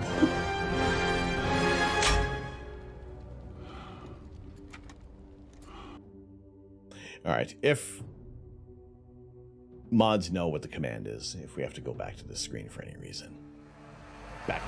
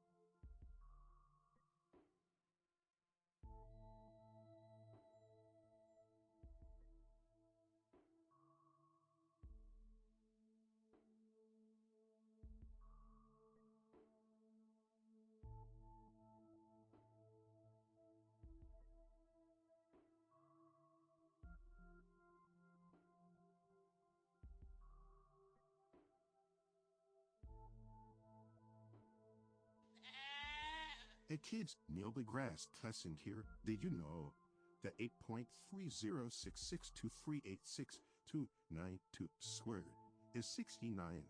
That is to say, the square root of 69 is 8 something. Now please grow up.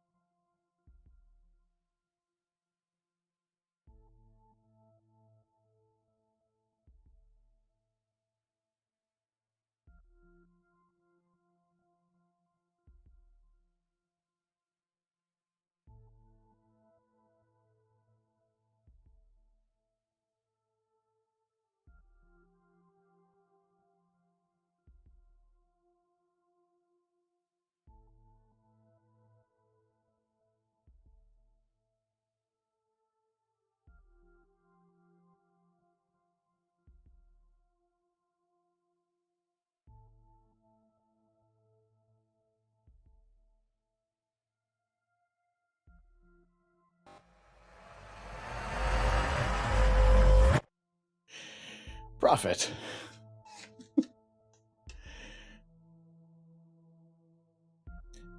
Thank you very much for the 69 bits. Oh my goodness. All right. Okay, I've readjusted the focus. I don't know. I don't know.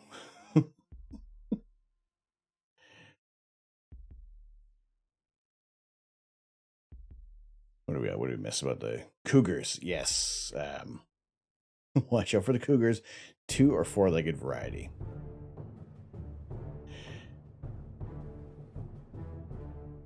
Anyway, all right. Thank you very much for the patience, as well as the bits. If bullets bounce off of Superman, why does he duck when the gun is thrown at him?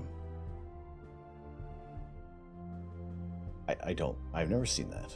Holy potatoes! Ah, suspense. You've seen Neo. Neo is a tremendous ducker. All right, let's see. I don't know what was causing this.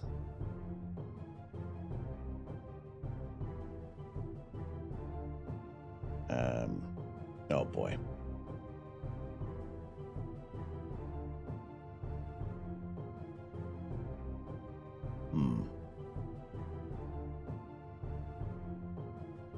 Do we need some sort of reconnection? What's happening? Well, here's troubleshooting with. Here's troubleshooting the ASI air. See if we can get this. Collimation off. Collimation could be very well off. I still need to enact our collimator tool. Let's go over. Live. We're live stack. Let's go back to a preview. There. No, it's still not right. I'm just wondering, is there somehow frost on the... There wouldn't be frost on the camera. Wouldn't be ever... would be a problem. Let's do 5 seconds on Altair. Did you ever get that MMC issue straightened out? I had to reformat the entire thing. It seemed that it was with the new system. I did not see anything blocking. I don't know where this blockage is coming from. Like, everything looked perfect down the scope. I just think that the sun blew up a planet with life near it. Oh, with the supernova. It could be a bit of frost somewhere. A little excess on the... I mean, everything looked all right.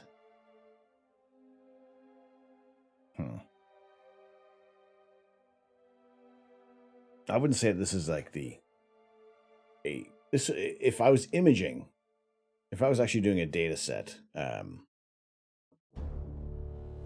nope, that disconnected.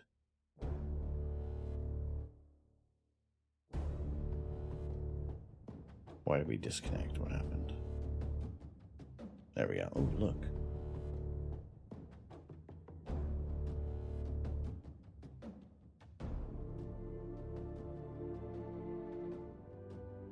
Get that back up here.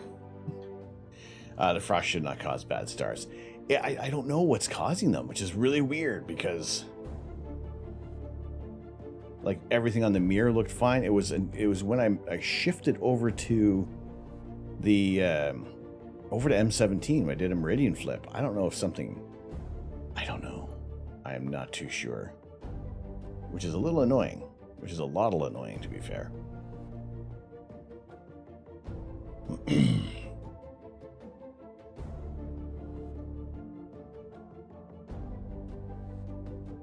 But now for those of you who are joined in today, I thank you so much for tuning in and watching us look at the stars. We're going to pick another target because I'm not really going to let this get in the way. But it just seems very prolific on some of our other targets. But let's take a look over what we have available. We are currently pointed out toward the east, so let's pick an eastern target perhaps. Actually, we're not going to be able to see all of...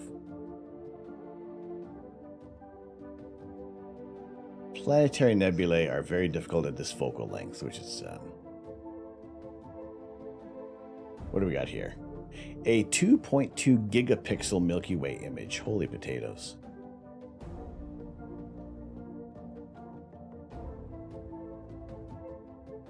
Wow. Wow. That's pretty dang sweet. We could just use this.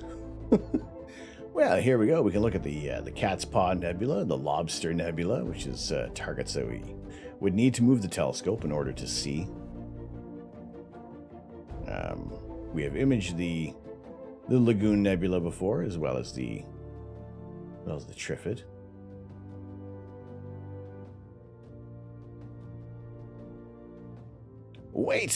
Waiting. Go back. Yes, we're going back.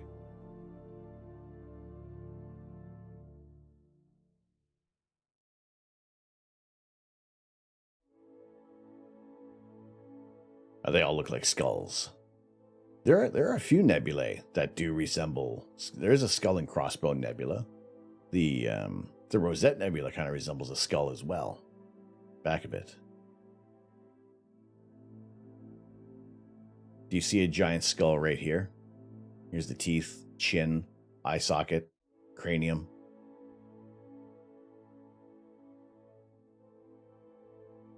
I see skulls in many places. Here, you can point them out.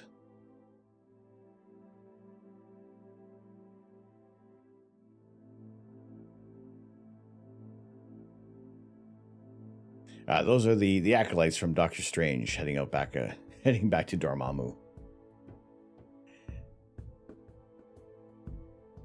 Dormammu, I've come to bargain. With the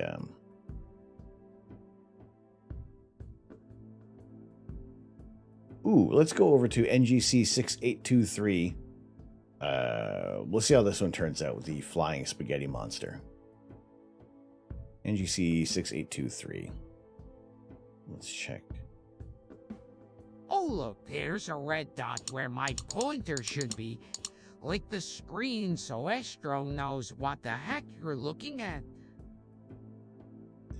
Yes, so if you're on a PC, you feel free to click on the screen. I'll see where your dots are pointing. Most of them end up on my nose. However, so we're looking at the, see the movement on the Cat's Paw Nebula, movement on the Beard Nebula, as well as the Nasal Nebula. I hope the sequel is good. I hope so as well. I think it's, I mean, it is really exciting to see what's in store for this, for Doctor Strange: The Multiverse of Madness. I am very tempted. I'm actually hoping it shows up on Disney Plus really soon. Maybe on Disney Plus Premiere. Maybe if they'll be nice to us. 6823.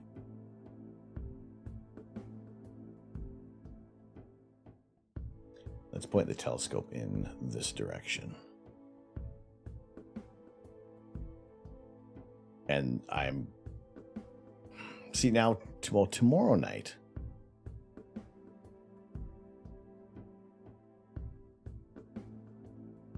Which, ooh.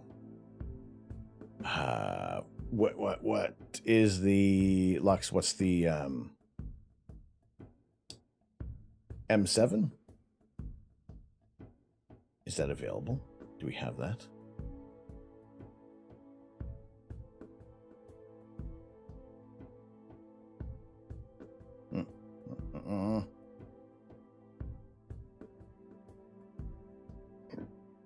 That is, that's way too low. Ptolemy's cluster. Unfortunately, that one is way too freaking low for us.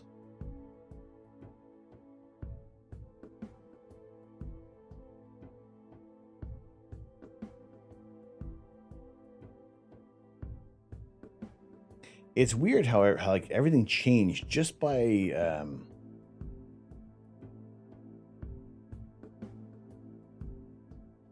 shifting to another target. So something must have moved. I've done the lagoon back at my mom's place.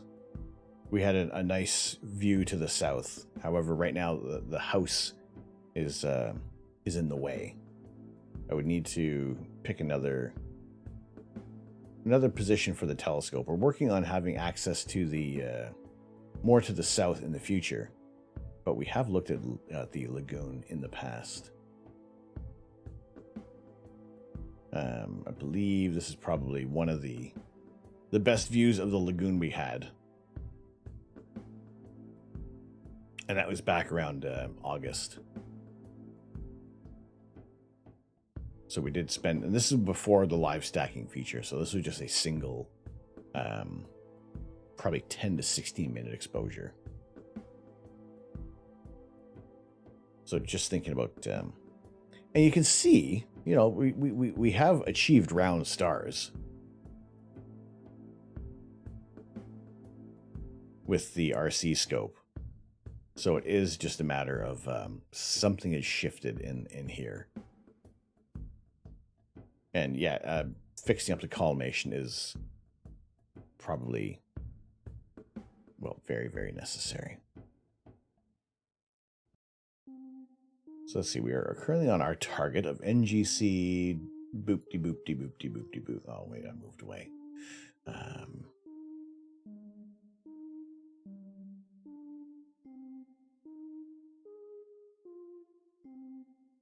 Where are we? Sky Atlas. This will bring us to it. NGC 6823.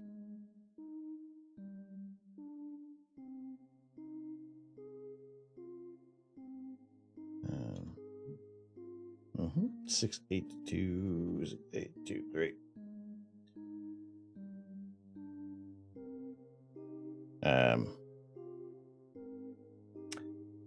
NGC 6823 is a bright nebula appearing in the constellation of Vulpecula.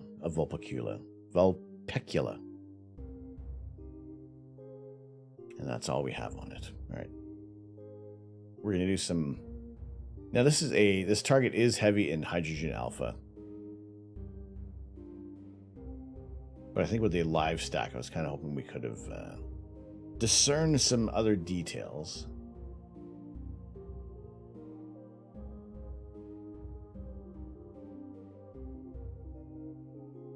Vulpecula. Vulpecula. No, wait, hang on. No, don't. Hey, you should have heard my pronunciation of Camelopardalis in the past. That was horrible. I'm not even going to bother repeating that one. And it sounds like something Elon Musk would call his child. But you need a couple more dashes and numbers. Man, this is... These are not round.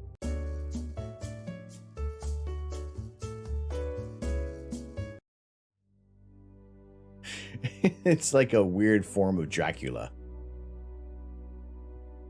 I want to... No, wait, hold on. No, don't finish that one. Don't finish that sentence. Yeah, it looks like pinched optics. It's just, it literally occurred as I switched over to another target. Like that's not right. From just slewing from the west to the east. Yes, it is. It is pretty much our very low quality optics for sure. And you saw, like, we had round stars when we were looking at the supernova, and then I switched over to look at the Omega Nebula, and then everything just all went cattywampus.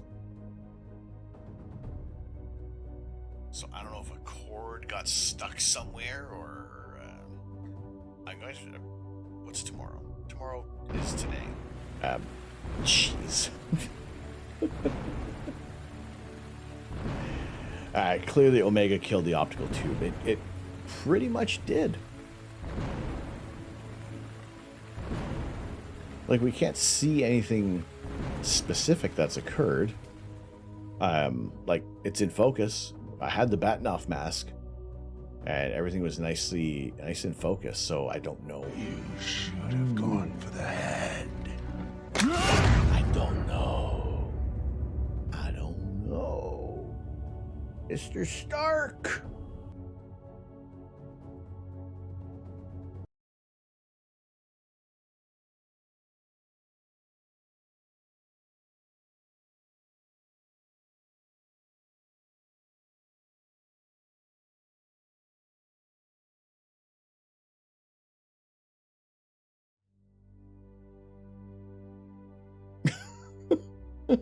Balls. You're tripping balls. Oh, goodness. All right. This is clearly affecting the optics. This is... We need a Batman Batnoff mask. How crazy would that pattern look?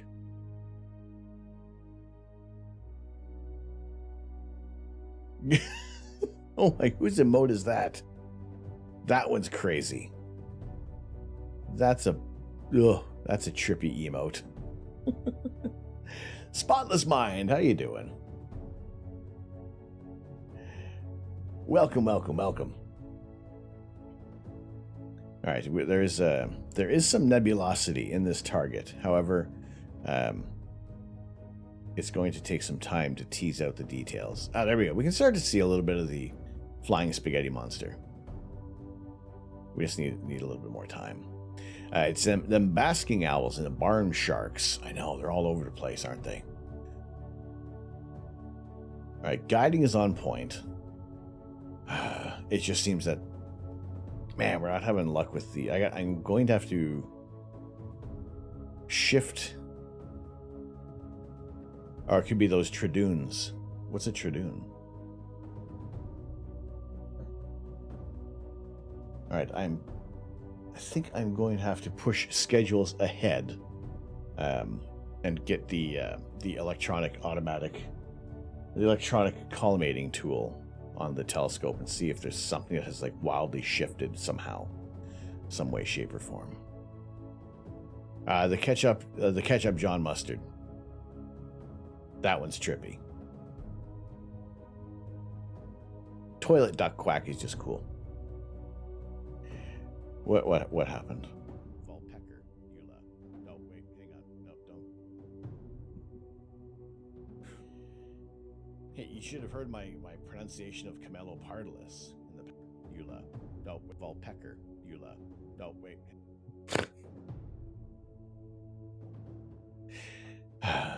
The times when people listen to me, the times I really hope you don't.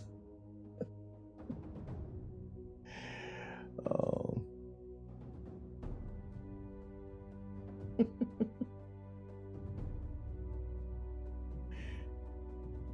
Some days I do it on purpose. Other times, no. Things accidentally come out of my mouth.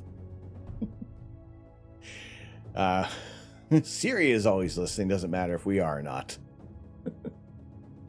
Apparently, I got a bunch of Siri in here today.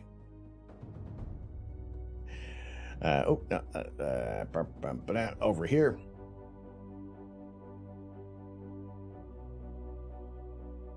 All right.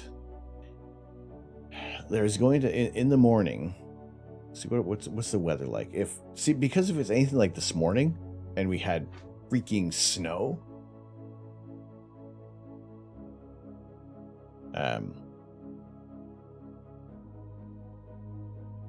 Yeah, it's a little bananas. So let me see what's our weather look like for tomorrow.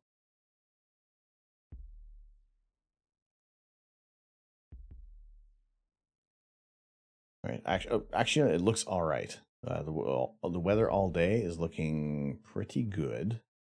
A little chilly, a little frosty out there. However, that it's going to be clear enough weather that I can do a little bit of work on the telescope and see if I can see what's up with it. Cold, and more cold. Yeah, we're getting up to what? 8 degrees. No, sorry, 7. 7 weathers tomorrow, and that's going to be our high. Tomorrow evening, which is not Friday, this is actually Thursday's forecast. We have maybe like 2 hours of clear skies, and then all the clouds are going to descend upon us. So, not going to be too fussed tomorrow evening on doing some astro imaging. However, Friday, this is not Saturday, this is Friday's forecast. We will probably abandon the astronomy chat and start again at about 9. I could probably get the telescope up and running by about maybe 9:45 perhaps. And then we'll do some imaging on Friday evening. Good morning, Nori. How you doing? Good to see you. We're having a little bit of an issue with the optics on the telescope. So it is calling for some almost emergency diagnostics in the morning. So not a whole lot of sleeping in for me. She's always thought Siri couldn't be bothered with us. Alexa, though, has been heard maniacally laughing in the middle of the night when no one is around. No. How can she be heard when no one's around? My goodness. It is chilly. It is ridiculously. It's like we had spring on Sunday, and that was it. Now we're all back to the. I tried switching it off and on again. No, we haven't tried that yet. Why? Well, we're on so late because clear skies. We're not gonna, and we have very limited amounts of dark skies available. So you know what, we gotta make the most of it. Astronomical dark began at 10:19 p.m. and will complete at 4:20 a.m. Oh, sorry, that's tomorrow. Today it started at 10:17, and then ends at 4:22. No school tomorrow. No school tomorrow. just imaging, just astrophotography, just the flying space spaghetti monster. Let's highlight it a little more.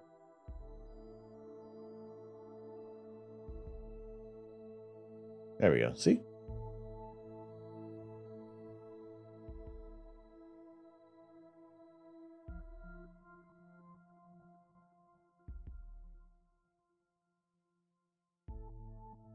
Now, maybe with all the, with everything going on, perhaps we could like average out some of the wonkiness of the optics at the moment. But I definitely think there's some maintenance needed for tomorrow, and to the point that I would probably even take the telescope off the mount and bring it inside to work on it. I guess we're gonna have to do a bit of a work, not so much a work day, but a project day. Because we do have this tool, not this one, this tool, the OCal electronic collimator. And this replaces the camera position and help you align the mirrors. And I'm going to see if anything is out of whack, because it's whack, yo. It's kind of weird what's happened.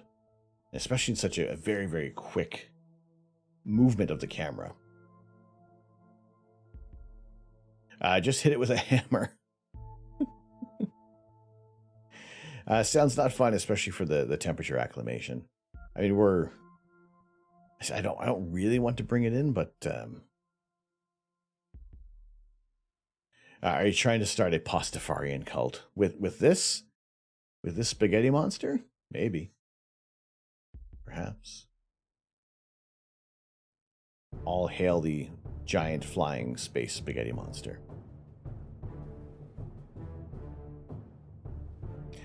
B Squad, yes, by all means. If it is, if it's an interesting little bit, I would probably say drop it in Discord as well. The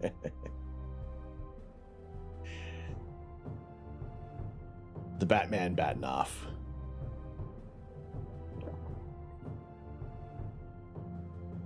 Nice. For how much I do like Batman, it's almost like it's one of those things just to have, right?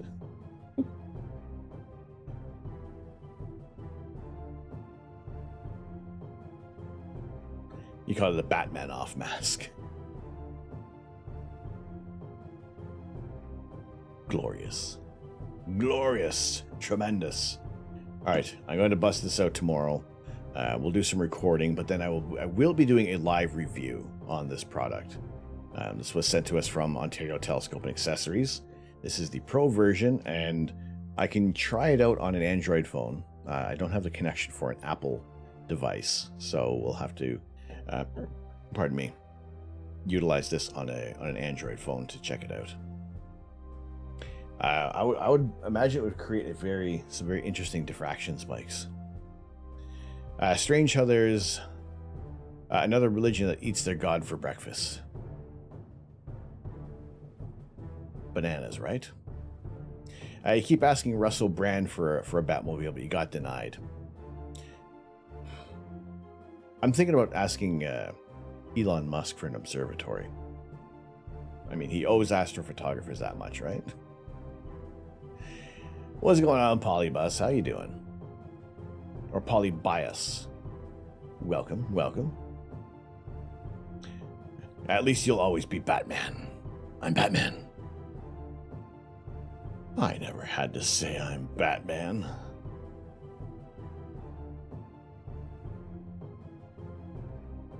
All right, we're imaging the flying spaghetti monster. Okay, the stars aren't looking too bad if you don't focus on the image too much. Which now he says zooming in. A little bit of elongation, but you know what? If we zoom out far enough, this is a large star cluster and emission nebula area. You're fine. Tired and you hit the hay soon here. No worries, but thank you for joining us. Appreciate you being in here. Always good to see more people dropping in. I would, judging by the three you have the 3D in your name? Do you do some 3D printing? Are you have you found us from MakerDeck? Yes, always glad to see people joining in. And for those who are into 3D printing, and if for some reason this word has not gotten out to you yet, there is a 24/7 3D printing channel called MakerDeck. Always happy to share the love on this channel. Chris Perello and the entire community, the entire Maker Collective, have been very supportive of this channel, and yes, always wonderful to check things on. You could tweet Elon that Jeff Bezos has a bigger observatory, and that I should have matched that observatory, right? Because that's what we want. We want to be able to build our own observatory here, so that instead of leaving the telescope out on the deck, we have everything constantly connected and always ready to go at a moment's notice with a roll-off roof.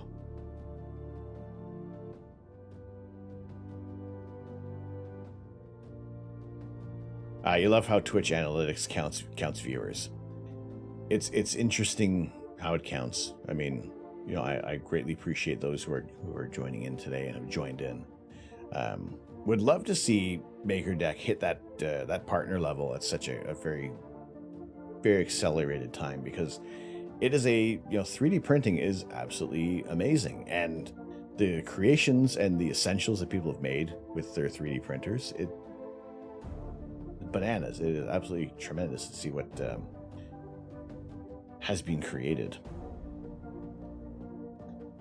All right, so this isn't actually okay. This is looking better than I thought it was going to. You can have 3 viewers and it counts 1.3 or something like that.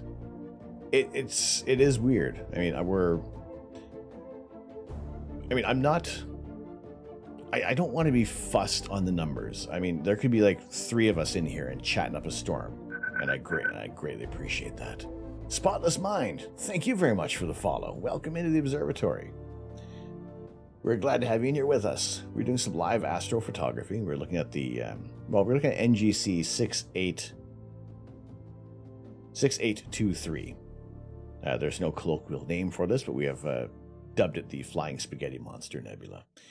But it's one of those things to try to strive for, just to set a goal and just work toward, but at the same time not fussing on who, not fussing on who, but how many are in the stream. Because like I said, there could be 3, there could be 300. I am still going to be me, and that's what I love to do, and I enjoy seeing people jumping in, lurking. That lurks make the Twitch world go round. I thank you so much for this. Like, I didn't know where we were going to go when I started streaming, like a year and a half ago. So no, it's wonderful to have y'all in here and to be able to share this with you. And like this nebula, could you see this out of your own backyard? Chances are probably not. It's very dim. We don't all have access to gigantic telescopes, like 3, 4, 5 times the size of the telescope that we're using right now. You love 3D printing. I wish you could do metal, but MOOG isn't far from here, but they are pricey. What's Moog?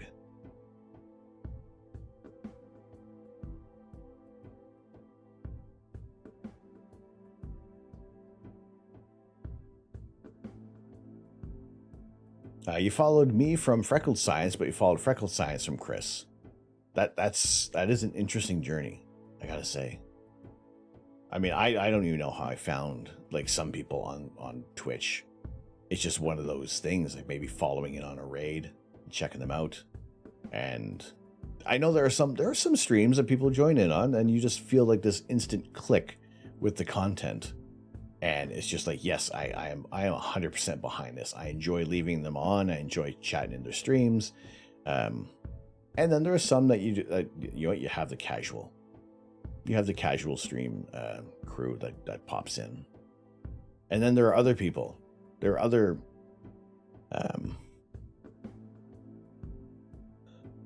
other people we see stream in, stream out, and just that names that I've known from like the first day I started streaming, and it's always fantastic to see you in here. Please don't drop out after obtaining partnership like some others have. I mean, here is my, I guess it is some sort of a pledge to everybody who is joining in and constantly joins in. It's not just Twitch that I have aspirations for. It is to be able to offer an in-person experience with what we're doing and having the live star parties and sharing those moments with you here, because not everybody has an access to a telescope. And no, there's so much more that I want to do here. So when I am saying that when we have our goals, they are genuine goals that are going to help improve the stream in form of bringing more interesting images of outer space. So when we have our goals for the monochrome camera, that's what we're focusing on. Yes, every time we reach a certain threshold, I'll eat a hot pepper, I'll sweat, I'll hiccup. It's also just part of the entertainment aspect. Yes, I think astrophotography is like the most incredible, amazing, fulfilling hobby that there can be. It's also very frustrating because we're dependent on the clouds. So things that I can do to expand what we're doing here is what I enjoy doing this. And is this a very sustainable model? I don't know. But astronomy is. So this is what I want to do in whatever way, shape, or form. And whether you are here to watch and comment and troll and just lurk, it is greatly appreciated. For those who do donate to the stream, greatly appreciated. For those who spend your time, that is the most appreciative I am of you, because we can always do what we can to make a little more money, save a little bit more money, but there's nothing you can do to bring back time. So spending the time in here, I cannot stress it enough. I greatly appreciate that. And that is the most valuable commodity anybody can offer up. So no, this is what I want to do. This is what I want to bring you. I want to show you this nebula. I want to show you this star cluster. I want to show you a galaxy. Hell, we looked at a supernova tonight. We were able to see a supernova from 56 million years ago, finally making its way to our screen. This is the freaking most exciting thing we have ever witnessed. The death of a star occurring in another galaxy. Like, right, the only other thing that would be more exciting than this is if we have a supernova within our galaxy. You and the wife were sitting in the hot tub outside. You looked up and saw a fireball going from west to east. She figured it was one of Musk's rockets going past. Made more sense than your alien on fire theory. I mean, if they're coming in hot. You're only half troll and friendly troll at that. But I greatly appreciate this community, this collection of people who have joined in and have followed on this journey. And I know, some people, real life is going to take you away in some way, shape, or form every now and then. And that's just life. It happens. But I appreciate those who join in. And if I don't ever mean to omit people or forget to do things, but it happens as well. Sometimes I'll get caught up in the moment. I'll get caught up in the excitement. You can see the nebula from your back garden. Just go on Elite. Why would you be streaming? Why would you be in your back garden with your headset? You're going to trip over something.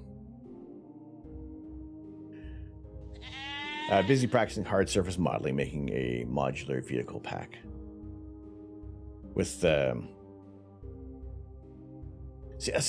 many awesome things with. I enjoy watching people do the 3D printing of the products that they think that they can create, and I think, why not me too?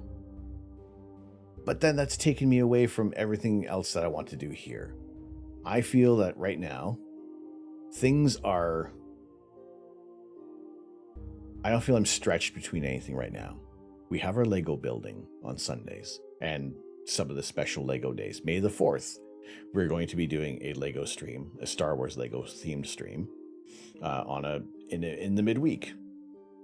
But I abandon all plans whenever we have the clear skies, whenever we can take the cover off the telescope and share the night sky with you. That is what I aim to do. That is what I aim to provide. What I aim to show you something cool that your meat cameras, we aren't able to easily discern in outer space.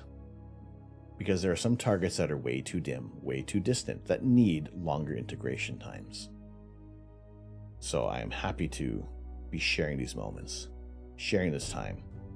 3D printing doesn't take up much time if you're just printing other people's models. But that's the thing, I don't even know how deep I would get into 3D printing.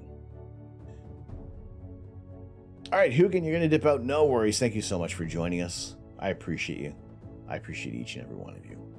And I never want that to sound disingenuous, because without people joining in, this is me talking to a plastic monitor and looking at images out in space all by myself. So I appreciate you keeping company. I appreciate you having side conversations that I may sometimes have no clue what's going on.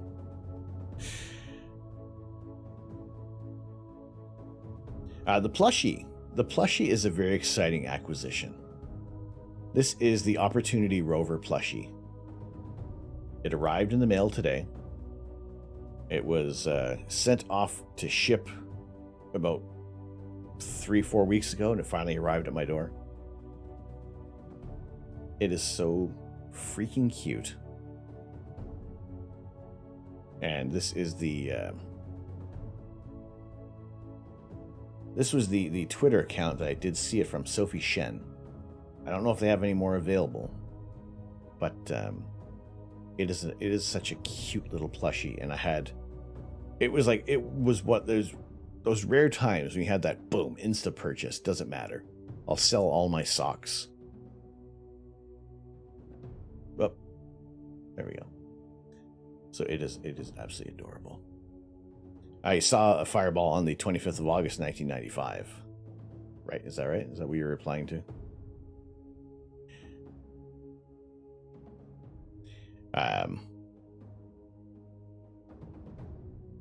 You got fireball in your drink. Ooh. Oh, that's one of those flavors. Fireball is one of those early drinking age flavors that's like,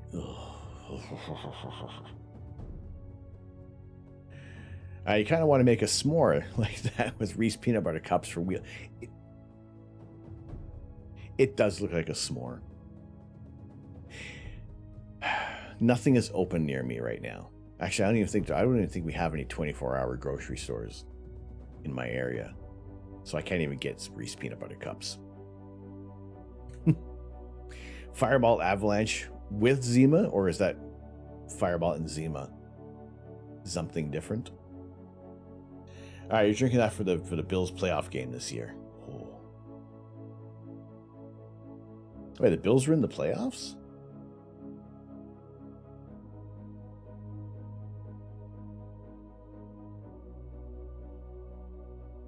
Really?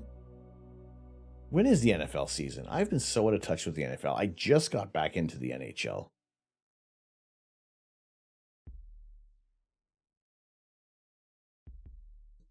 All right, this image actually isn't looking too bad. I don't have a great deal of information on this nebula other than it is a bright nebula. It appears roughly 40 by 30 arc minutes in size. Where we're looking at it in the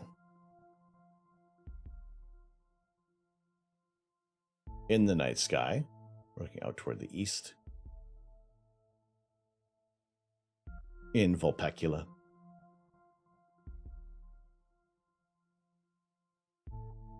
It was months ago. See, I'm like way out of touch with football. All right, so we have this large nebula. Spirit music. my goodness!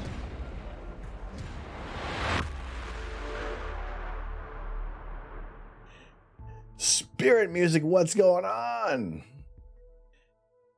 Vitty TDD, what's going? How you doing? Sonar Beats, hello. Lobo, welcome. Welcome in. I'm there's less shouting right now. It is 3:45 in the morning.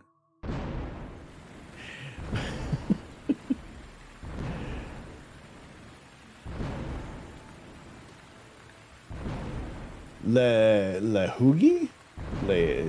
Leogi? Oh my gosh, I've totally mispronounced your name, but thank you very much for the follow. How you doing, brother? Good to see you. Good tunes. Hello. How you doing? Welcome in, Raiders. Welcome, welcome, welcome. How was your stream? Here's some rain from the West Coast. No, we don't want rain. We want clear skies. That's what we want. But yes, thank you so much for joining us today. How you doing, Raiders? My name is Tom. I am the Astro Canuck. It is my pleasure to share my love of astronomy with you as often as possible. Thank you so much for joining us today. We are doing exactly what this channel is all about. Sharing live images of outer space.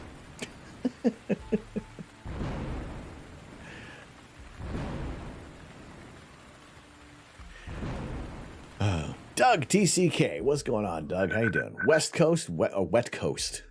Wet coast is the bet coast. Sonar Beats, thank you very much for the follow. Yes, thank you so much for joining in today. I saw DSO for a second. What's up? Yes, we're doing some live astrophotography. Exactly what this channel is all about. Lobo SDA, thank you so much for the follow as well. One of the most crazy games, scoring over 21 points in the last 2 minutes of the fourth quarter. I think had at least 4 heart attacks with the Bills game. Oh my goodness. But how you doing? If you guys aren't checking out Spirit Music, we have had the pleasure of rating Spirit Music a few times now. Always some awesome tunes. Thank you for pronouncing your name right. Usually I f it up so bad. So I do relish in the moments when I actually get a name right. I didn't have any rain. I had a record day with for the solar panels. Soak it in. Get that information. Yes, we are taking this. We're using the big telescope tonight. We are currently looking at NGC 6823. We do refer to it as the Flying Spaghetti Monster Nebula, but there's no colloquial name for it. Holy potatoes! Spirit Music is sent you to the right place. Clear skies tonight. Now, the big thing, the big thing of the night. 47 kilowatt hours. Get it in you. Get it. Energy. So the big thing for tonight. Doug, thank you very much for the follow. Welcome into the observatory. So we are doing live imaging. We are doing 3-minute exposures, and the software is stacking the images, bringing out more details with every 3-minute increment. So we're looking at now something's gone a little wonky with the telescope, but we're still getting some decent images rolling in. But we have the larger bright nebula, but we also have a tiny little nebula over in this section, which I want to get a little bit more information on in a moment. The potato thing is awesome. It's just somehow weirdly fitting for everything. I just moved from Australia to Ireland. Big difference in clear skies. Ooh, that's a huge difference in targets available as well, from the southern to the northern hemisphere. But the big thing tonight, the most amazing thing we have ever witnessed on stream, not our discovery, but it is a very fresh, very new supernova that is occurring in a galaxy 56 million light years away. I saw something about a kitten. It hasn't registered yet. Thank you so much. Thank you very much for the follow. As soon as your name pops up from Stream Elements, why it's behind, it likes to do that to me every now and then. So as soon as that pops up, there we go. Princess Person Kitty. Hello, Princess Person. How are you doing? Thank you very much for the follow today. But this is a supernova we're looking at. This little bright point of light outshining the entire galaxy. No worries, Spirit. Have a good one. Eat, crash, relax. I know, well, you're much more active than I am in your stream. So yeah, get some food in you, relax, chill out. Thank you so much for bringing your community over. It's greatly appreciated. Thank you so much. So yeah, the southern to the northern hemisphere got so many objects now to photograph. I mean, I'm envious of the large and small Magellanic clouds, as well as oh good, the storm has tapered off. As well as the Carina Nebula, targets that I haven't been able to image specifically. Maybe once from an airplane. I got some of the Southern Cross, but that was about it.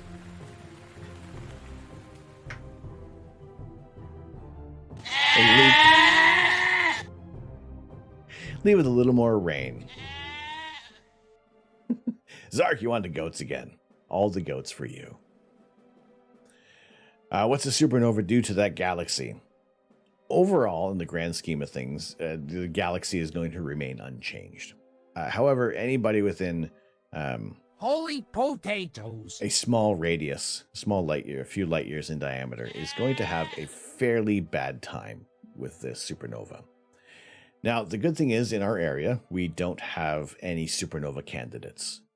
Any supernova stars that could possibly be going supernova in our galaxy, we're far enough away. The good thing is, with our star, it's a main sequence star. It's just slowly enjoying its fuel source. And it's not in danger of blowing up anytime soon. By the power of Grayskull, I have the mustache. All Goats in Rain is an authentic wet ghost. Oh, yes. So it is the supernova. It is rather very, very incredible to be witnessed on the stream because we have never had the opportunity to catch a supernova. A fairly bad time, like dead. Yes, a horrible, très horrible. But this is what we enjoy. We catching something very rare. It's not every day we get to see a supernova. And especially even more rare that we have a supernova in our own galaxy. Raining spaghettis and goats. So this is a first for the stream to be able to capture a supernova. We will follow it as long as we can, as long as we have clear skies, to see if it is growing in intensity or if it is going to start to be tapering off. And because it is 56 million light years away, I mean, it has taken quite a long time. So think of everything that had to go right for us to be able to witness this star exploding in another galaxy. Was a beginner with imaging, the Tarantula Nebula, Southern Cross, and Lagoon Nebula, etc., but a great experience. I mean, there's certain targets that are well suited for those just dipping their toes into astrophotography. I always recommend, if you're just starting out, the moon. The moon's always a great target. If you have a long enough focal length, you can start to see some details on the moon. And I'm not afraid to moon you on stream. So, just join in the fun. The Orion Nebula, I always go back to this target because it is, at short exposures, you can still see the core of the star-forming region, the stellar nursery. And it's always a wonderful target to image for beginners because you don't need a great deal of time on the target to start to reveal some details. It's one of the closest nebulae to us, around 1,400 light years, and it is very bright. The fact that you can see it with your own eyes if you're looking up at the 3 stars of Orion. If you're in the northern hemisphere, it'll be to the south of the belt. If you're in the southern hemisphere, it'll be to the north of the belt. So with short exposures, you can discern that core. With longer exposures, you can see more details, more of the red from the hydrogen alpha in the star-forming region. Was this brought to your attention, or did the stream literally find a close galaxy supernova? It was brought to my attention. I believe I only saw posts starting from yesterday when people were imaging the supernova. So I figured we got clear skies tonight. We are going to look at this target as long as we can.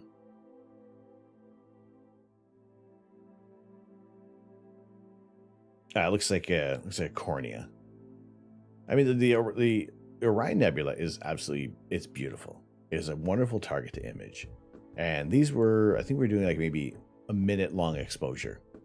So that core region, the trapezium cluster, it is a very intensely bright area of star form, of stars that are just beginning to, they're shaping this. So they're creating this bowl that we're if we're on the opposite side of this nebula, it would look greatly different because we wouldn't be actually looking into the nebula itself.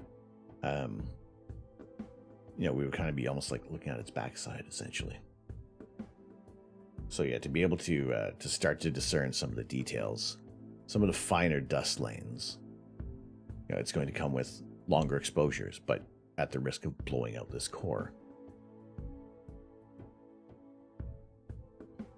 It was used to determine archers back in the day, as was a also more of a modern day eye test of the Pleiades. Now I don't have the Pleiades on this portion. We're talking Pleiades, the Seven Sisters, not too far away from Orion, because Orion is chasing after Taurus, which is going after the Pleiades. Let me just find my Pleiades image that we're talking about, so you know what star cluster I'm referring to. There you go. That is the Pleiades. Also could be used as a modern day eye test. How many stars in this open cluster that you can see? The moon is cool, but you're excited to see what the northern hemisphere offers. I got up to 5-minute subs in Australia and still learning. Still haven't used your setup. I still haven't tuned your setup to Polaris, so lucky you have a star for close alignment, but harder in Oz. I've only heard it's just a nightmare to try to get things aligned. Because there isn't... You don't have a genuine pole star to focus upon. So, I try to sometimes...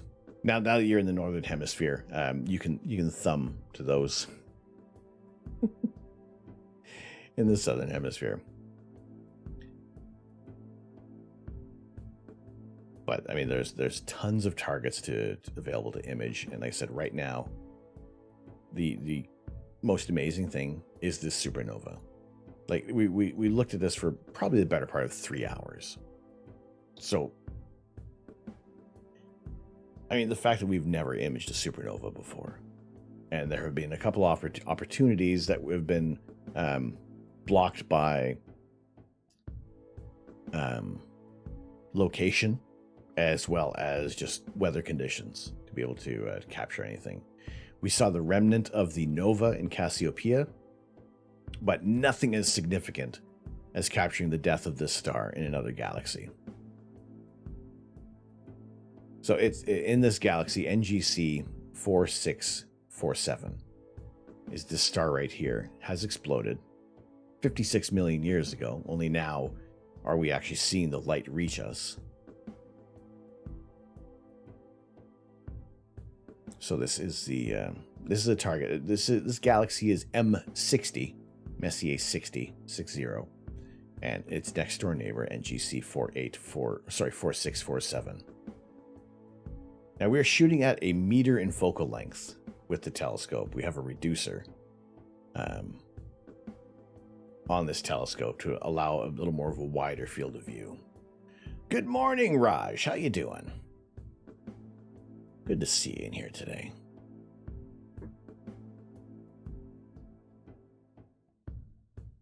All right, so we are currently imaging. We are on a bright nebula now, which again we've referred to it as the flying spaghetti monster. But let's see if we can get some more details. See if we make it look a little better. So what we're seeing here, these little dense knots of gas and dust, these are called Bok globules. Now, these little areas that are separating, these are cooling areas. And as they cool, they start to contract, and they can start, they have the best chance of forming protostars and eventually protoplanets and creating their own little solar system in this nebula. So that's what I do. Those are one of those little areas that I do enjoy watching. I'll be back in about 30 minutes. All right, no, are you kidding? No worries. You're fine, thank you. Having your breakfast and soon be getting ready for your brother's master's degree graduation. Oh, excellent. Congratulations. Congrats to your brother. Excellent achievement. I'm doing well. I am doing fan-freaking-tastic. I mean, we observed a supernova today. Not occurring, no discovery, but it is a fresh supernova, and absolutely excited to be able to witness that moment. So we're shooting in broadband. Broadband meaning that we are letting as much of the visible spectrum hit our sensor as much as we can, which allows for some more even star colors and more light transmission. However, at the detriment of some of the nebulae not being as pronounced as some other filters can do for us. But being able to stack these images live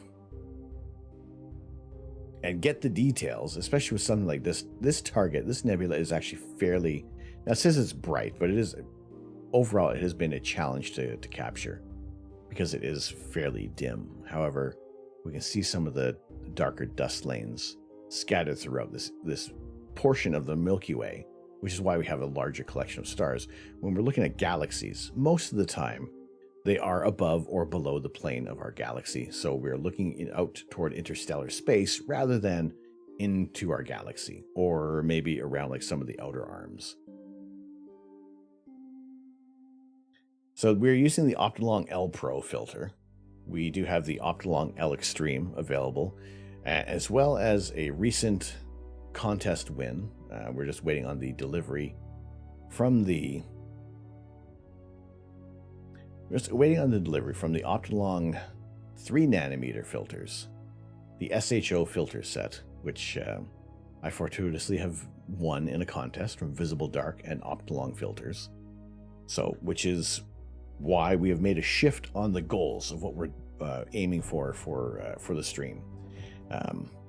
Every sub that comes through the channel, every bit that comes in, is going toward the purchase of a monochromatic camera, a black and white camera, and best used for narrowband imaging, so we can really highlight very specific wavelengths of light.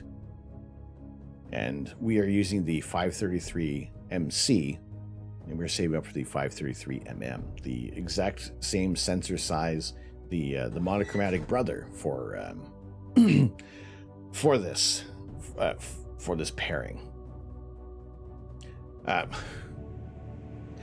Sonar beats. Oh my goodness, I'm stuck. I'm stuck.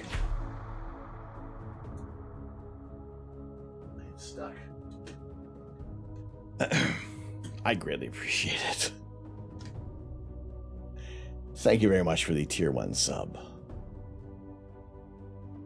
Thank you. On to the spike of appreciation, our pillar of happiness, the Rod Stewart. Thank you very much for joining in. Enjoy the emotes. And we do have, as we have our main goal, we do have our stretch goals going on. So if we do reach this goal, we are going to be giving away space on this board here for our Lego Dots board, so people can say whatever you want within terms of service. But we'll be doing a giveaway for that reaching a certain goal. All good. Hope it helps out with your imaging. It's addictive. It is addictive. It's ridiculously addictive. It's wonderfully addictive, to the point that it is now 4 a.m. I'm going to say we probably have like 20 minutes left for astronomical dark before the sun is starting to impact the night sky.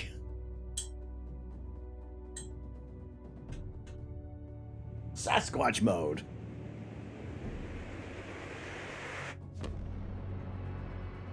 Or sorry, Squatch mode.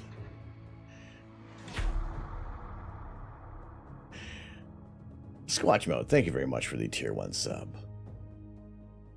Thank you, thank you, thank you. I appreciate it very, very much. On to the pillar of happiness for you. No, but this is what I enjoy doing. This is what we love to do, is sharing these images of outer space. And like I said, what we aim to put as much, try to give back as much as possible in the form of bringing interesting images of outer space, show you something different, show you something new, and the opportunity of being able to show a supernova, show the death of a star on stream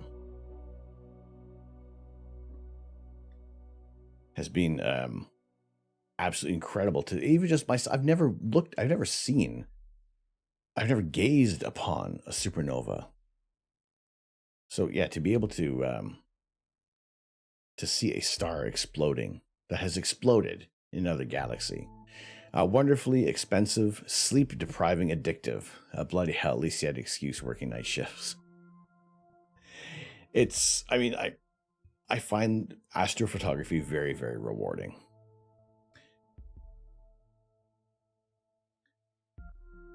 And to be able to look at something different, check out something, or looking at targets that I've seen in magazines, images from Hubble. Now, the telescope we have is designed the same way as Hubble, but on a much smaller scale.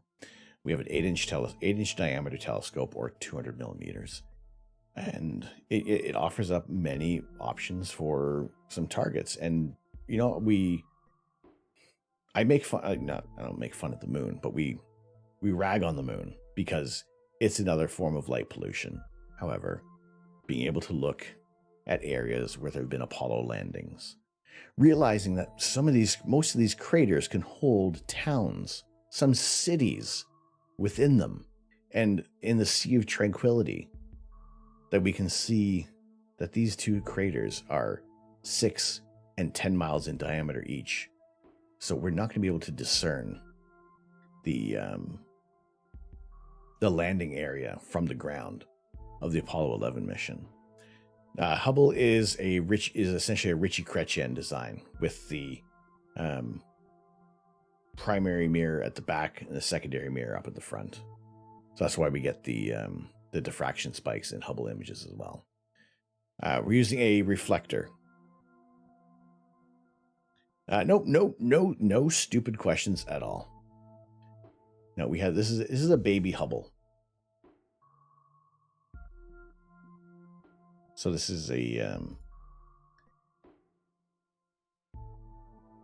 the primary mirror is located in the back, the larger 8-inch mirror, and up at the front is the secondary mirror that is suspended with spider veins that is causing the diffraction spikes in our images. And it is an astrograph. It's designed for astrophotography. And this is a fairly new addition to our imaging train. Acquired shortly before I left, shortly before I moved out of the UK. Actually, probably acquired it just about a month before we started streaming. So back in July, August 2020. This is the Skywatcher EQ6R Pro. So this is a mount that I did. When you buy a telescope mount, you want that to be one of the most robust pieces of equipment that you have, because if it can't support the telescope, it can't support the optical assembly that you have. There isn't a camera nice enough, a telescope sharp enough that's going to improve a terrible mount. So I did aim to future-proof as much as possible. However, knowing what we want to do, yeah, we want to be able to have a second mount, have 2 telescopes running in the future, and just being able to offer up some different targets, different fields of view, as well as having a color camera and using a monochrome camera so we can combine that data later on and be able to bring out some more interesting images. You'd love to have a telescope. I mean, it depends also what your goals are going to be, because everyone's going to have a different journey in astrophotography or just in visual astronomy. There's no one telescope that's going to do it all. There's no perfect telescope. The only perfect telescope, pardon me, is the one that you're going to be using most often. And right now, I feel I've split time equally between our big reflector telescope and our smaller refractor telescope, which you can see. That's the Skywatcher 72 ED that's sitting in between, and on top is our guide camera and our guide scope. And I've switched the camera back and forth depending on what time of year it is. Right now, there are more targets that are adept to a longer focal length. Looking at galaxies, they are as large as they are still going to be very small in the telescope and in the sensor. The payload does add up, especially when people don't always account for the counterweights add to the payload. So if you think, oh, it has a 12 kilo capacity, so let's get a telescope that weighs like 11 kilos and we're good, not accounting for that. You got to make sure that the counterweights are going to be able to balance everything. I would say that right now, what I have set up, the counterweights I have too much distance. I want to be able to bring it in a little more.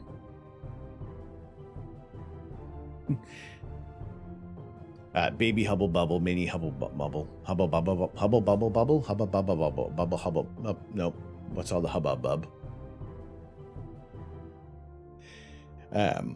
We want to be able to take some more interesting images. Being able to look at a very thin crescent moon. Headbanging Raider, how you doing? Welcome in. Thank you very much for the follow.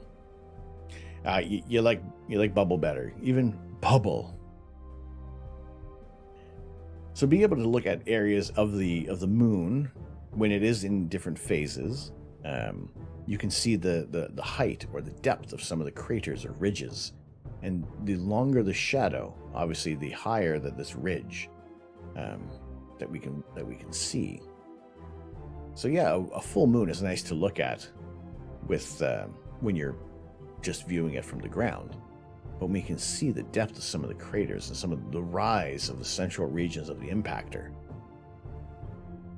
I mean, I really wouldn't trade any of these images for anything. You started with a HEC 5, then went to the 6 just for the Reflector Quattro. It was a great learning experience using PhD. My experience with the PhD guiding was literally a night and a half of trying to get it to work. So I sat outside for, I can't remember how many hours trying to get PhD 2 guiding to work, and it didn't. Went out the next night, had a clear night. Managed to get it working after halfway through the evening to great success and started imaging the Andromeda Galaxy. But, it's those nights where nothing goes right that are completely eclipsed by the nights where everything just falls into place and you get to see some really, really cool images.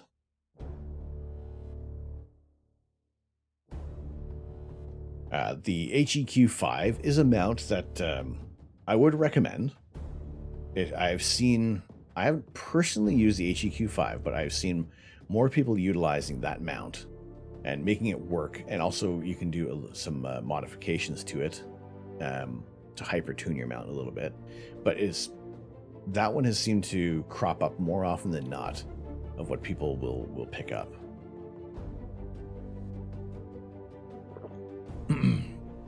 I originally started with a DSLR, and that was using an alt-az mount at way too long of a focal length for doing any astro imaging that was meaningful.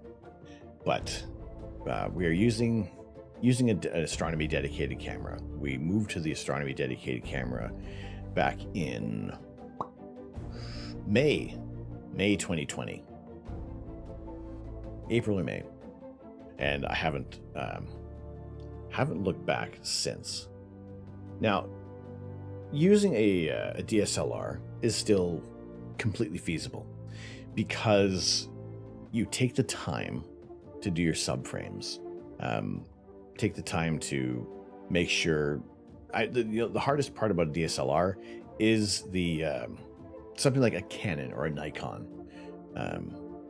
a digital single lens reflector. That's right? The reflector part. So it is, like a Canon EOS or any of the Nikons or Sonys. Not a mirrorless camera, but like I've never tried astrophotography with a mirrorless camera before. I guess if you want to count the astronomy dedicated cameras, but anyway.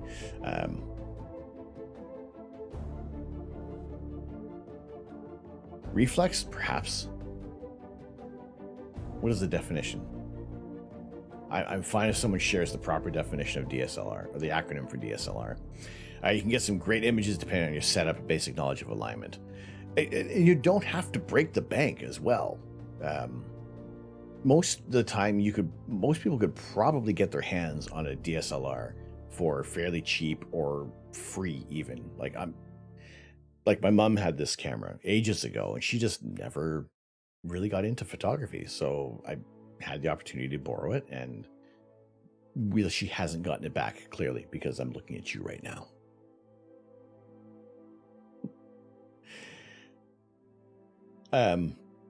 Like even if you have a wide enough field of view and some patience on a stationary tripod, you can still do some fairly decent imaging. You don't know why, it just popped in your head somehow. Must have read that years ago. The little tidbits of knowledge that kind of flick around in the Rolodex, and it's all said, it's like, oh, here we go. 400D Canon was the starter for you. And it again, like I said, everybody's going to start on a different path for astrophotography or even visual astronomy. So it's unique to everybody's going to have this unique experience, or at least a specific experience to them. And, everything we do here, there are many people who do astrophotography, and we're all at different levels. I've been doing this for about 5 years. Like a drop in the bucket to what other people have been doing. So do I have all the answers for astrophotography? No, not at all. But do I enjoy it? Immensely. Do I like talking about it? Yes. Can only get Polaris to stay put. I mean, I felt like polar alignment can be a daunting experience for some people. And it is just finding those good resources online of how you can be confident in what you do.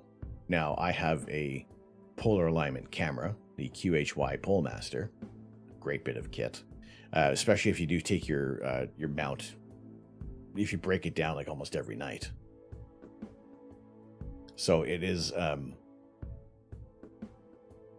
that for the price of a QHY Polemaster, I believe I paid about £250 for it, worth every bit of the money, because I would take down my telescope equipment almost every night for the longest time before I got a all-weather cover, which is a Telegizmos 365, and that has lasted me for well over a year and a half now, with like nothing degrading on the cover at all.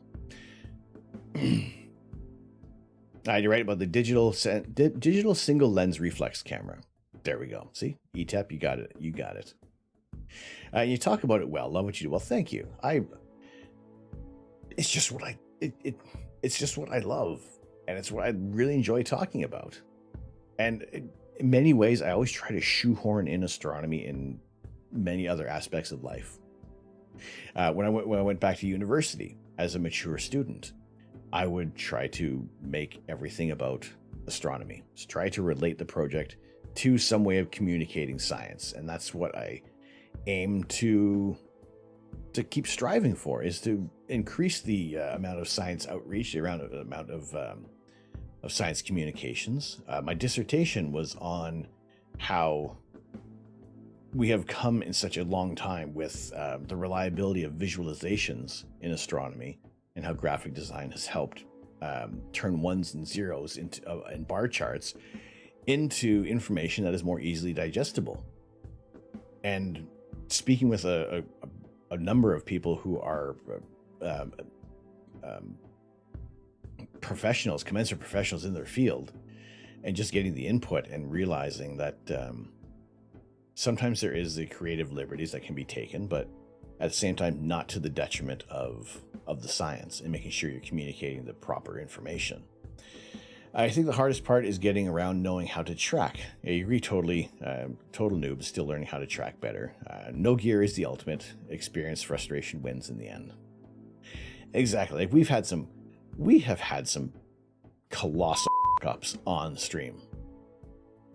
And that's just part of astrophotography. That's just part of the gremlins that will appear in your system. They don't always want to cooperate. So it is just knowing that, you know what, these things you will get them sorted out. It is the perseverance that you need in astrophotography, and not getting discouraged. Everything that we're using on stream has been acquired by me, and we've had a few items that have been acquired through the donations that have come through on Twitch. Those cheering bits, those subscribing to the channel, and some direct PayPal donations, and all that comes in, and that's what we pool a lot of the funds toward. The only little bit of kit at the moment that I have not paid for right now, and it will be a sponsored stream, is the Ocal electronic collimator, to make sure that our mirrors are properly aligned on our reflector telescope. This is on loan from Ontario Telescope and Accessories. When we do our live review, I will be having a giveaway as well, for a $50 gift certificate for Ontario Telescope and Accessories. And I will be honest, I'll be completely honest about how this has worked for me or not worked for me, or how easy it is to utilize. So we'll try out some various different techniques to get the telescope collimated, make sure the mirrors are lined up, and then we'll talk about it live on stream as well, and put together a bit of a video review. And hopefully we're able to get some honest feedback to everybody who, it's a fairly new product as well. So, if some people may be on the fence about buying it, and if we can, again, if I can help point someone in the right direction, then at least we can start to focus there, because astrophotography, astronomy, is a very, very broad thing to do. Do you have any favorite AP YouTube channels that you like and recommend? I do like Quiv the Lazy Geek, Chuck's Astrophotography, Astro Backyard, Trevor Jones. He was the very first astronomy channel I discovered on YouTube. And I'm watching, I think I started following Trevor when he had just around 1,000 subscribers. So he was just kind of dipping into astrophotography, and now seeing the amazing work that he has accomplished and being able to turn that into his full-time gig is incredible. Do we want to turn this into a full-time thing? Yes, I would love to be able to talk about astronomy and guide others on their journey, and share some interesting images of outer space. Right now we have, what are we at? 3-minute exposures. We have just over an hour. Yes, just over an hour on this target. Now, the stars are a little weird. I need to check things out in the morning. Well, I say in the morning, at sunrise, to see what is up at the telescope, why we may be having some issues. And really everything that we do here, it just makes me want to be able to better communicate everything that we're doing. So now that we have an hour's worth of data, ignoring all the little green, red, and blue clusters of dots for our hot pixels, I mean, now we're getting some awesome contrast. Like maybe dial it back a tiny, nope, bring it up a little more. So this is NGC 6823. No real name for it, as far as us just saying it's the Flying Spaghetti Monster Nebula. And the more time you can put it on a target, the more you can stretch your data without really highlighting some of the crummy errors.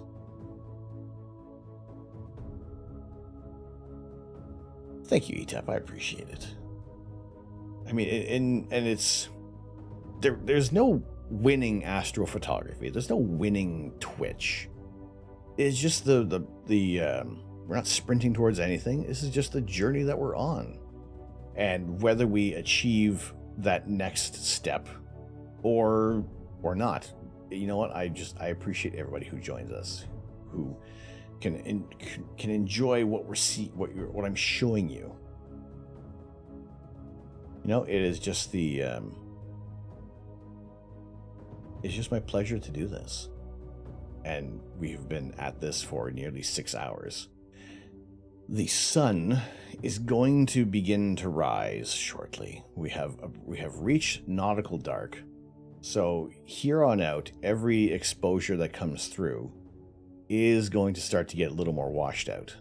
Because we're using a broadband filter, that light is really going to start impacting things much sooner than we'd like. Because a good example of how light pollution, yes, the sun is light pollution, a full moon is light pollution, can impact an image. We've looked at M78, a reflection nebula in the constellation of Orion. This is during a new moon phase. We didn't have any kind of light pollution impacting our image. This is with the same filter we're using tonight, the Optilong L Pro. And you can see so much detail, so much definition between the darker bands of the dust and the clouds that are illuminated by the starlight, versus the same target with the same filter on a full moon with a fresh blanket of snow, just absolutely getting washed out. Like, when you have a lot of light pollution, then you have to go narrower on your visible spectrum. So a color camera isn't always going to cut it because you're losing so much of your data. You switch over to a monochrome camera, you're gaining like 70%. You're gaining back 70% of your image, like right off the bat. So those are the challenges that do come with astrophotography, and it's just, we need to do what we can with cameras and filters and targets to mitigate those issues. So I said, we'll probably see this. We'll let this last image come through, and it'll probably get a little overall lighter, because the sun is going to start to rise.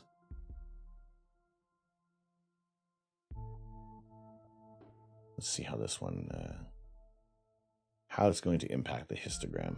And guiding has also changed a little bit as well, because again, the sky is getting a little brighter.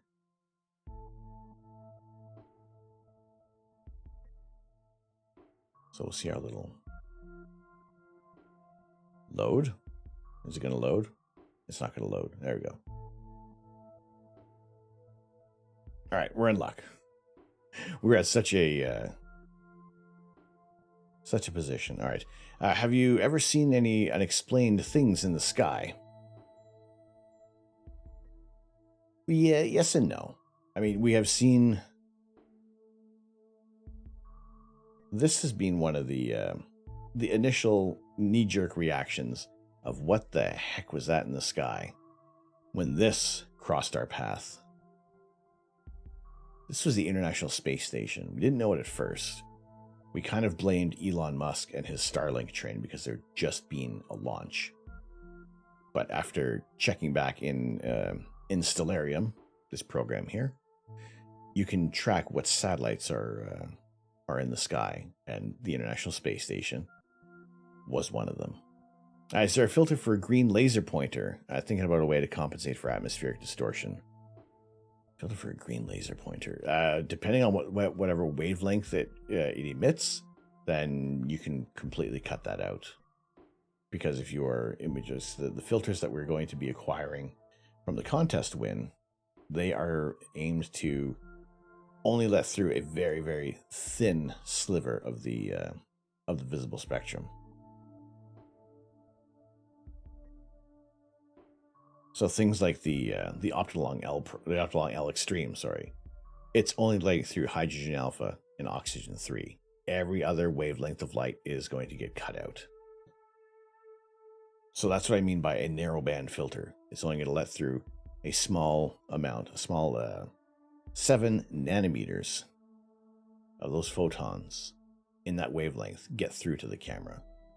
So of the visible spectrum, everything that we can see, cameras can also be impacted by ultraviolet and infrared. We are only letting through a very thin sliver. I am still awake, believe it or not. Believe it or not. All right. So we had the International Space Station was one of the most interesting unknown objects at the time to pass through. So we got, I would say, a fairly decent amount of data on our flying spaghetti monster.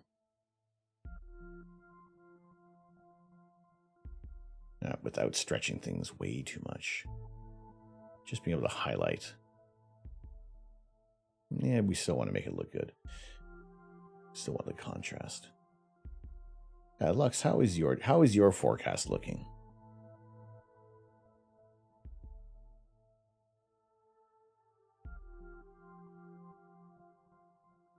Dynamic background extraction, SCNR, photometric CC equals a great image. I am aiming to get into PixInsight as quickly as possible now. Your forecast is great for Friday. Excellent. And that's it. Ugh, poopy. I think ours is not favorable for tomorrow, but good for Friday. So we'll aim to start imaging again on Friday evening. One night after 3 months of nothing. Oh, dude, that hurts. That's rough. Hopefully Sunday works out for you as well, because it's... Where's our forecast? Where is my... I don't know where it is. This is a new tab. Let's see, what have we got? Like hours. Okay, tomorrow night's extended a little bit till 1 in the morning. We'll see how we go. If we don't do a stream, I will be picking a target to image for at least a few hours tomorrow night. Friday looks good still. And then the rest of the week, we'll see how it goes. At least we're still in this new moon phase. Fagin, how you doing? Welcome into the stream. How you doing tonight? Mr. Richard, how you doing? Holy simoleons, I know. It has been a absolutely tremendous night for imaging. But also the most important thing, the most incredible thing we have imaged ever was the supernova SN2022 HRS in the galaxy of NGC 4647. No, not in Halifax. I am in central Ontario, where I'm in a rural area of the province. So we do have very little light pollution, which has afforded us these wonderful views. But yeah, Mr. Richard, hope you're doing very well. Good to see you in here. All right, that thus ends the water, thus ends the coffee. But this is the like the freaking coolest thing ever. We are going to keep an eye on the supernova. I will add some more data onto this tomorrow night to see if it is getting any brighter, or if it's starting to dim. Depends on how intense the supernova is going to be. We'll keep eyes on that.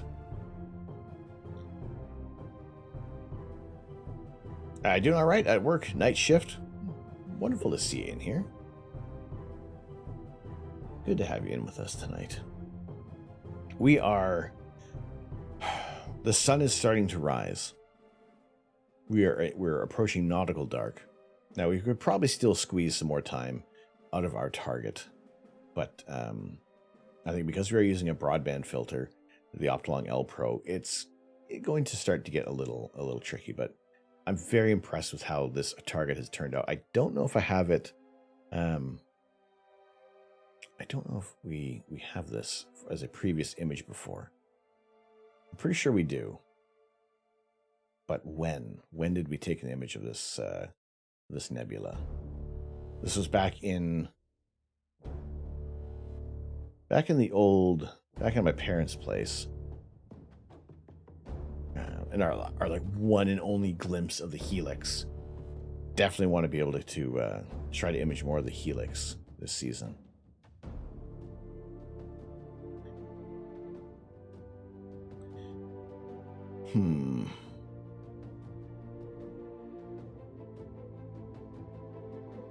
No, I don't know. Anyway, we did try to image this this target before, but much better results tonight. So that's looking way better. I am going to have to definitely gonna have to download the data onto the computer tonight before we pack everything in. But it has been a freaking tremendous evening. I mean, supernova. We looked at a supernova. How freaking awesome is that? That is so amazing. I am so hyped for this for the supernova.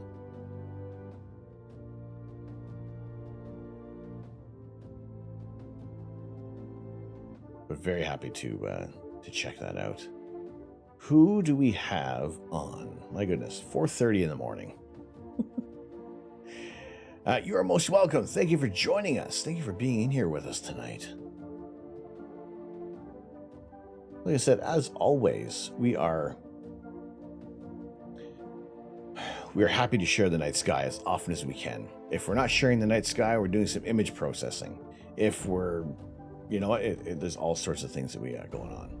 Lazy Sunday Lego stream every Sunday, 10 a.m. Eastern Time. We're going to be building some sort of space-based Lego set, or something nerdy, or something cool, or something that is near and dear to me. Having some fun with those streams. As always, every time we have, for 50-bit increments, there will be some ghost peppers eaten. I will be eating this, not our pepper, because we are a long way off from eating that pepper gold, but I'll at least get this little snack eaten so it doesn't dry up all over the place.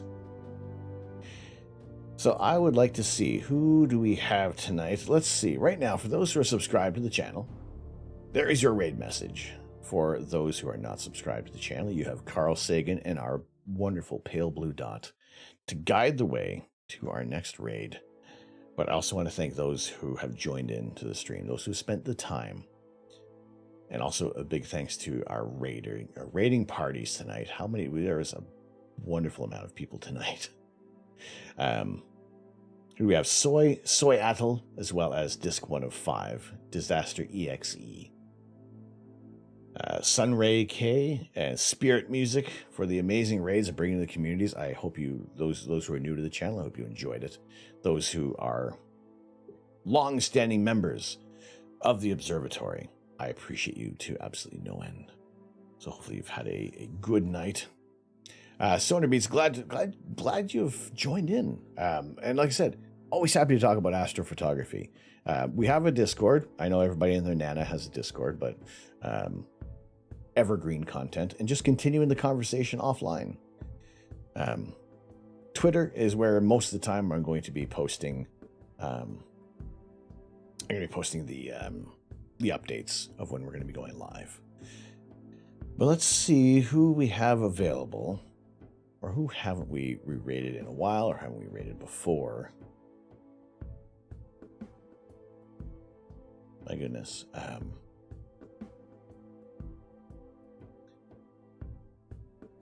Too antisocial, but okay, no worries. I mean, there was no pressure to join in, but sometimes we'll just drop announcements on there. So even if you're lurking there, that's cool. There's no pressure to be joining in. There's no prizes. Nobody wins Discord either. Like I said, this is a marathon. We're not sprinting towards any kind of victory, because if we're doing that, then I think we're doing it for the wrong reasons. At the very least, glad you found similar interests. Well, like I said, always happy to talk about it. Looking forward to the next stream. Like I said, tomorrow night, probably not going to stream, but we'll see. Friday, we'll be back at least with our astronomy chat, if not abandoning that for some more astrophotography. So hope you all enjoyed the stream tonight. I'm going to send you all over to, who do we have? I think. That thing's freaking incredible. Yes, I think let's go say hello to Amish Ace. He looks like he has had some fantastic support and some wonderful raids tonight. So I think let's go say hello to Amish Ace. So once again, our raid messages. I appreciate y'all joining. Amish Ace does some tremendous Lego streams and has a fantastic community as well that I'm happy to join in with. And it is always a pleasure. It has been my pleasure to share the love of astronomy with you tonight and sharing the clear sky. So please go share the love over to Amish Ace. Let's get his name right. Yes, happy to drop a nice, wonderful raid over to our friend Amish Ace. I've said it so many times before. But I appreciate you guys. Hopefully you have had a wonderful time tonight. Thank you so much for joining. Thank you everybody who has supported the channel through bits and time and subscriptions. You are all absolutely tremendous superstars. So thank you so much. As always, I've been Tom.